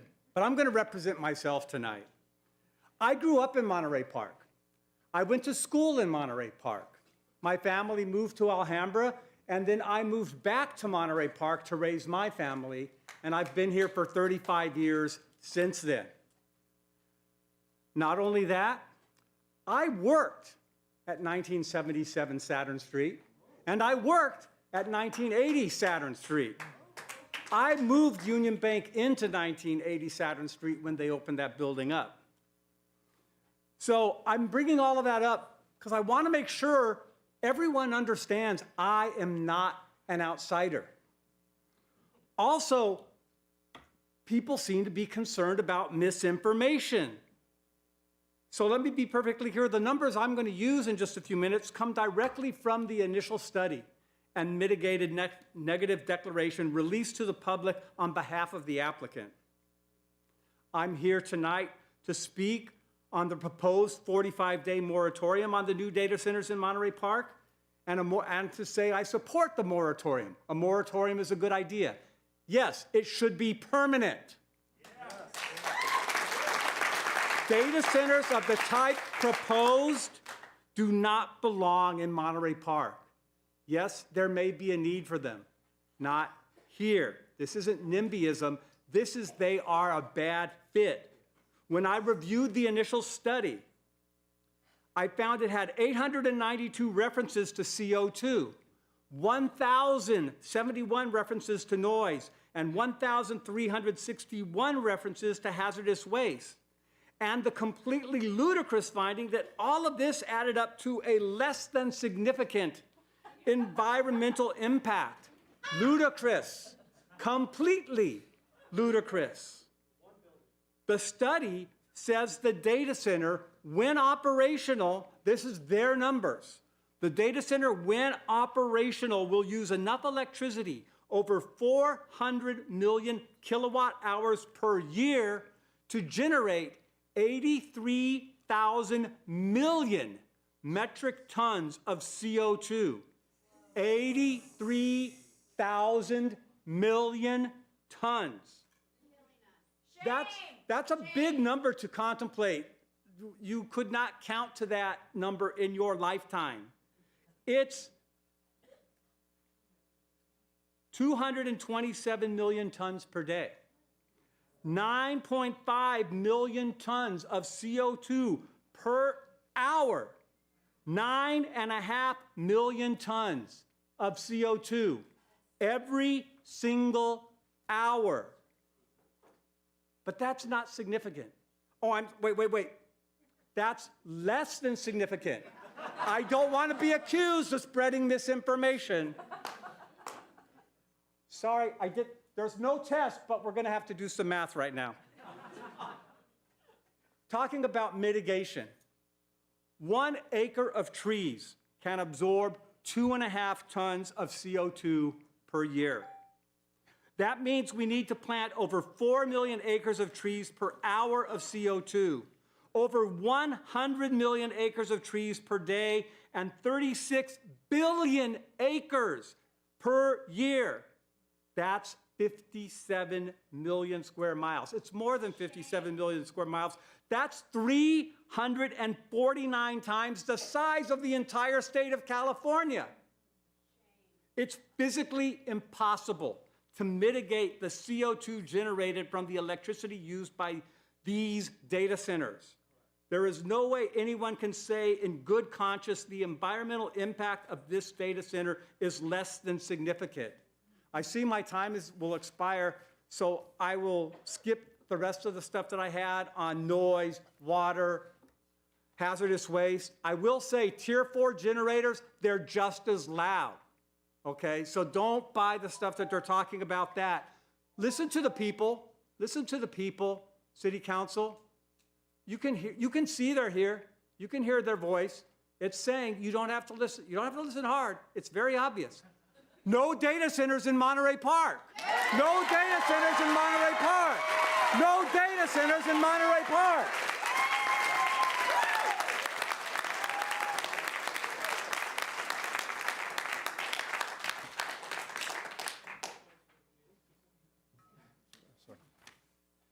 Good evening, council members.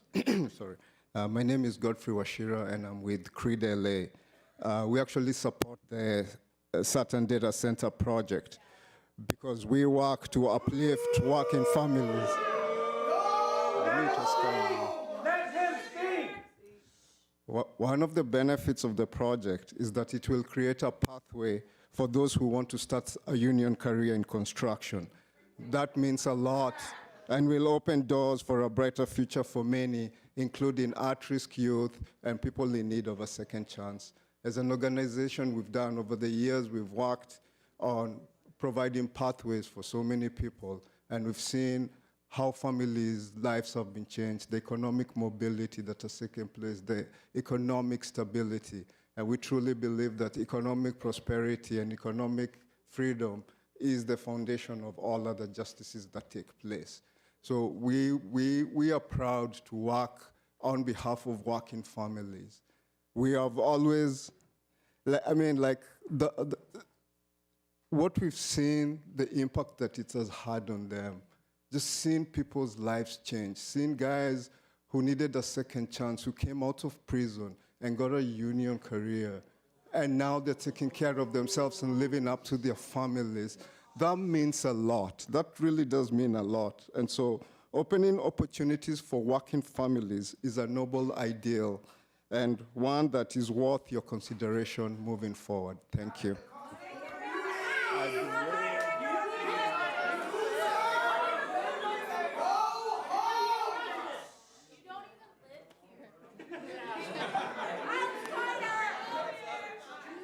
Hello, my name is Angelica.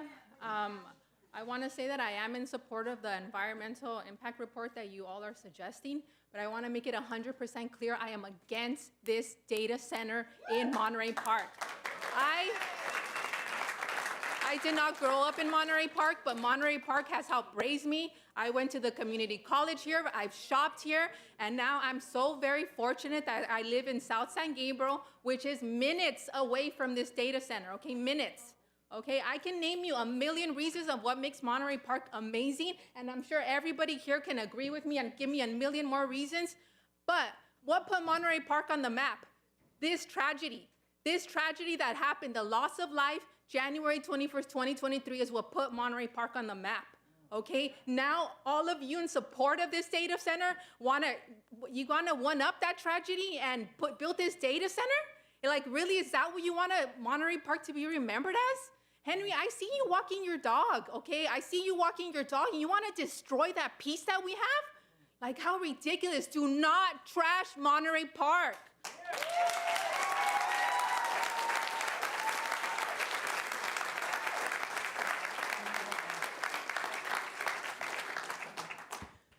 Good evening, Mayor, council members. Hi, Henry. Haven't seen you in a while. My name is Vivian Romero. It's been a long time since I've been in this chamber. I have a lot of family that lived for decades in Monterey Park on Windover Way.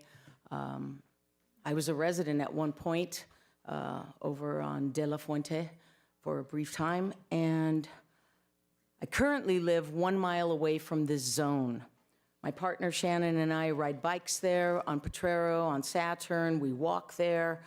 We've endured decades of environmental injustice and severe negative health impacts.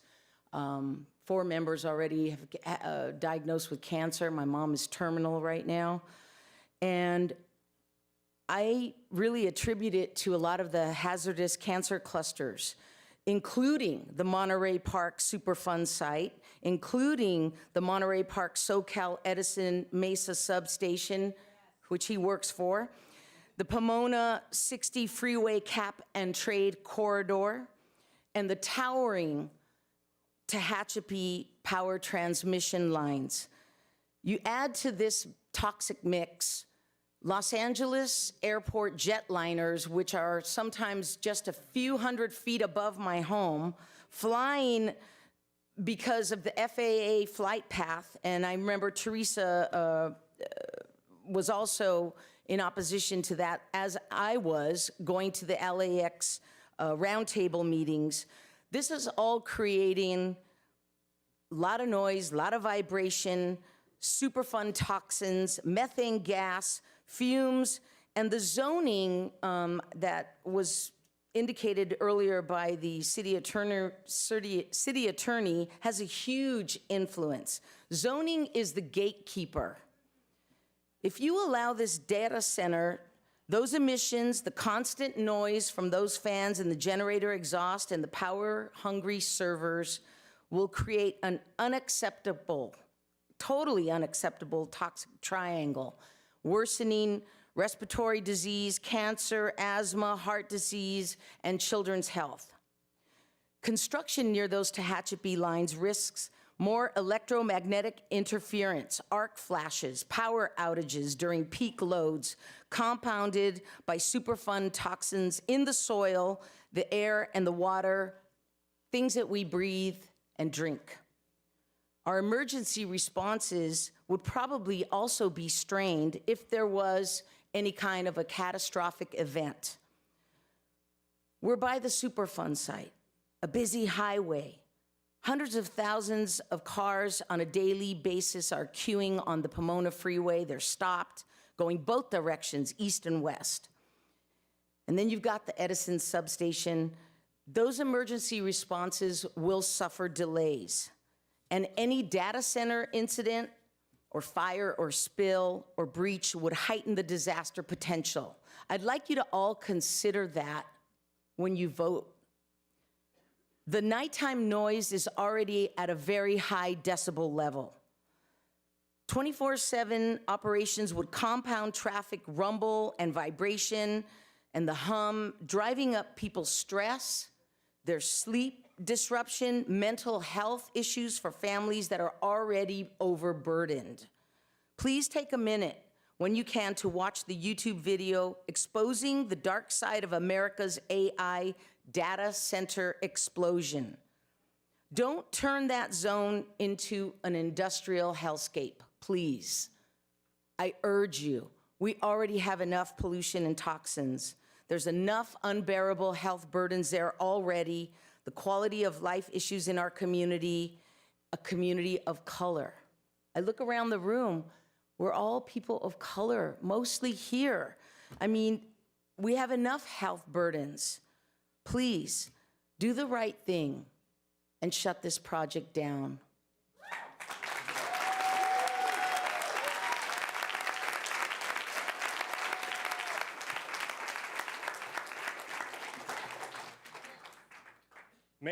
Mayor Pro Tempore, and City Council members. My name is Logan Bell, and my family and I are residents of Monterey Park. I'm here today to voice our support for the proposed moratorium. I want to thank everyone who came here with prepared statements, personal stories, and research, but I don't have anything prepared. So my statement will be brief and it will be simple. We believe that requiring a full environmental impact report is the bare minimum for any data center project, but we stand in opposition to the 1977 Saturn Data Center project. Councilmember Sanchez, we are constituents of your district, and we are especially looking for your support on this agenda item. Thank you for your time.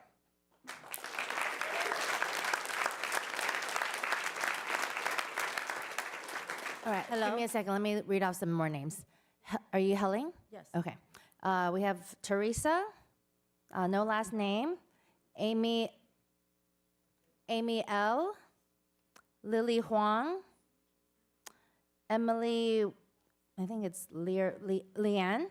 Emily Leanne. Dolores Rogue.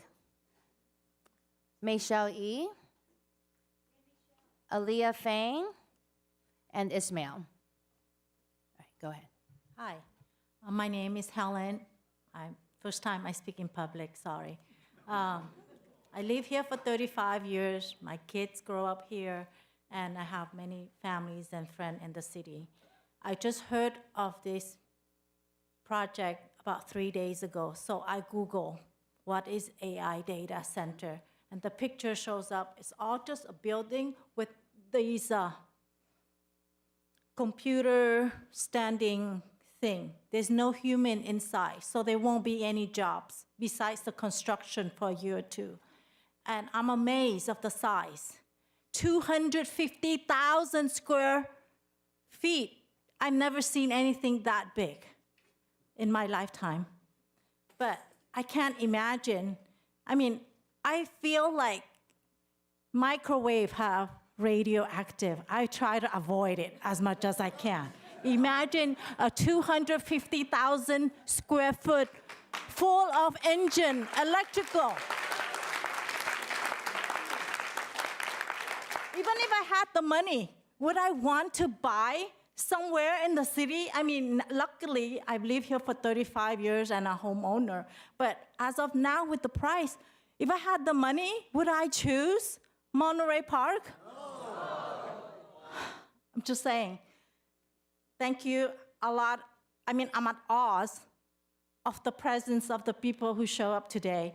And I just urge you all to serve the people, the community that you campaigned to do so when you campaigned. So please, no data center in San Gabriel. I mean, you don't see it proposed in San Marino, South Pass, Pasadena. Why do they pick us? Maybe because they see our city as weak city council members, or, you know, we have, or us. Thank you.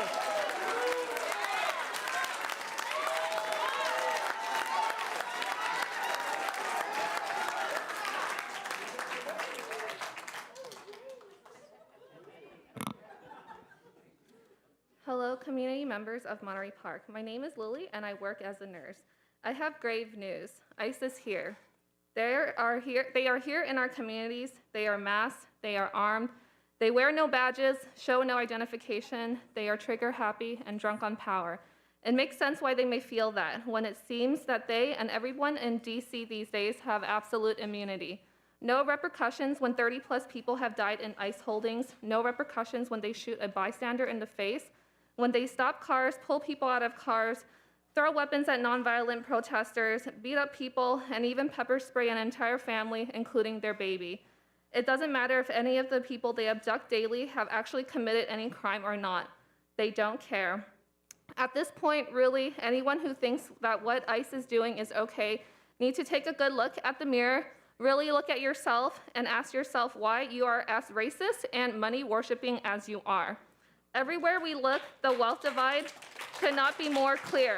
ICE is just one of the many weapons that the wealthy elites of this country use to control the masses.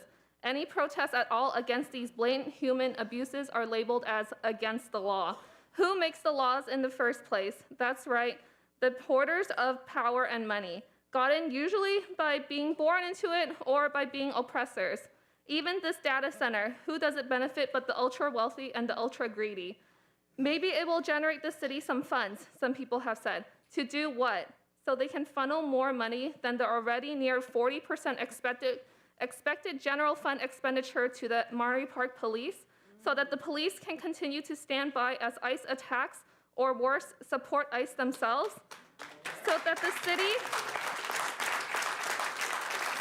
city can continue to not build low-income housing for Monterey Parkers who are already being swallowed and pushed out by this skyrocketing real estate market, which it seems is what anyone here cares about these days.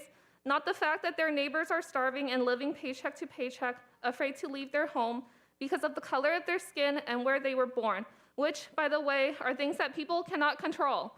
No, people here are more interested in the property values of the city going up, the optics of good schools and good families. Nothing this comfortable and this good is earned without human suffering as the price. The U.S. is built on top of Native Americans and African American slaves. Our taxes continue to fund the military-industrial complex, which goes to kill people far, far away so we can take their oil or their mines, but we never get to see it, so we get to sleep soundly at night. Now, this is shameful. This is not right. So what can we do to fight back? The answer is showing up and protesting, like we are doing today. But to keep showing up, even when it's not right in your backyard, the answer is to boycott, divest, and sanction. It works, but we all have to work together. Any big brand name that you recognize is probably too big already. Boycott Amazon, Walmart, places that are owned by billionaires are a good start. There are no ethical billionaires. It is impossible to make that much money on your own labor. And hate to hear it, but yes, boycott Dodgers, because when every ticket you buy, you enriching the billionaire CEO who oversees something like $12 million in investments in ICE detention centers and is connected with Palantir. Under the current system, we are all complicit, but there are more of us than there are of them. If we all use the Boy Cat and the No Thanks app, we can each start saying no to fascism, no to a police state. If we start caring about those less fortunate than us, whether they are very close or far, far away, if we each make the individual choice to stop supporting the businesses of these mega wealthy assholes, if we put the money and then the time in where our values truly are, if we do mutual aid, and then we might just be able to have a world worth living for before we die.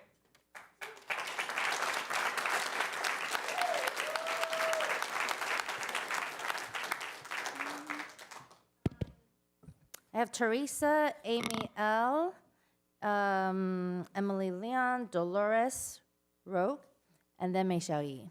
Right, so Emily? Emily, okay. Council members, I'm gonna keep this short and sweet. My name is Emily Leong, and I'm a longtime resident of Monterey Park. I'm actually part of Henry Lowe's district. Folks, there's been some really good journalism surrounding data centers, and all of them have come to the same conclusion, the same contestants. Data centers poison supplies of fresh water, use up exorbitant amounts of electricity, and then force residents to pay for their consumption. The message I got is clear. Building the data center would mean rendering the lives of Monterey Park residents disposable. The people who actually reside in Monterey Park deserve prioritization over the interests and profit of a foreign developer. I defer my time to other speakers. Thank you.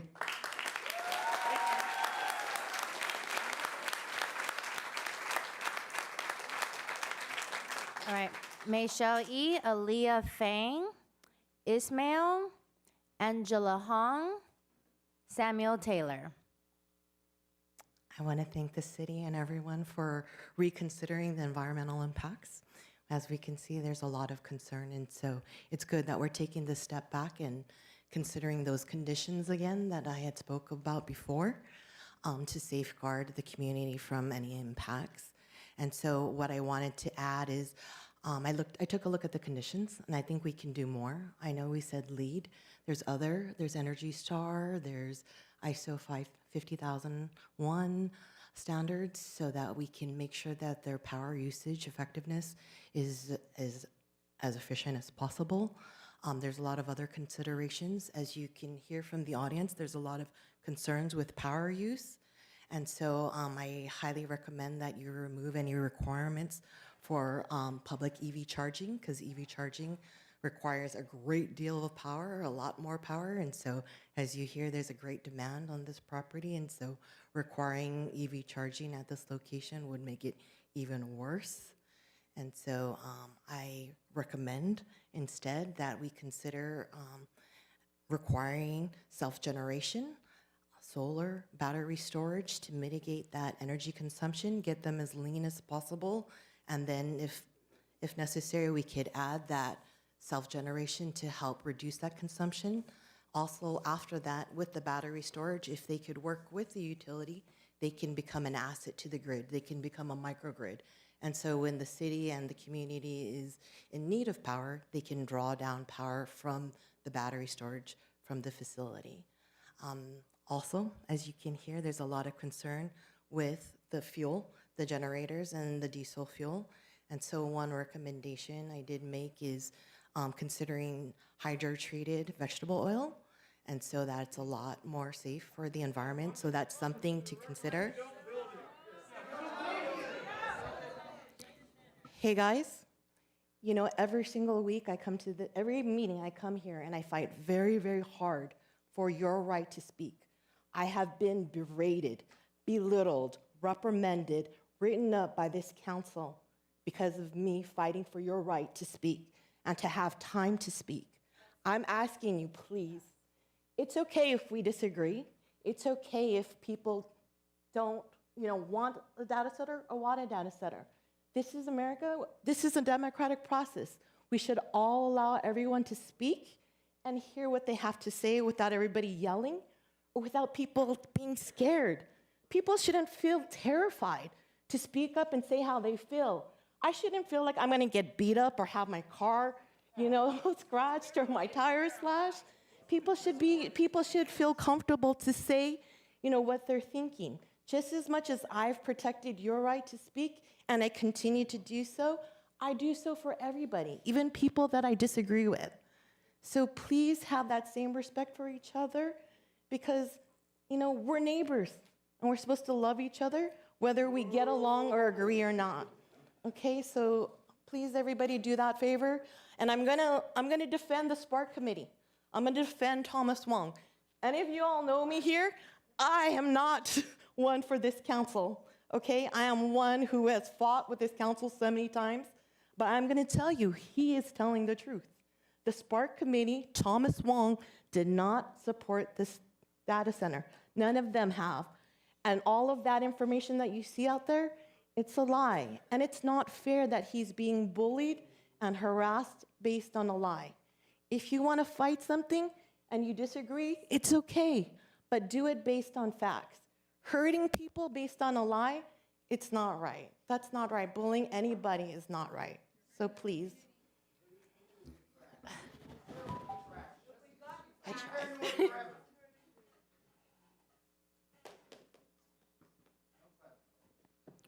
Mayor, excuse me, it's 11 o'clock. You want to make a motion to extend the meeting? Mayor, maybe we can take a quick break. I think we've been going for council's been going over 5 hours straight now. Does anyone want to make a motion to I'll make a extend motion the to extend the meeting? meeting for at least another hour. Okay, and actually, we're at the last few speakers, so we can finish this agenda item before taking a break. I'll second the extension for an hour. Yeah, so we'll vote on the motion to extend the meeting time.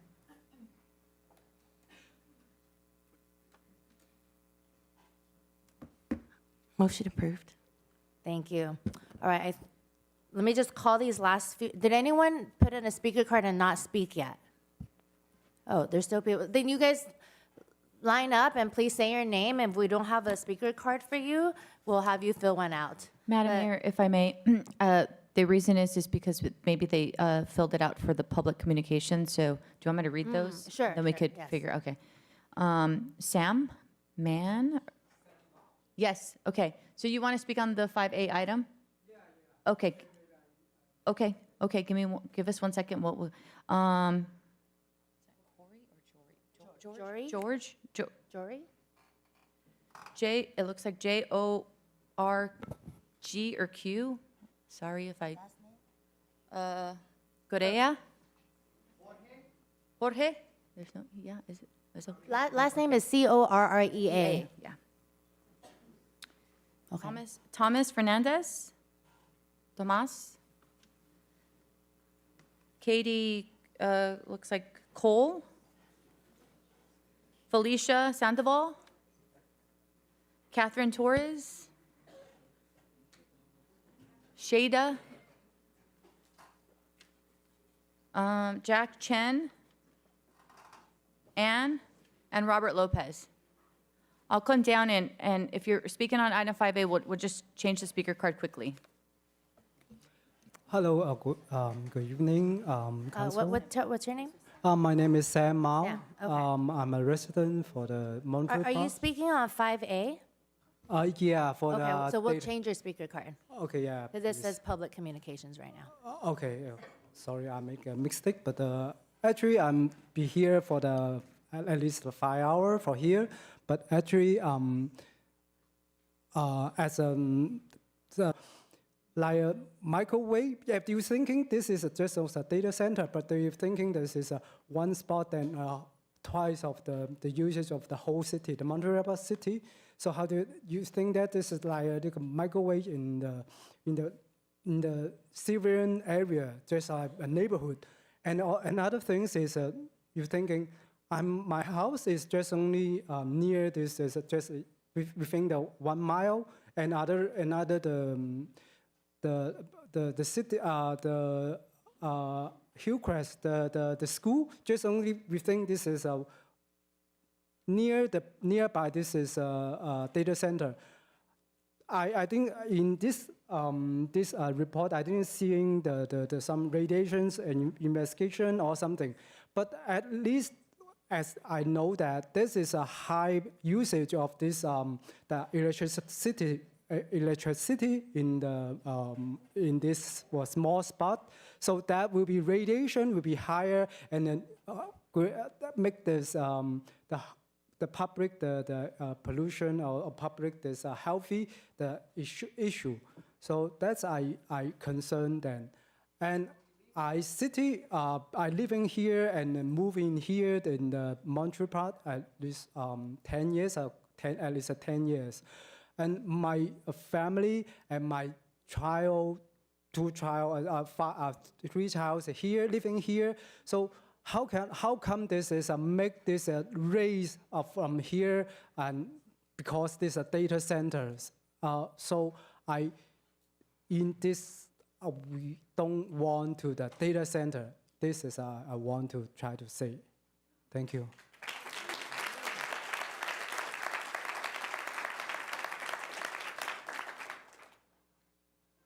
Good evening, Mayor, Mayor Pro Tem, City Attorney, City Manager, and Council members. My name is Katie Cole, and I am opposed to a data center being allowed in the city of Monterey Park.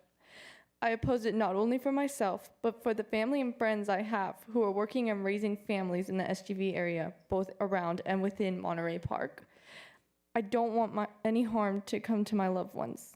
I don't want people to come knocking on their door one day, telling them to move out for a data center to take their place. I don't want them and their children to develop rare cancers or have to drink dirty, contaminated water. I think it's wrong that hardworking members of our community should have to suffer due to a data center being allowed into their backyards. If you're hoping that this moratorium alone will dispel the public outrage at the prospect of an AI data center, you are dead wrong. There should be a complete ban on these AI data centers altogether. Data centers pose not only an environmental hazard, but a health risk as well. Children, elderly, and immunocompromised people will all feel the effects of a data center if one were to be allowed within this city. There are numerous examples of entire communities and cities that are destroyed by data centers, either due to the noise, the health of the community members, lack of water and resources, or just from being bought out by companies looking to expand into their backyards. I want to know just what is so good about an AI data center that you feel it's okay to ignore these risks? Why do you protect these data centers from scrutiny while turning a blind eye to all these concerns? What will it take for you to listen? It's wrong that we should have to fight so hard in order to stop this from happening. I really hope that you all consider and take into account just how many people today turned up to attend today's council meeting and give their opinions to you. This board full of people is this community's only way to make a difference and protect what we believe is right. The 45-day moratorium is not enough, nor is an EIR. Please listen to what we have to say and ban AI data centers from being built altogether. Thank you very much.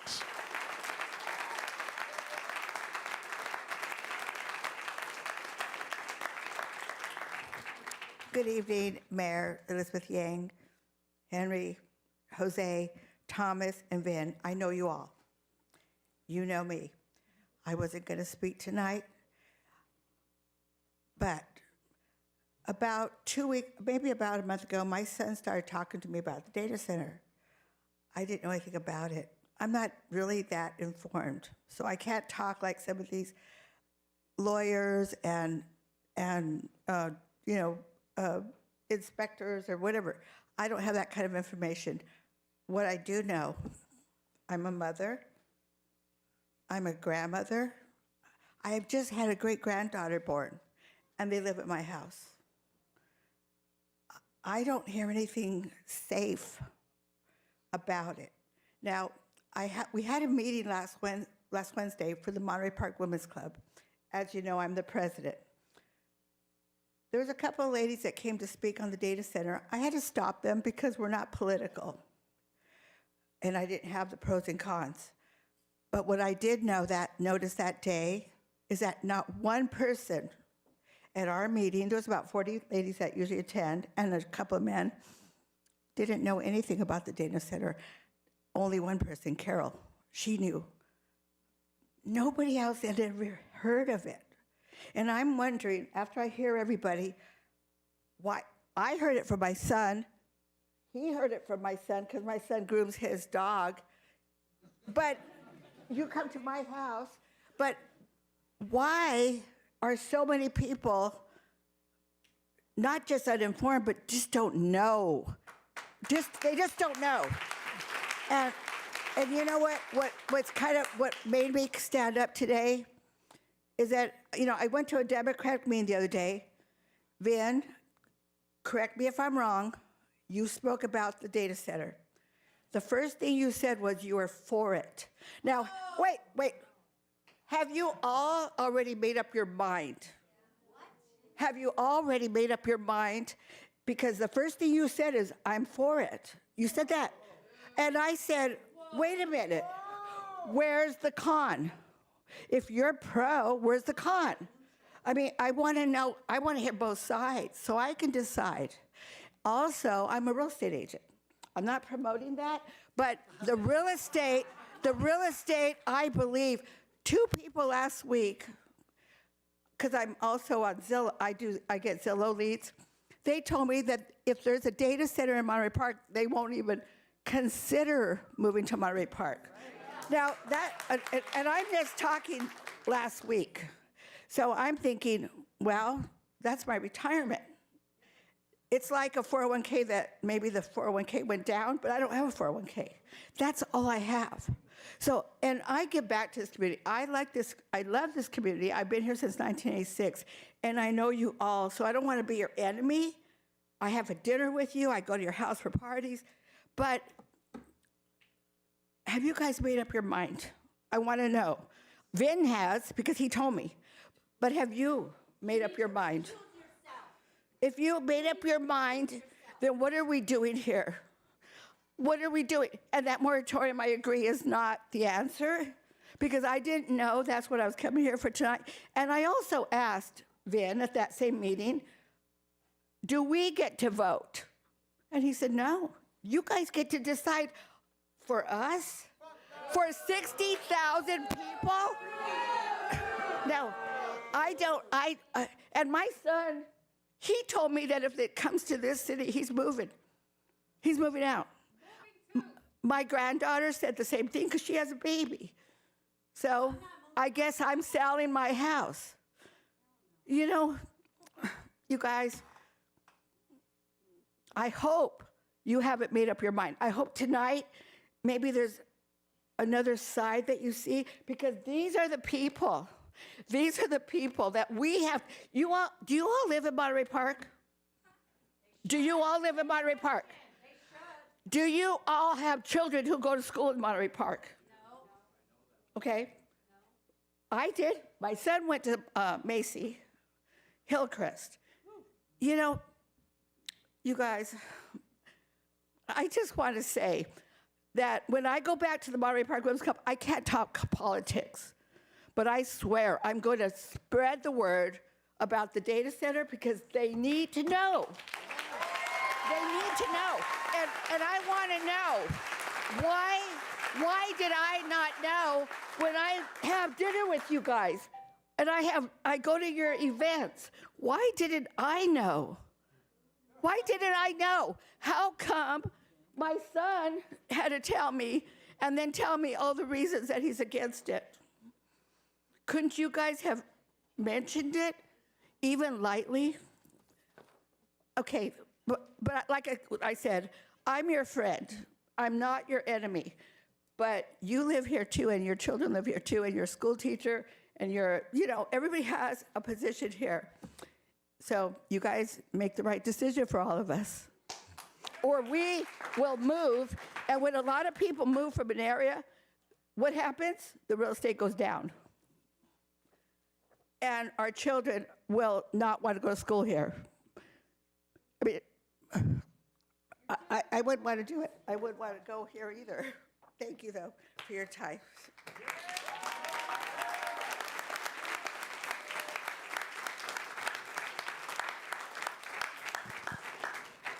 Hi, Hi, everyone. My name is Shada. I've lived in Monterey Park District 1 my entire life. Monterey Park means so much to me. It's where I grew up. It's where I met my husband at Mark Keppel High School, and it's where I plan to raise a family.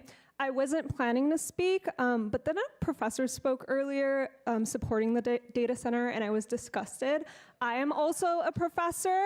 I'm a professor that serves the San Gabriel Valley community at Pasadena City College. I want to make it clear that I do not support the data center. One of the classes I teach is research methods, which is a class I think you should all take. Spring semester at PCC starts February 18th. Because there seems to be a lack of skill when it comes to reading empirical evidence. I am not going to restate the evidence that was presented because I think my community did a wonderful job highlighting the negative impacts from the data center. I am going to talk about something that I notice hasn't been talked about. I want to talk about how research on data centers is conducted.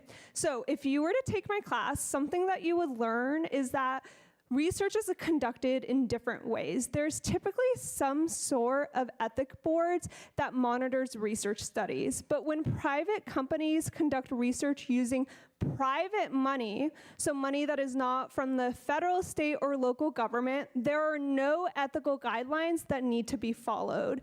That means that private companies can misreport numbers to make sure that their company looks good. There is no oversight, and because there is no oversight, they get away with it. Why am I bringing this up? I truly believe that the negative impacts of the data center are worse than we think. And the last thing that I want to add is that when you're looking at empirical evidence, you see a lot of percentages, but these percentages are people. When you read something that affects 1% of Monterey Park, that is 610 people. That is more than the number of people in this room. And so I urge you to listen to the community, and it's the community that I've lived in for my entire life. Thank you.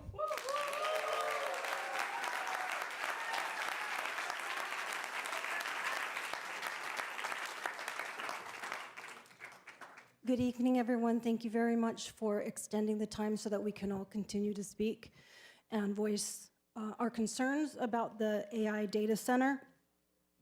For the moratorium, I do hope that you vote yes so that there is an extension, but like all of my fellow residents here, that's not enough. It needs to be a no on all AI data centers, period.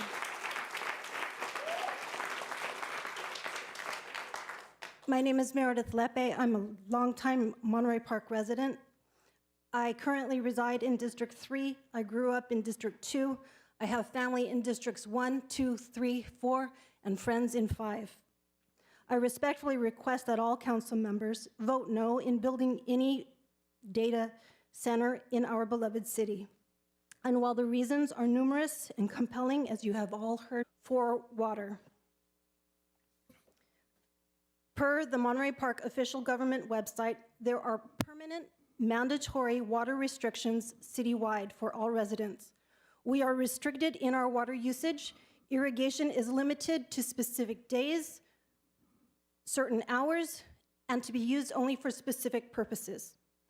In 2021, the city passed an ordinance number 2214, which outlines fines to residents who overuse their water consumption. $100 for their first offense, $200 for their second, $500 for their third, and possible misdemeanor for their fourth, as well as $25 fines for infractions such as water runoff within the first year. These show our city's commitment to water conservation, the true seriousness of it, and its impact on our community, and the city's expectation that we as citizens will do our part. The Monterey Park City website, Water, also reports that our entire community uses about 7.3 million gallons of water in February and can fluctuate up to about 12 million gallons of water per day in August. That's currently an average of about 10 million per day, roughly, or 100 to 110 gallons per person, per resident per day. However, an AI data center like the one that's being proposed, 250,000 square feet is considered a large/hyperscale facility, would generate it would be using between 1 and 5 million gallons per day and more in hot climates like California. And since obviously Monterey Park is in California and we all know our record highs that we've had, it is logical to assume that this water usage would be on the higher end. In a state that is greatly impacted by drought, building an AI data center does not make sense. And though I read that as of December 30th, 2025 was the first year in 25 years that California was not in a drought, that's 2.5 decades that we have been in a very severe drought. 2.5 decades. The threat of a future drought is ongoing. It is imperative that we protect this resource. In light of the permanent water restriction in Monterey Park, in our community, and in its efforts to protect our community and this precious resource, building a data center that strains our water supply makes absolutely no sense. It would be detrimental to our community and threaten our water supply during future droughts. Please put a permanent moratorium on any AI data center. Thank you.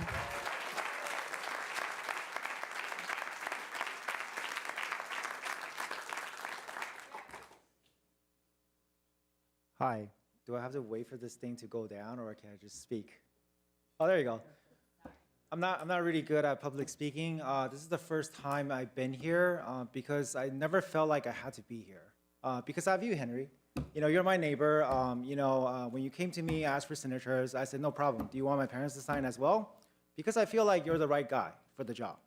You know, and then turns out like this year I had to find out about a data center over a TikTok video of a Caucasian woman waving a flag.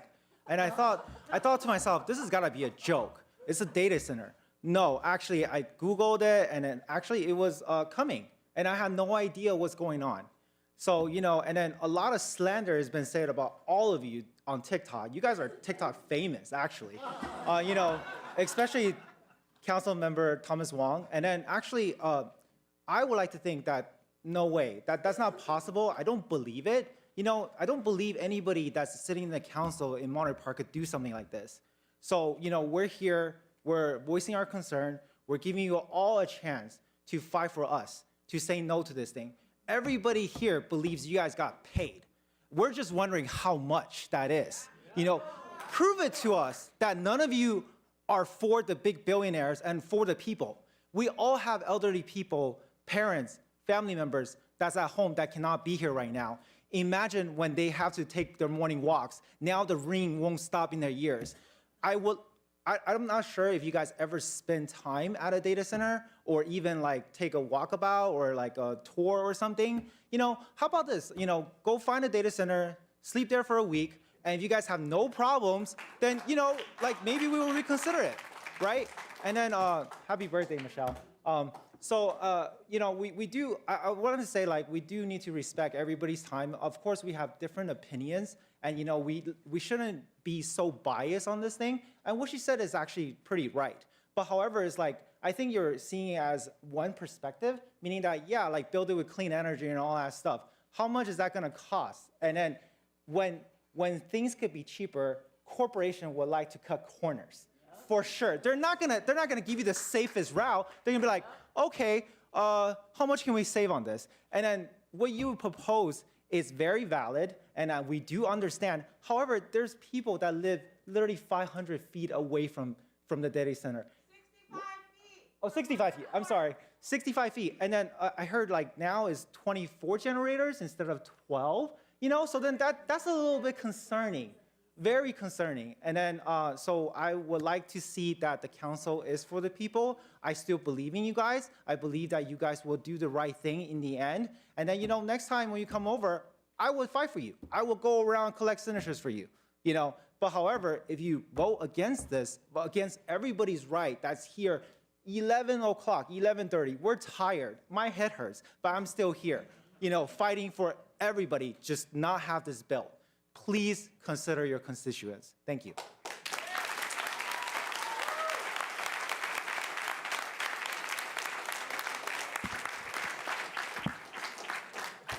What's up, everybody? Mi gente, mi people, all around. My name is Rob. I have turned my back on these people because they have turned our back on us. And if there is one thing clear, is that community and the rest of us, we got us. Okay, even this tragedy, did a cop stop it? No, a citizen had to disarm the suspect. So when I tell you, we got us, that's right. Am I even from here? No, I'm not. I'm from East Los, a neighboring city. And you bet your ass I'd show up to another city to say no data centers. And they want to talk about misinformation. And they want to talk about outside actors. What about Brian Marsh?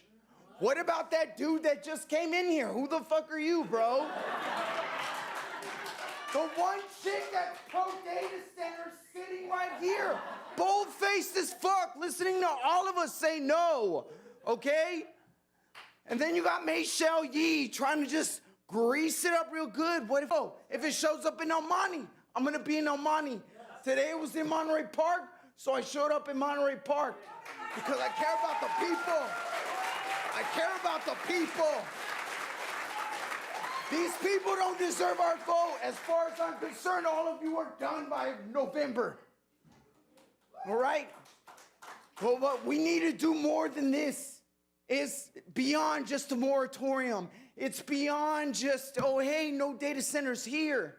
We have to stand up for what's going on here. This is a techno-autocratic state that we live in.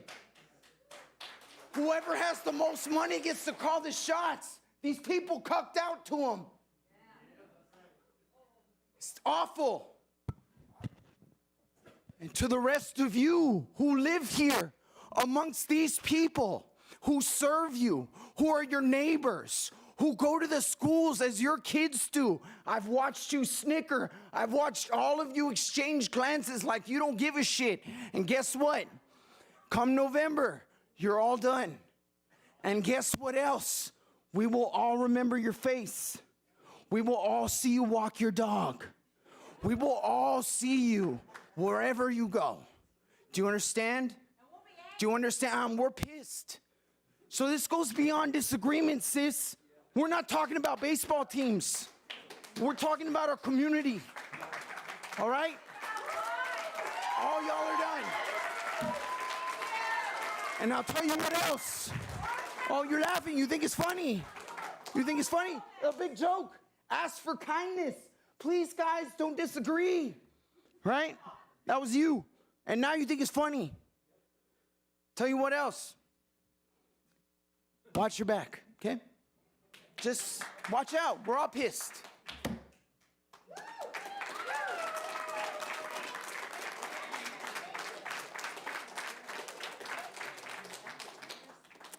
Hi, my name is Jessica. I don't know who is my council member, but I know Vin.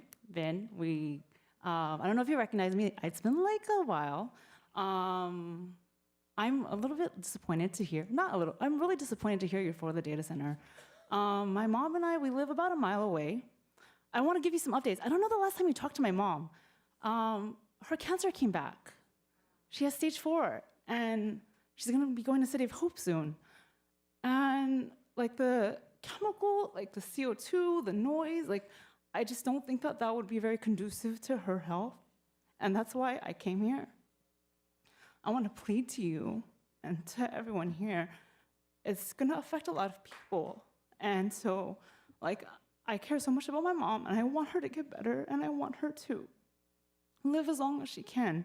And so if you're going to allow a corporation that will pollute our environment with the noise, with the CO2, with everything. I don't know all the facts. They're gonna say it's insignificant, but how do they know the long-term effects? Like, do they really know? How long have AI data centers been around? You know, like we don't know the long-term effects of how it'll impact our health. But also, and I know that they're saying, oh, we're gonna do all of these things so that the noise won't be bad, that the CO2 won't be bad, that this. They're gonna make all of these promises. But in all disasters, those corporations did not want to cause those disasters, they happened. So when the water is getting polluted because of a corporation, that corporation didn't want that to happen, but it happens. And then the people that live there are the ones that have to deal with the consequences. And then so please think of us as a community, please think of my mom, please think about our health and everyone around us. It's not just impacting Monterey Park, it's impacting people like the other neighboring cities. So please be mindful of that. Normally data centers are built far away because they don't want to impact the community. Why are we going to allow this to happen to us? Thank you.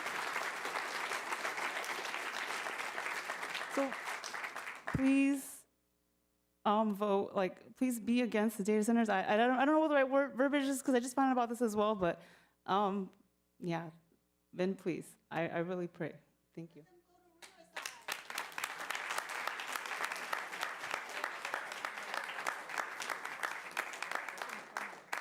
All right, is there anyone else who put in a yes. Is it Ann Kageyama? Okay, come on. And other than Ann, is there anyone who put in a speaker card but hasn't spoken yet? All right, so Ann, you'll be the last speaker.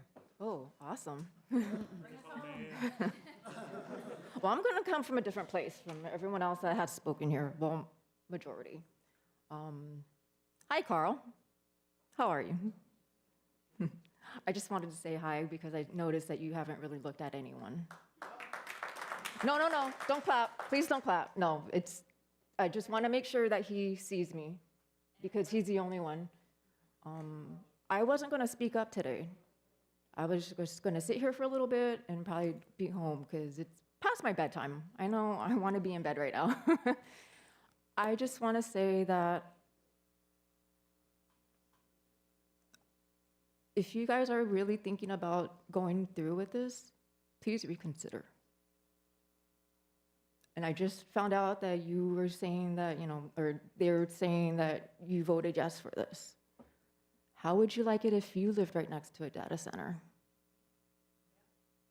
Hearing all the bad things that come about it, yes, it's going to temporarily create jobs, but what happens after that? Yeah, and at what cost? And, I know all of you probably just tuned majority of the people out today because they have been attacking all of you. I've been listening. And I don't think that's right because, threats, it makes you defensive. So you're not going to listen to everyone's opinion. And I just hope that you guys reconsider and really hear my voice if you haven't listened to anyone else's. Because I'm not as eloquent as some of the other people that spoke up today, obviously. But I'm looking at each and every one of you guys sitting up here today. I have never spoken up about anything until today. I found out about... No, don't clap, please. I have never felt this pit in my gut until I heard about this mid-December. And if I would have known about this, about the December 3rd meeting, I would have been here. I grew up here. I don't live here anymore. I live in Alhambra. But Alhambra's not my home. Monterey Park is my home. The library was one story back in the 80s when I used to go there. Boys and Girls Club right next door. I used to go there all the time, especially when I was a teenager. That only had one story. The lot across that's now the senior citizens home, that was dirt. Land across right there. From there, it was a parking lot for a very long time. The CVS down the street used to be Chano's back in the 90s, and 31 Flavors. And I used to go there all the time, where the guy from 31 Flavors knew me, and he's like, oh, Well, I can make this for you in 5 minutes. Can you wait? Hell yeah. I want my Oscar the Grouch cup. I've seen Monterey Park change. I remember when Atlantic Square, when a lot of people probably don't even know this, there used to be a Woolworths there. See, some people do remember. This is my home. My parents still live in the same home that they bought in the 70s. They live about a mile away, down the street from Coral View.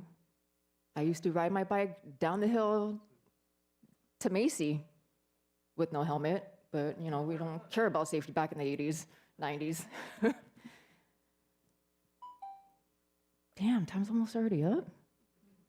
This is what happens when you just kind of go off the top of your head and not writing anything down, and not really wanting to speak, but I just want you guys to hear my voice. Please reconsider, if anything. Please don't have this data center made. It's going to impact a lot of people's lives, especially the people that live here. And if you don't live here, would you want to live here once it's built? Now, I'm coming with compassion. I'm not here to yell at you guys, bully you guys, because that's not right. And you guys have maintained composure, and I commend you for that, because it must be hard on your end to listen to all the hate that's spewing to you all night. But I also want you to know that you guys are supposed to represent us, the community. So please, if you say yes, just please reconsider. That's all. Thank you.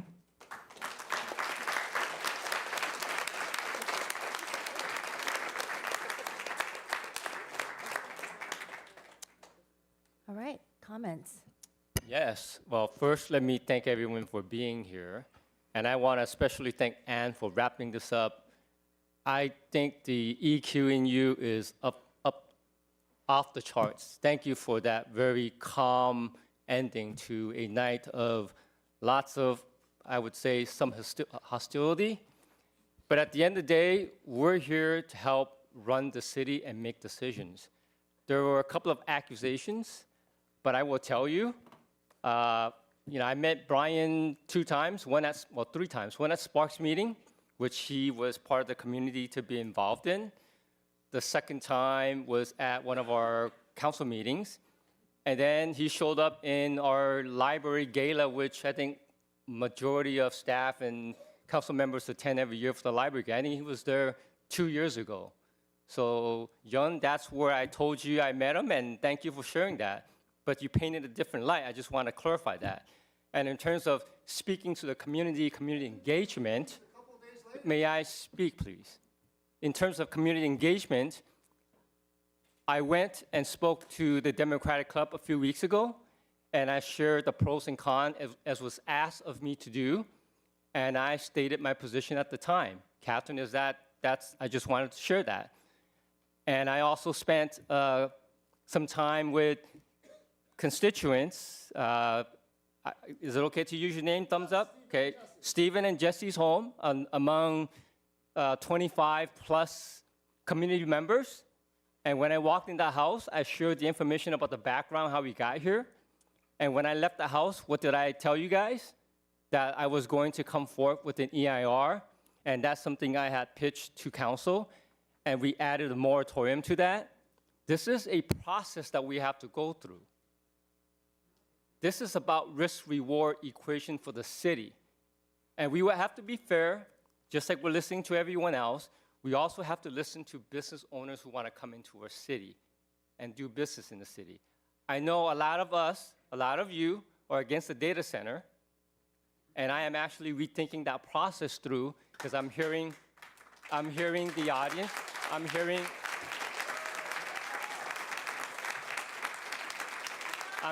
the constituents, but you also have to understand we have to go through a process. We just ask you to understand that part. And this is why we have these lively discussions and debates. Yelling and screaming does not make this easier. And again, I want to thank Anne for pointing that out. It's this involvement, community engagement. Now, we wouldn't have gotten here if 10% of you guys showed up at the Sparks meeting.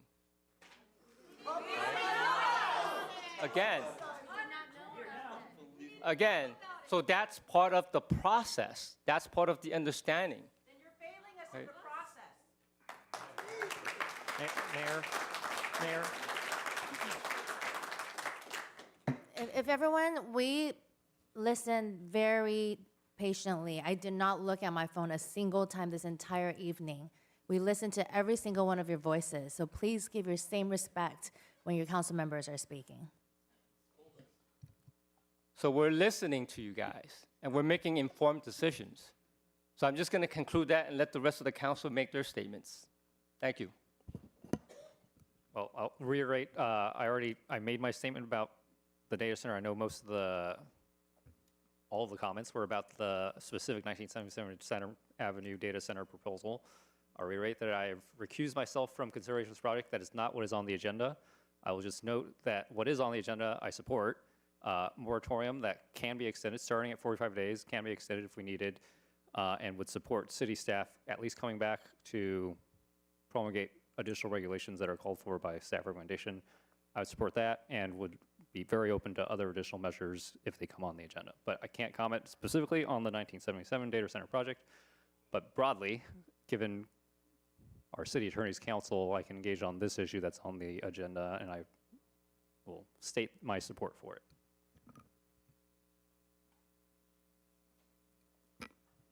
I wanted to thank everyone who came out tonight. I know a lot of people left already. It's already pretty late. I'm a civics teacher, so seeing so much civic activity happening inspires me as a civics teacher. It gives me inspiration and hope that people still care about issues and are willing to come out and take the time to organize and to do all the work that you've done. So I really appreciate that. I have stated my concerns in the past about data centers in this community and just data centers in general. And so I share a lot of the same concerns that you guys have regarding data centers. And so earlier I saw one of my students sitting in the audience, and she left. She had to go because she said she had class. But I had her as a student 3 years ago, and she reminded me that she was in my academic decathlon team, and I coach academic decathlon, and she reminded me that the year that she was on the decathlon team, the theme for that year was water, a valuable resource. And she wanted to remind me of everything that I had taught her that year about water and about the importance and value of water. And I thanked her for the reminder, and many of my other students. One of my other students reminded me that in that same packet and unit that I taught them that year, that one of the major sections of that study was how a lot of our environmental concerns can be easily resolved through policy. And he said to me, you know, Mr. Sanchez, you could easily just pass measures in the city and do other stuff and resolve all of our environmental concerns because they're all policy measures. And I thought in my head, like, if it were just that easy, right? But I was inspired by what he said. And so, and his name's Kevin. And so I really appreciate that he reminded me of that. I am concerned, like you guys are, and a lot of you guys mentioned, the electrical use in the city, just by the data center. I think a lot of the concerns that you have are the same concerns I have, because trying to create a separate way to measure data centers in terms of their electrical use. But that might not be resolved this year, and so I have and share those same concerns. I think about, I don't live near 1977 Saturn. I live on the other side of Monterey Park, near East LA College, and I live close by East LA. And so, but I can imagine that if I lived in that area, that when I purchased my home, I don't think I purchased it thinking that there would be a data center built next to it. I don't think that I would be happy. I think I would be genuinely scared, knowing that almost a freeway is being built next to my home, potentially.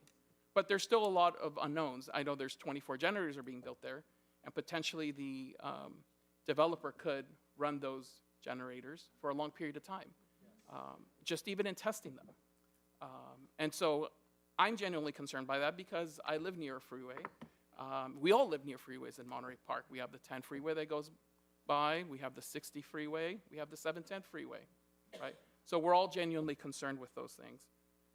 My wife, well, first I want to say that I want to thank, I saw a lot of District 3 people out, so I really appreciate it, but all of you guys who came out. But I live with 4 constituents in my own home, my wife being one of them. And she texted me today saying, what time is the council meeting? And I thought she was going to say, I'll drop by some coffee or boba for you. But she said she wanted to come and speak on the issue. And so I asked her what she would say. And she said, well, I spoke to my students about it. My wife and I are both classroom teachers in this community.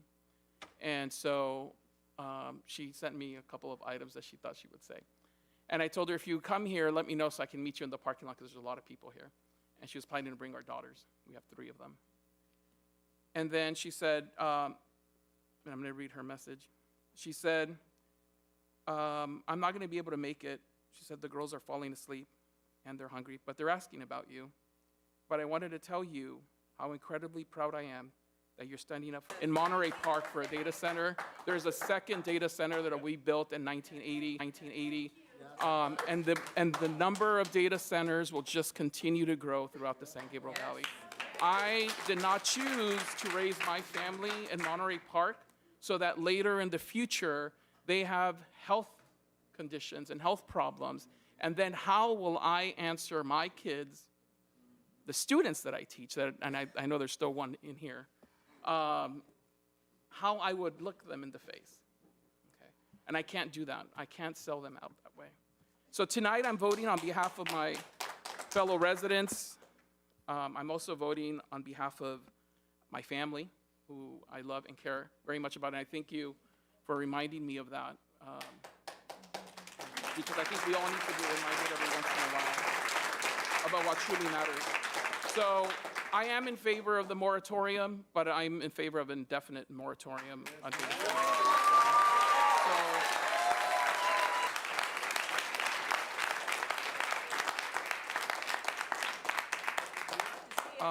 Someone spoke earlier, and I didn't catch their name. Actually, there's 2 people, and I jotted down what they said. One person said, Monterey Park should be built for people, not machines. This is my home, and it's worth defending. And I truly believe that. Another person said, Monterey Park is not for sale. Not for data centers, at least. So that's all I have to say. Thank you for coming out tonight.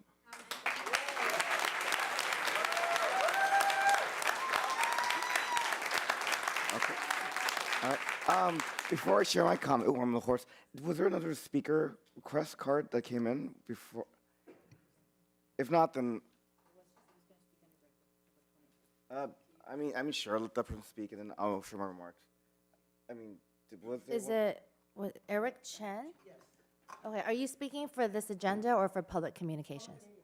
Okay, so we'll wait until after this agenda item then. Or just let him speak now. I mean. Do you want to speak for item 5A? Yes. Okay, go ahead. Okay, I don't think, good evening again, everybody, Mayor and Mayor Pro Temp and City Council and community. I think it's all the arguments have been repeated ad nauseum. I don't need to repeat that. But the only thing I want to talk about is, so where do we go from here? Because as City Council, All of you guys have the power. We need 3 votes, okay? Right now, you guys can decide, right now, we're not gonna have a data center. Or you can say, okay, it's not on the item. We're gonna, on the next city council meeting, we are gonna vote to ban data centers in Monterey Park. You have that option. So I invite you, just forget about the moratorium or all this other stuff. It's just a delay tactic, okay? All you have to do is right now say, I propose at the next city council meeting, we're gonna ban data centers, and let's see where everybody stands. We don't need an environmental study. We already know what's gonna happen. We don't need, we've already seen the consequences all around this country, okay? The same thing that's happened in everywhere else is gonna happen here, okay? Now, unless, somehow magically we have, infinite amount of nuclear energy already, okay? That doesn't affect anybody, then yeah, okay? If we already have whatever the latest fusion nuclear technology and nothing's gonna be, nobody's gonna be affected, yeah, right? I think it's a no-brainer. But we're not at that point. So I say, right now, we should, all the comments, are meaningless. The only thing that matters is, are you going to ban it or are you not? So right now, everything else, because it's gonna, 45 days, all this is gonna calm down, and then we're gonna forget, and then, well, I know they want you to forget, but, and then basically what's gonna happen is gonna wait for the elections to see what happens. So let's not get to that point. I think we should just, make it an item. Ban data centers in Monterey Park, yes or no, at the next city council meeting. It's as simple as that. Anything else is a distraction, is a delay, is a deflection. So you guys can do it right now. You have the power to say, okay, I want to ban, I make a motion, the next item, we are gonna ban it. So what you say now, you can say about all your feelings and, there's all these different concerns. You can do it tonight and we can all go home and everybody will be happy, okay? They can do it right now. Right now after my speech, they could do it. And then we all can be done, okay? So let's see. What they're gonna do, right? Because, earlier I came up here and I said the victims, right? The victims, who was here, they don't agree with the plan. And they voted against what the victims want. I was up here earlier. They voted against what the victims want. He was right there. They even scheduled the support group at the same exact time, precisely so that those victims cannot speak up for themselves here. Not them, but, not them, they didn't do it, the Chinatown Service Center, So, speak of conflict of interest, Mr. No, you are on the board of Chinatown Service Center, so that's a conflict of interest. So why don't you do the same thing as Thomas and say, hey, anything related to Chinatown Service Center, I recuse myself, but, so that's what I'm saying is that right now, just no more deliberation, no more comments, just say, I will make a motion right now to make our next item, and let's see where you stand, because I don't think we need all these studies are unnecessary. They're already out there. Vote to ban now, or else it's just a delay, that's all.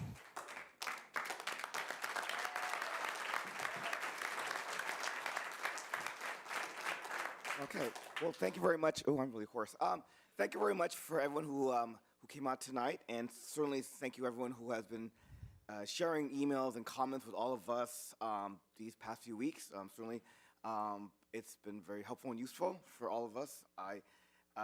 I know that perhaps some have been asking what's my position, and certainly if I've been rather reticent, it's because, again, as policymakers, we have to be unbiased because we're supposed to be listening to all sides and make an informed decision. Having said that, excuse me. Having said that, I have like probably many of us, we've seen the articles, the news about the impact of data centers, especially in states that have been they were built probably because these states had less regulations than in California. Which I mean, to our credit, we have actually very strong regulations when it comes to energy, water resources, conservation, et cetera.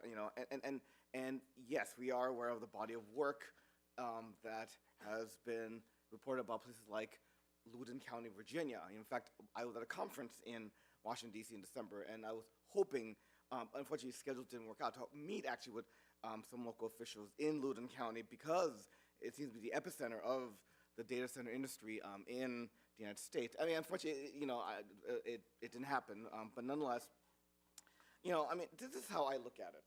So, as my colleague, Councilor Sanchez said, I mean, there has been some bills making its way through the legislature. Actually, there was a series of bills that went through last year in the legislature, to address a lot of concerns that have been brought up today. And, fortunately, a lot of those bills got vetoed. I mean, I think the only bill that got signed to law this past session was a bill to study the impacts on the, the energy grid of the state when it comes to data centers. And again, maybe we do need to have these studies because, again, as policymakers at any level, we rely on data information. And again, I know some of the authors of the bills making its way through the legislature this session, they're going to try again, and certainly, again, I would say pay attention to also the legislation, and also, ask your legislators how they're going to vote, as well as writing letters to the governor, because he did veto a bunch of bills last year. Having said that, because in the absence of any real state legislation and federal legislation, it has now been left to the responsibility of local government to deal with this. And in some ways, it's a little unfair because, we are, well, you know what? I listen to you all night. You will listen to me speak, okay? Okay, because I have sat here for many hours. I have respectfully listened to all of you. And again, you have the right to say comments. Again, that's your right. Hey, we're elected for that purpose. But again, when I'm speaking, you will listen to me, all right? Yes, sir. Thank you. Thank you, ma'am. So anyway, so as I was saying, as a consequence, local governments are now, they have to deal with the burden on what to do. And again, all of us are faced with challenge of, on the one hand, how do we continue to provide services that all of you wish, and at the same time, pay for it. And yes, unfortunately, because of a lot of history of policies at the state level, a lot of land use decisions have been fiscalized. And again, I'm just saying this because, again, this probably drives a lot of land use decision making. And it's not just Monterey Park, because in the news, probably in Pasadena, I think Amazon has bought something, State of Industry. They are looking at rezoning in downtown LA. Apparently, my office building where I work at is next to the biggest data center in LA, One Wilshire, which you wouldn't tell because it's an office building. And again, I'm not saying this to bore everyone, because I know it's almost midnight. But again, this is the reality for a lot of local government. And I think that, and again, I want to thank my colleagues, also like those who served on the Spark Committee, because they were trying to do something that was with the best intent, and that is quality of life issues. And as Councilmember Wong said, the Spark Committee did look at other uses as well, housing, mixed use, and by the way, some of the people who showed up at that Spark meeting was like saying, I don't want housing there either. Because, again, that's some NIMBYism. And here's reality. It is an office building that's been empty for 15 years. And it's not doing anyone any service because there's no jobs being generated, there's no economic activity, and frankly, it's not helping the community either. And that was really the purpose of the Spark Committee, to look at how are other uses of what is now basically an empty area. Yes, it's clean, there's a nice lawn, but it is blight because there is no activity. Now,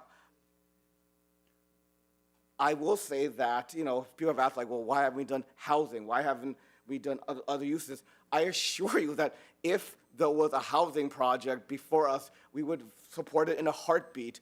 But a company did buy it, and a company, has someone out in the audience today. And yes, they bought the land, but absolutely, I agree that we also have the authority to determine whether or not its uses are the best use. And I will say right now, I'm not sure because based on, again, just what I've seen in the news, I've read, I know the impact, and also, again, in the absence of any state regulations, then I do worry about, what does this mean for Monterey Park? And for Mayor that Pro Tem, reason- my apologies. I'm We sorry. have to extend the meeting. I'll make the Oh, motion. all right, to Oh, extend it yes. fine. You another want to hour. make a motion? I'll make the motion for an hour. All right. A second? All right, Fine. we're moving to extend the meeting further because it's midnight. So let's vote. Approved unanimously. All right, thank you. All right. I know it's, actually, it's now, it's actually now Thursday. Well, good morning, everyone.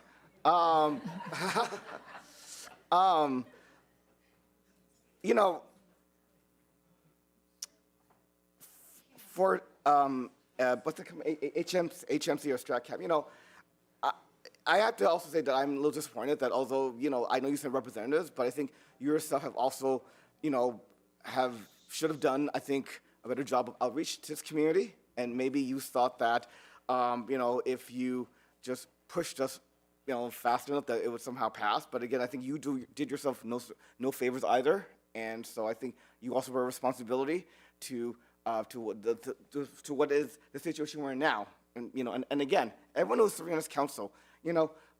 Are you blaming your constituents? No, I am not. You know what? Again. No. I said the company.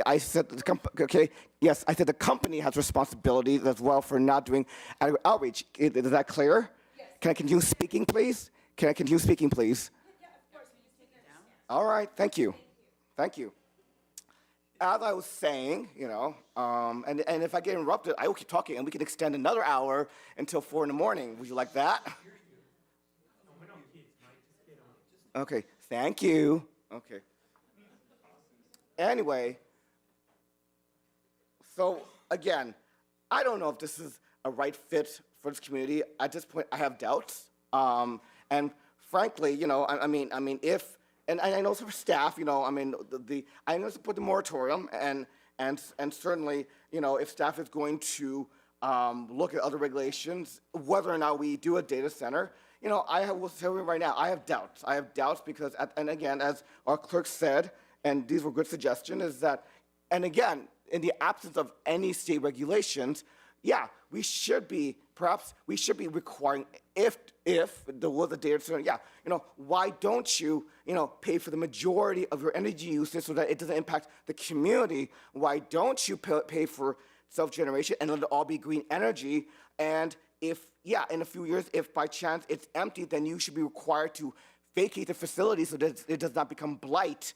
And again, if at this point, again, I have high doubts about the viability of this data center, but if for whatever reason, it should come to that, then I say we adopt some of the strictest regulations, and frankly, maybe it would be an example to the state who has also not given us any guidance. So again, I hope that made my position clear that I have doubts about this project, and frankly, if we revisit the moratorium, I would be in favor of extending it. And at this point, again, I just have doubts about the viability of this project and the company behind it. So, thank you. And I won't finish, and I'm sorry, Boy, but again, I know all of you are here and you're all passionate about the issue, but again, some of the attacks against my colleague is unfair and unwarranted. Again, you are entitled to say what you have, but so am I.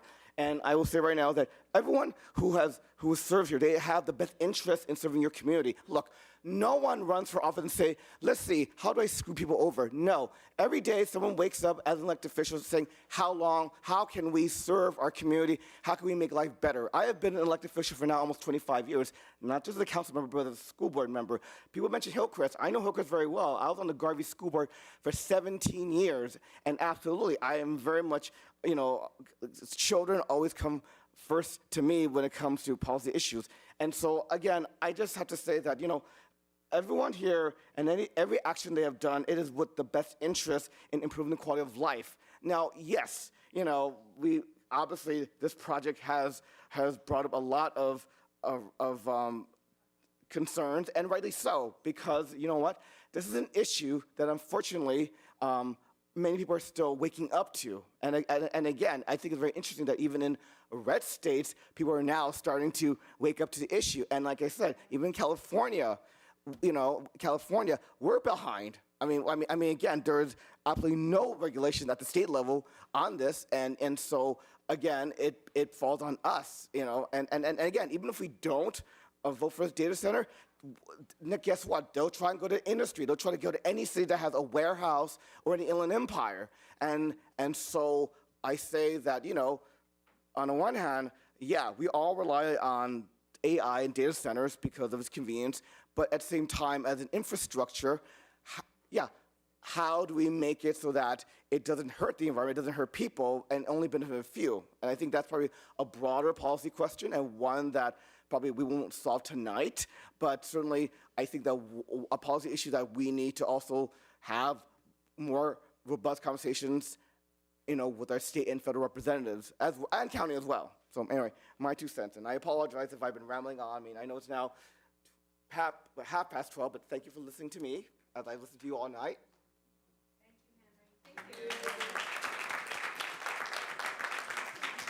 Thank you, Mayor Pro Tem, and thanks to all my council for their feedback. And thanks to each and every one of you guys for staying past midnight. We have these meetings twice a month, and typically we don't have this many people show up. So it's great that an issue like this unified the whole community and brought you guys all out tonight. So thank you all for being here.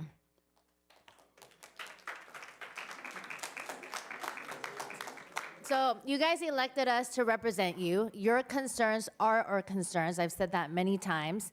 So when you guys bring your concerns to me, it becomes my concerns, and they are my concerns. My own mother, who's in her 70s, and my stepfather, who is also in his 70s, both live within a mile from the 1977 Saturn site. So of course, I'm not gonna vote for something that's gonna hurt my own family. And you elected all of us here to make decisions after hearing all of the facts, right? You don't want us to just hear one side and then just make a decision. So we're here to hear all the facts.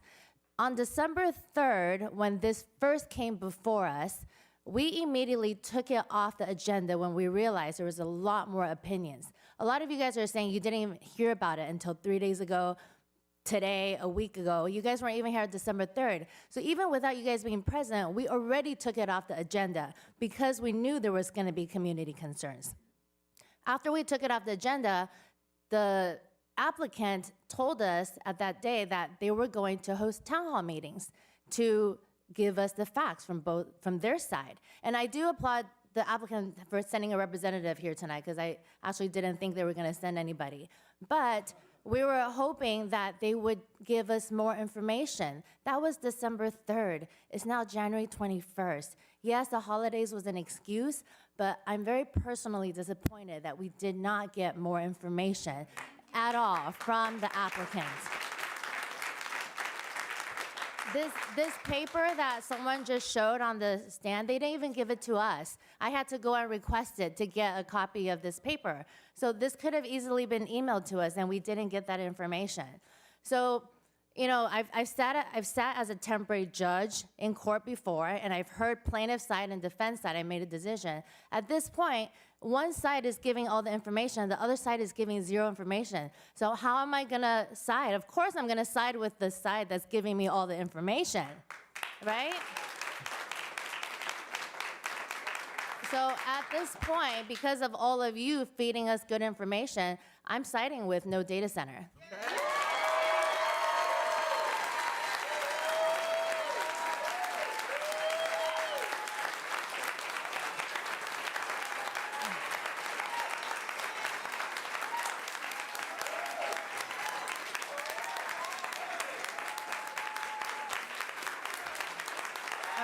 down, sit down.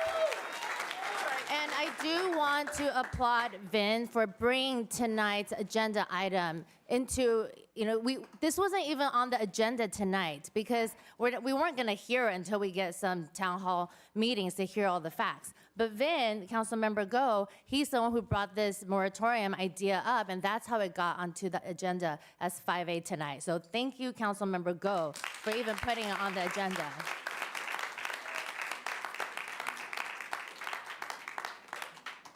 So since 5A is on the agenda, does anyone want to make any more comments tonight? I know everyone's... Actually, I do want to. Yeah, go ahead. motion. And I'll be brief. I know. I'll be brief. I know. I can be verbose.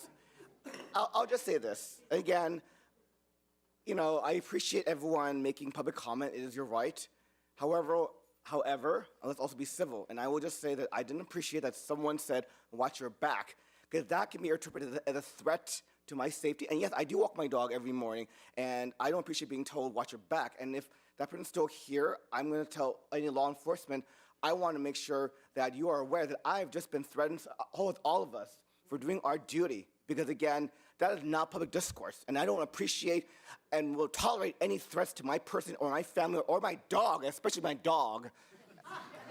I know. So, no, my dog is a rescue. My dog is a pit bull rescue. So therefore, anyway, that's another story. My point is that threats are not tolerated. And again, to whoever said it, I don't appreciate it. And again, if law enforcement is here, I want to make a report that I just got threatened tonight. Thank you. Henry, we have your back. Thank you. Madam Mayor, if I could just say one thing. There's one item I forgot to mention. The council also received a communication, and I want to make sure that it's here for the public record, from the Montebello Teachers Association. The Montebello Teachers Association, which is a union, a teacher union, passed a resolution regarding the data center here in Monterey Park. And I want to read the resolution very quickly. It's pretty short. It says, resolution regarding proposed data center in Monterey Park. And they said, whereas the Montebello Teachers Association, a local chapter of the California Teachers Association, exists to protect and promote the health and well-being of its members and all the students enrolled in the schools of the Montebello Unified School District, whereas the Montebello Teachers Association represents certificated employees working within 3 miles of the proposed Saturn Street Data Center that is requesting a permit to open a data center in Monterey Park, and these staff members serve thousands of students in schools within the Montebello Unified School District that are located in proximity to the proposed data center. Whereas the proposed Saturn Street Data Center has not submitted an environmental impact report to the City of Monterey Park, and a mitigated negative declaration was filed by the City of Monterey Park in lieu of an environmental impact report. Whereas the effect of data centers on human health, including increases in cancer rates, is not fully known and has not been addressed in the mitigated negative declaration. Therefore, be it resolved that the Montebello Teachers Association encourages the City of Monterey Park to require that the proposed Saturn Street Data Center submit a comprehensive environmental impact report, which includes information on the potential harm to humans who spend a significant amount of time in proximity to data centers prior to granting a permit for the data center. Therefore, be it resolved that the Montebello Teachers Association opposes the development of any data center within the close proximity of the schools of the Montebello Unified School District without extensive research that affirms the health and safety of the students and staff of these schools will not be compromised by the proposed data center. And my district, District 3, and I know some of you guys are from District 3, has schools from Montebello Unified School District, including Bella Vista, where my wife went to school. So I want to make sure that I mention that because it takes a lot of courage for teachers union to step up and do what's right. And I've been a teacher for 25 years now and a member of the Alhambra Teachers Association. And so I'm very proud of the work that they're doing and for passing this resolution and sharing it with us and sharing their thoughts, because it's not just residents of Monterey Park that are impacted. It's also the people who work here as well, and our students who are our future. So.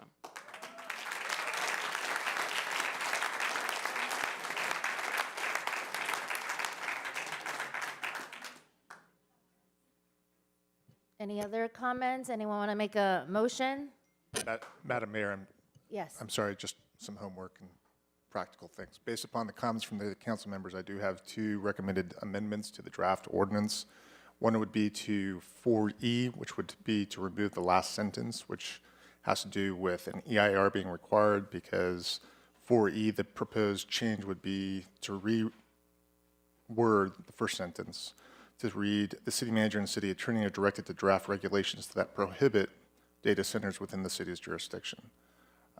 So those would be my 2 recommended amendments to that. I should note, just so people understand, that the 45 days is required by the government code, and that gives the ability for the city to provide noticing to the property owners that are affected by any zone change that might occur. The interim ordinance is specifically designed not to have notice and adopted only on an interim basis. So that's a requirement of California law. There's nothing that I can do about that. And that was brought up by one of the attorneys who spoke, right?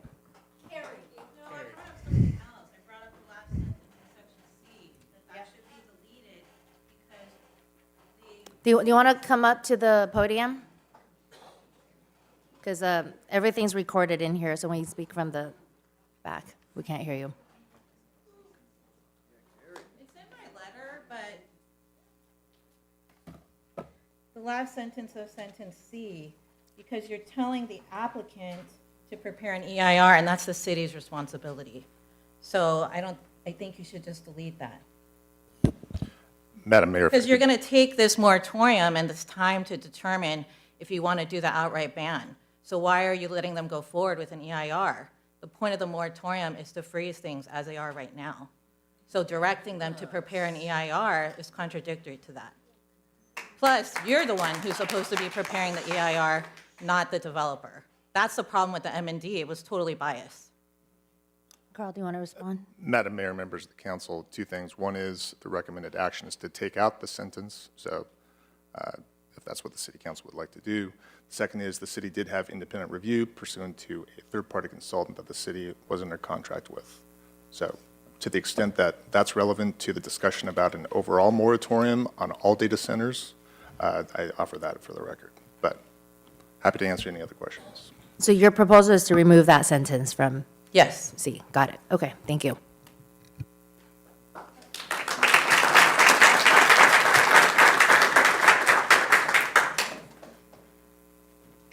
Well, I'm going to look to my city attorney because the language changed.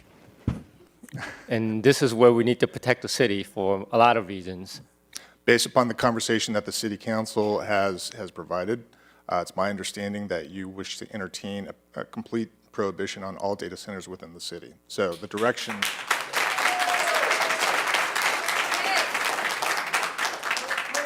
So my recommended changes to the draft ordinance would reflect that intent. I want to just make clear I can engage on this issue, if that's the proposal. That's correct. Yeah.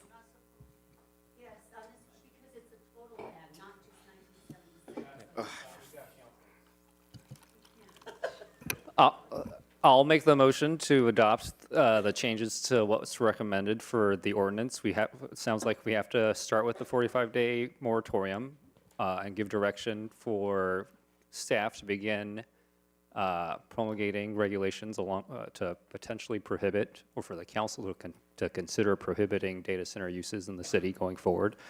That's what's on the agenda. I'll approve that. I'd also like to ask in my comments, if the city does move forward on that, if I can ask the city staff to also begin looking at, again, approaching the zoning in the Saturn Park area around the housing, and to make sure that's promulgated in the zoning code as well going forward, and potential other changes to the zoning there, and make sure we have robust community engagement around that process. And I hope that others will be part of that process going forward. I want to confirm, Carl's going to stop me if I can't engage on this.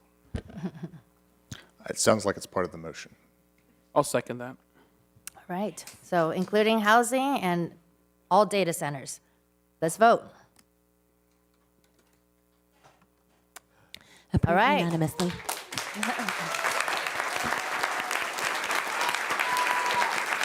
Thank you all for coming out. We're going to take a recess. Can I ask a point of clarification? When is that going to come back to be heard? Okay. How long is the recess? I don't understand what just happened, but it seems to be.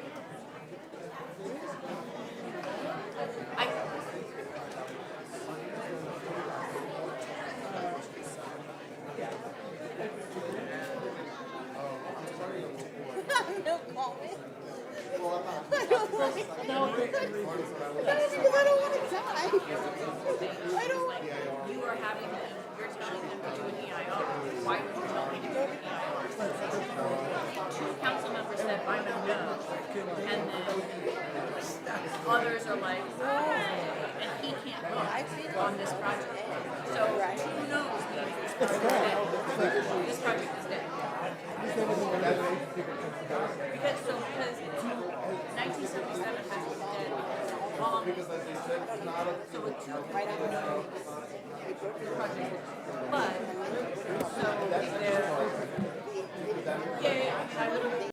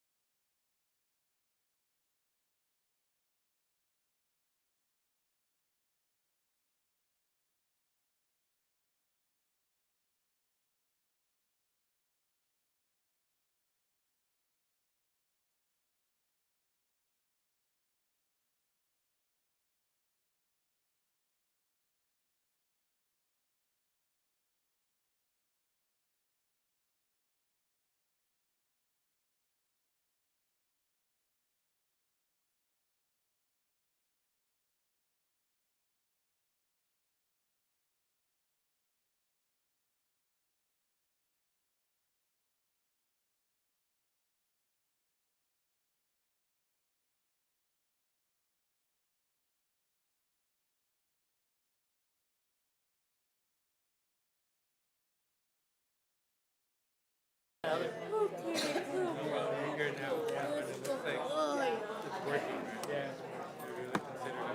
I think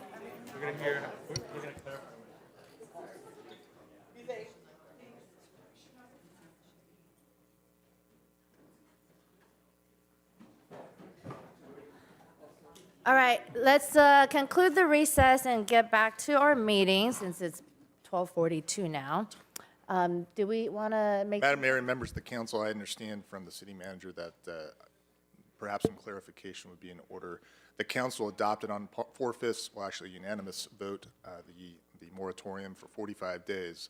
I think a question arose about what happens in those 45 days. So by law, the ordinance will expire on March 7th. So before that date, we will go through a noticing process because we have to notice any changes to the zoning code. The proposal that was memorialized within the draft within the ordinance that was adopted states that there will be a complete prohibition on data centers within the city's jurisdiction. So we have to draft those regulations, and then we also have to notice all the property owners that is affected by that zoning code in order to have a public hearing for the city council to consider those changes to the zoning regulations. All that is required by state law. There's nothing tonight that they could do to completely take care of it tonight. So that's a process. I think that was discussed earlier in terms of there is a process that we have to go through. So the noticing will take, it requires at least 20 days noticing for a public hearing. So even if we had the regulations drafted tomorrow and we put notices in the mail Friday, it would still be 20 days out. Now, we will calculate out when that occurs based upon the meeting schedule, but it will likely, the public hearing will be scheduled before March 7th. I imagine it'll be the second meeting in February. Does that help? Date is not set, but we have to have a hearing before March 7th in order. When those dates become available, if we can publicize those on social media so the public is made aware of when those meetings will occur. Absolutely. We can definitely do that, Councilmember Sanchez. In addition, just for the public, there is a web page that is up on the city's website right now, specific to the 1977 project. It has all publicly available documents on that web page. It has letters that we received from the applicant. It has written communication, links to written communications. So that is all on the city's webpage. We will definitely ensure to post additional information there as it becomes available. And if I could, Madam Mayor, on this item, if we can maybe draft a press statement as well. I know there was a lot of media here covering tonight, maybe just for clarity's sake, and for those who could not stay for the whole meeting, maybe I think some clarity would, in terms of what action the council is taking tonight, would be helpful to make sure that it is disseminated widely, and I think would be helpful for me and others to potentially amplify as well. Noted. Definitely, we can start working on drafting a news release about the action. That way it is clear. We could also post that press release on the city's webpage. It's posted, all news releases, the public, you can sign up, you can subscribe to get our agendas, you can subscribe to get our news releases, all on the city's webpage. But we'll post in both of those locations on the webpage for the data center item and also on the news release page as well. I just want to make sure it didn't get lost, that you'll start working with staff on bringing back the zoning there and for potential changes to that, to the existing zoning now, the spits, I can't remember what we called it, back for council consideration, potential changes as well, when ready. So just for clarification, city council members, I just want to make sure that the council, majority of the council wants to bring that back for the Saturn Park zone area to look at additional uses. Is that what I'm hearing? Yeah. Okay. Thank you. All right. Thank you for that clarification. So we're done with 5, new business.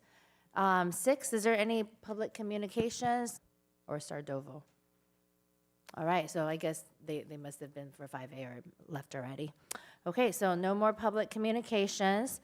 There's 4 different staff communications, but since it's late, are there any staff communications that might be more urgent and need to be heard before our next meeting on February 4th? Or can we table, maybe we can table these for the next meeting? Madam Mayor, if I may, we can table all the updates. There it was a few that are timely from the standpoint that these events will occur before the next council meeting. So if I may, I can make a brief quick presentation just on those items. So we wanted to make sure that the community knows that we have our Lunar New Year Festival that will be held on Garvey Avenue. So definitely we have street closures. That information is also posted on the city's webpage and also on the city's social media. The dates for that weekend are January 31st, Saturday, 10 a.m. to 9 p.m., and February 1st, which is Sunday, from 10 a.m. to 7 p.m. So we invite the community members to definitely come out. Very well-attended event. If you haven't been to it, we encourage you to join us. We have a community cleanup event this Saturday, January 24th at Sierra Vista from 8 a.m. to 12 p.m. And this event is to accept bulky items that the residents want to discard. You can go ahead and bring them by Sierra Vista. You can furniture, mattresses, appliances, e-waste. We'll collect those items. Again, Sierra Vista this Saturday. Is that right? Yeah, this Saturday from 8 to 12. And then the last one that we wanted to make sure, I know we didn't get speakers tonight on the item, but we have had many speakers on this item. The Barnes Park Pool Revitalization Community Engagement Meeting, based on the community survey and the concepts results, that community engagement meeting will be held on Monday, February 2nd at 6 p.m. at Langley Center. So we encourage individuals that are interested in hearing about that pool project to please engage and come and give us your feedback on the concepts that our consultant prepared. Available for questions. All right, thank you. And everyone's good with moving the rest of the staff communications to our next meeting? All right, do we need a motion or no? No. Okay. All right, 8, no presentation. We've covered 9 already. 10, consent calendar. I'll move consent. All right, Councilmember Wong moves. I'll second with the note that I was not here on the November 9th meeting. All right, let's vote. Approved unanimously. Thank you. All right, then 11, public hearing, and 12, new business. So 12A, let's talk about the resolution appointing city council members to specific organizations.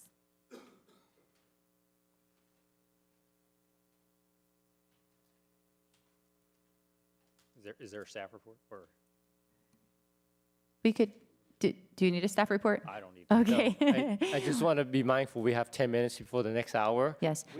May I suggest that we've been appointed to these from prior year past, and if someone wants to change position, maybe just speak up now, otherwise just maintain the status.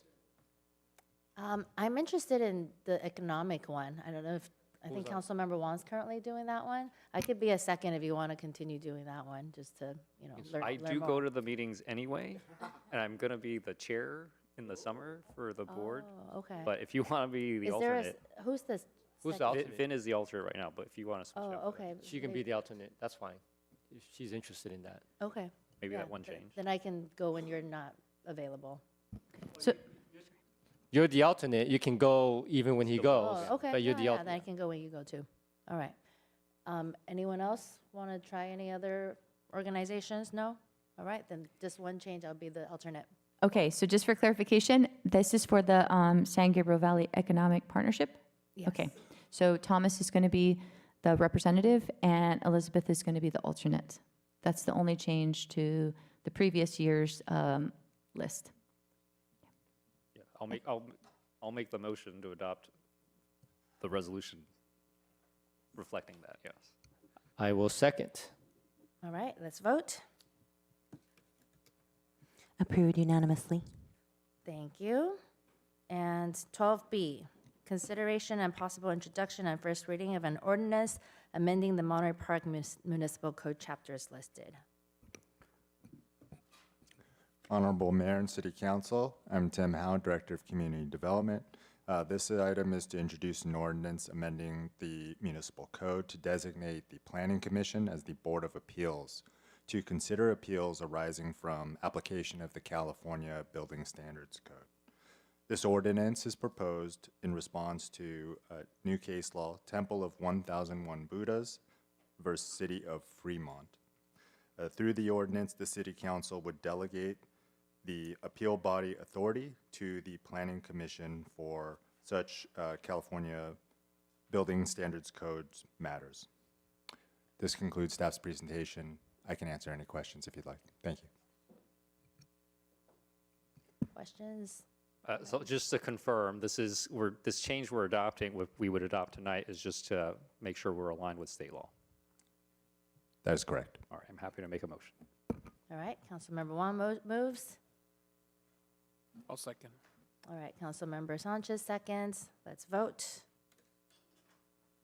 Approved unanimously.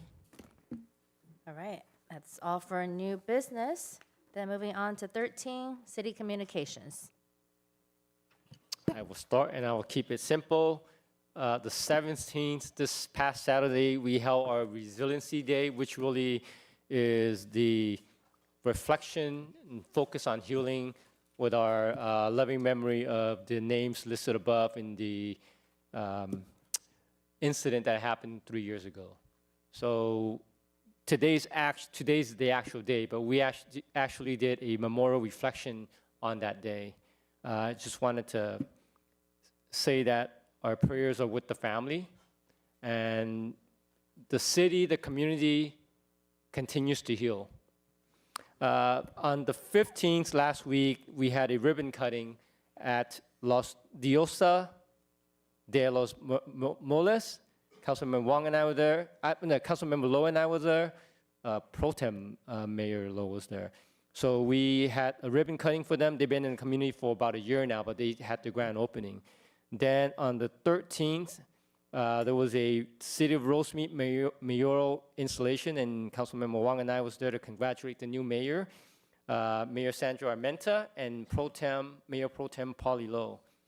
And also, just the last couple of weeks, I've held a couple of town hall meetings with the folks in District 5, giving them background and having discussions with the data center decisioning. So that's my report. Echo that, went to a lot of same events, really appreciate being able to get back in the community in the new year. Just wish everyone Happy New Year. This is our first meeting since the new year. And also wanted to join in wishing our city clerk a happy birthday yesterday. Thanks for spending your day with us, your night. And just looking forward to another fruitful and productive year with my council colleagues, and looking forward to our amazing Lunar New Year Festival. Encourage everyone to join us there. Please tell your friends. Largest Lunar New Year Festival in the region, and we're kicking off we always kick off the Lunar New Year festivities for Southern California with our festival coming up on January 31st and February 1st, right here on Garvey. Look forward to everyone being there and shopping local. It's always great when we have the Lunar New Year Festival. I feel like we kick off in Monterey Park the Lunar New Year festivities, but it ushers in a whole month of Lunar New Year dinners and festivals. So very excited about that. My daughters are always love coming to that. I just wanted to bring one item up, City Manager. I know that currently, if we're watching the news, there's been a lot of ICE activity, especially in the Southeast LA neighboring cities, including Montebello, which is right next door. I know that in the past, this council had approved and asked to put monies aside, I think in the amount of $50,000 it was, right, to help in whatever capacity that we can. I don't know that we have done any of that. I know that we help support the food drive that was done by LA County, which was bordering and within our city boundaries as well. But given the increase in ICE raids and activity in our communities, Just wanted to reiterate the importance that Monterey Park be prepared in case of any type of ice activity that happens in our city. I mean, it's happening in our neighboring cities, but it could potentially happen here in Monterey Park as well. Want to make sure that we're ready to protect our residents. We have a large immigrant community in Monterey Park. You know, this last year in 2025 was the deadliest year in terms of people dying in ICE custody as well. We had over 32 people that died, and when I read the list of the people who died, I mean, it's just such a diverse group of people from different parts of Latin America and Asia, and many other parts of the country that shouldn't have died, and died while in ICE custody. So I just want to make sure that we are prepared as a city. It's very scary for residents. I teach, and I see it in my students' faces. I see it in the stories that they share. A lot of them not going out as much as they used to, not shopping, going out because of a lot of the ICE activity happening. So that said, I'm very hopeful that we're starting a new year, and we're starting our first council meeting. Very excited that we were able to listen to the community in terms of the data center concerns that were happening, and that the council took action on that. So I think that's an amazing way to start the year and to start our first council meeting. So thank you for that. And then see to Councilmember Lowe. Sure. I went to a lot of events that my colleagues mentioned, and again, also excited for the upcoming Lunar New Year event, and also future council meetings, because certainly we have a lot of things to tackle this year, and looking forward to work with my colleagues, city staff, and the community. Thank you. Madam Mayor, I'm going to do it in 1 minute so that we can adjourn before 1 o'clock. So just really quick, Chamber of Commerce is hosting an evening with me on January 29th. So if anyone wants to come out and talk to me, you're welcome to come out January 29th, 5 to 7 p.m. at Steam Fresh. Thank you, staff, for hosting a great Resiliency Day this past weekend. And Senator Sasha Perez also invited us to go to Sacramento she's going to have a resolution at the Senate to recognize our Resiliency Day. So I'm catching a flight at 6:55 a.m. So going straight to the airport from here. And if nothing else, really quick, one other potential future agenda item. I know LA County is working to adopt ice-free zones on government-owned property. I'm curious to see what that ordinance language is going to look like, and maybe I know staff, I think, is already monitoring that. If once LA County actually comes out with the final ordinance language, this might be something for us to consider potentially as inspiration. all right. Thank you. Adjourn at 1 o'clock. Thank you, everyone.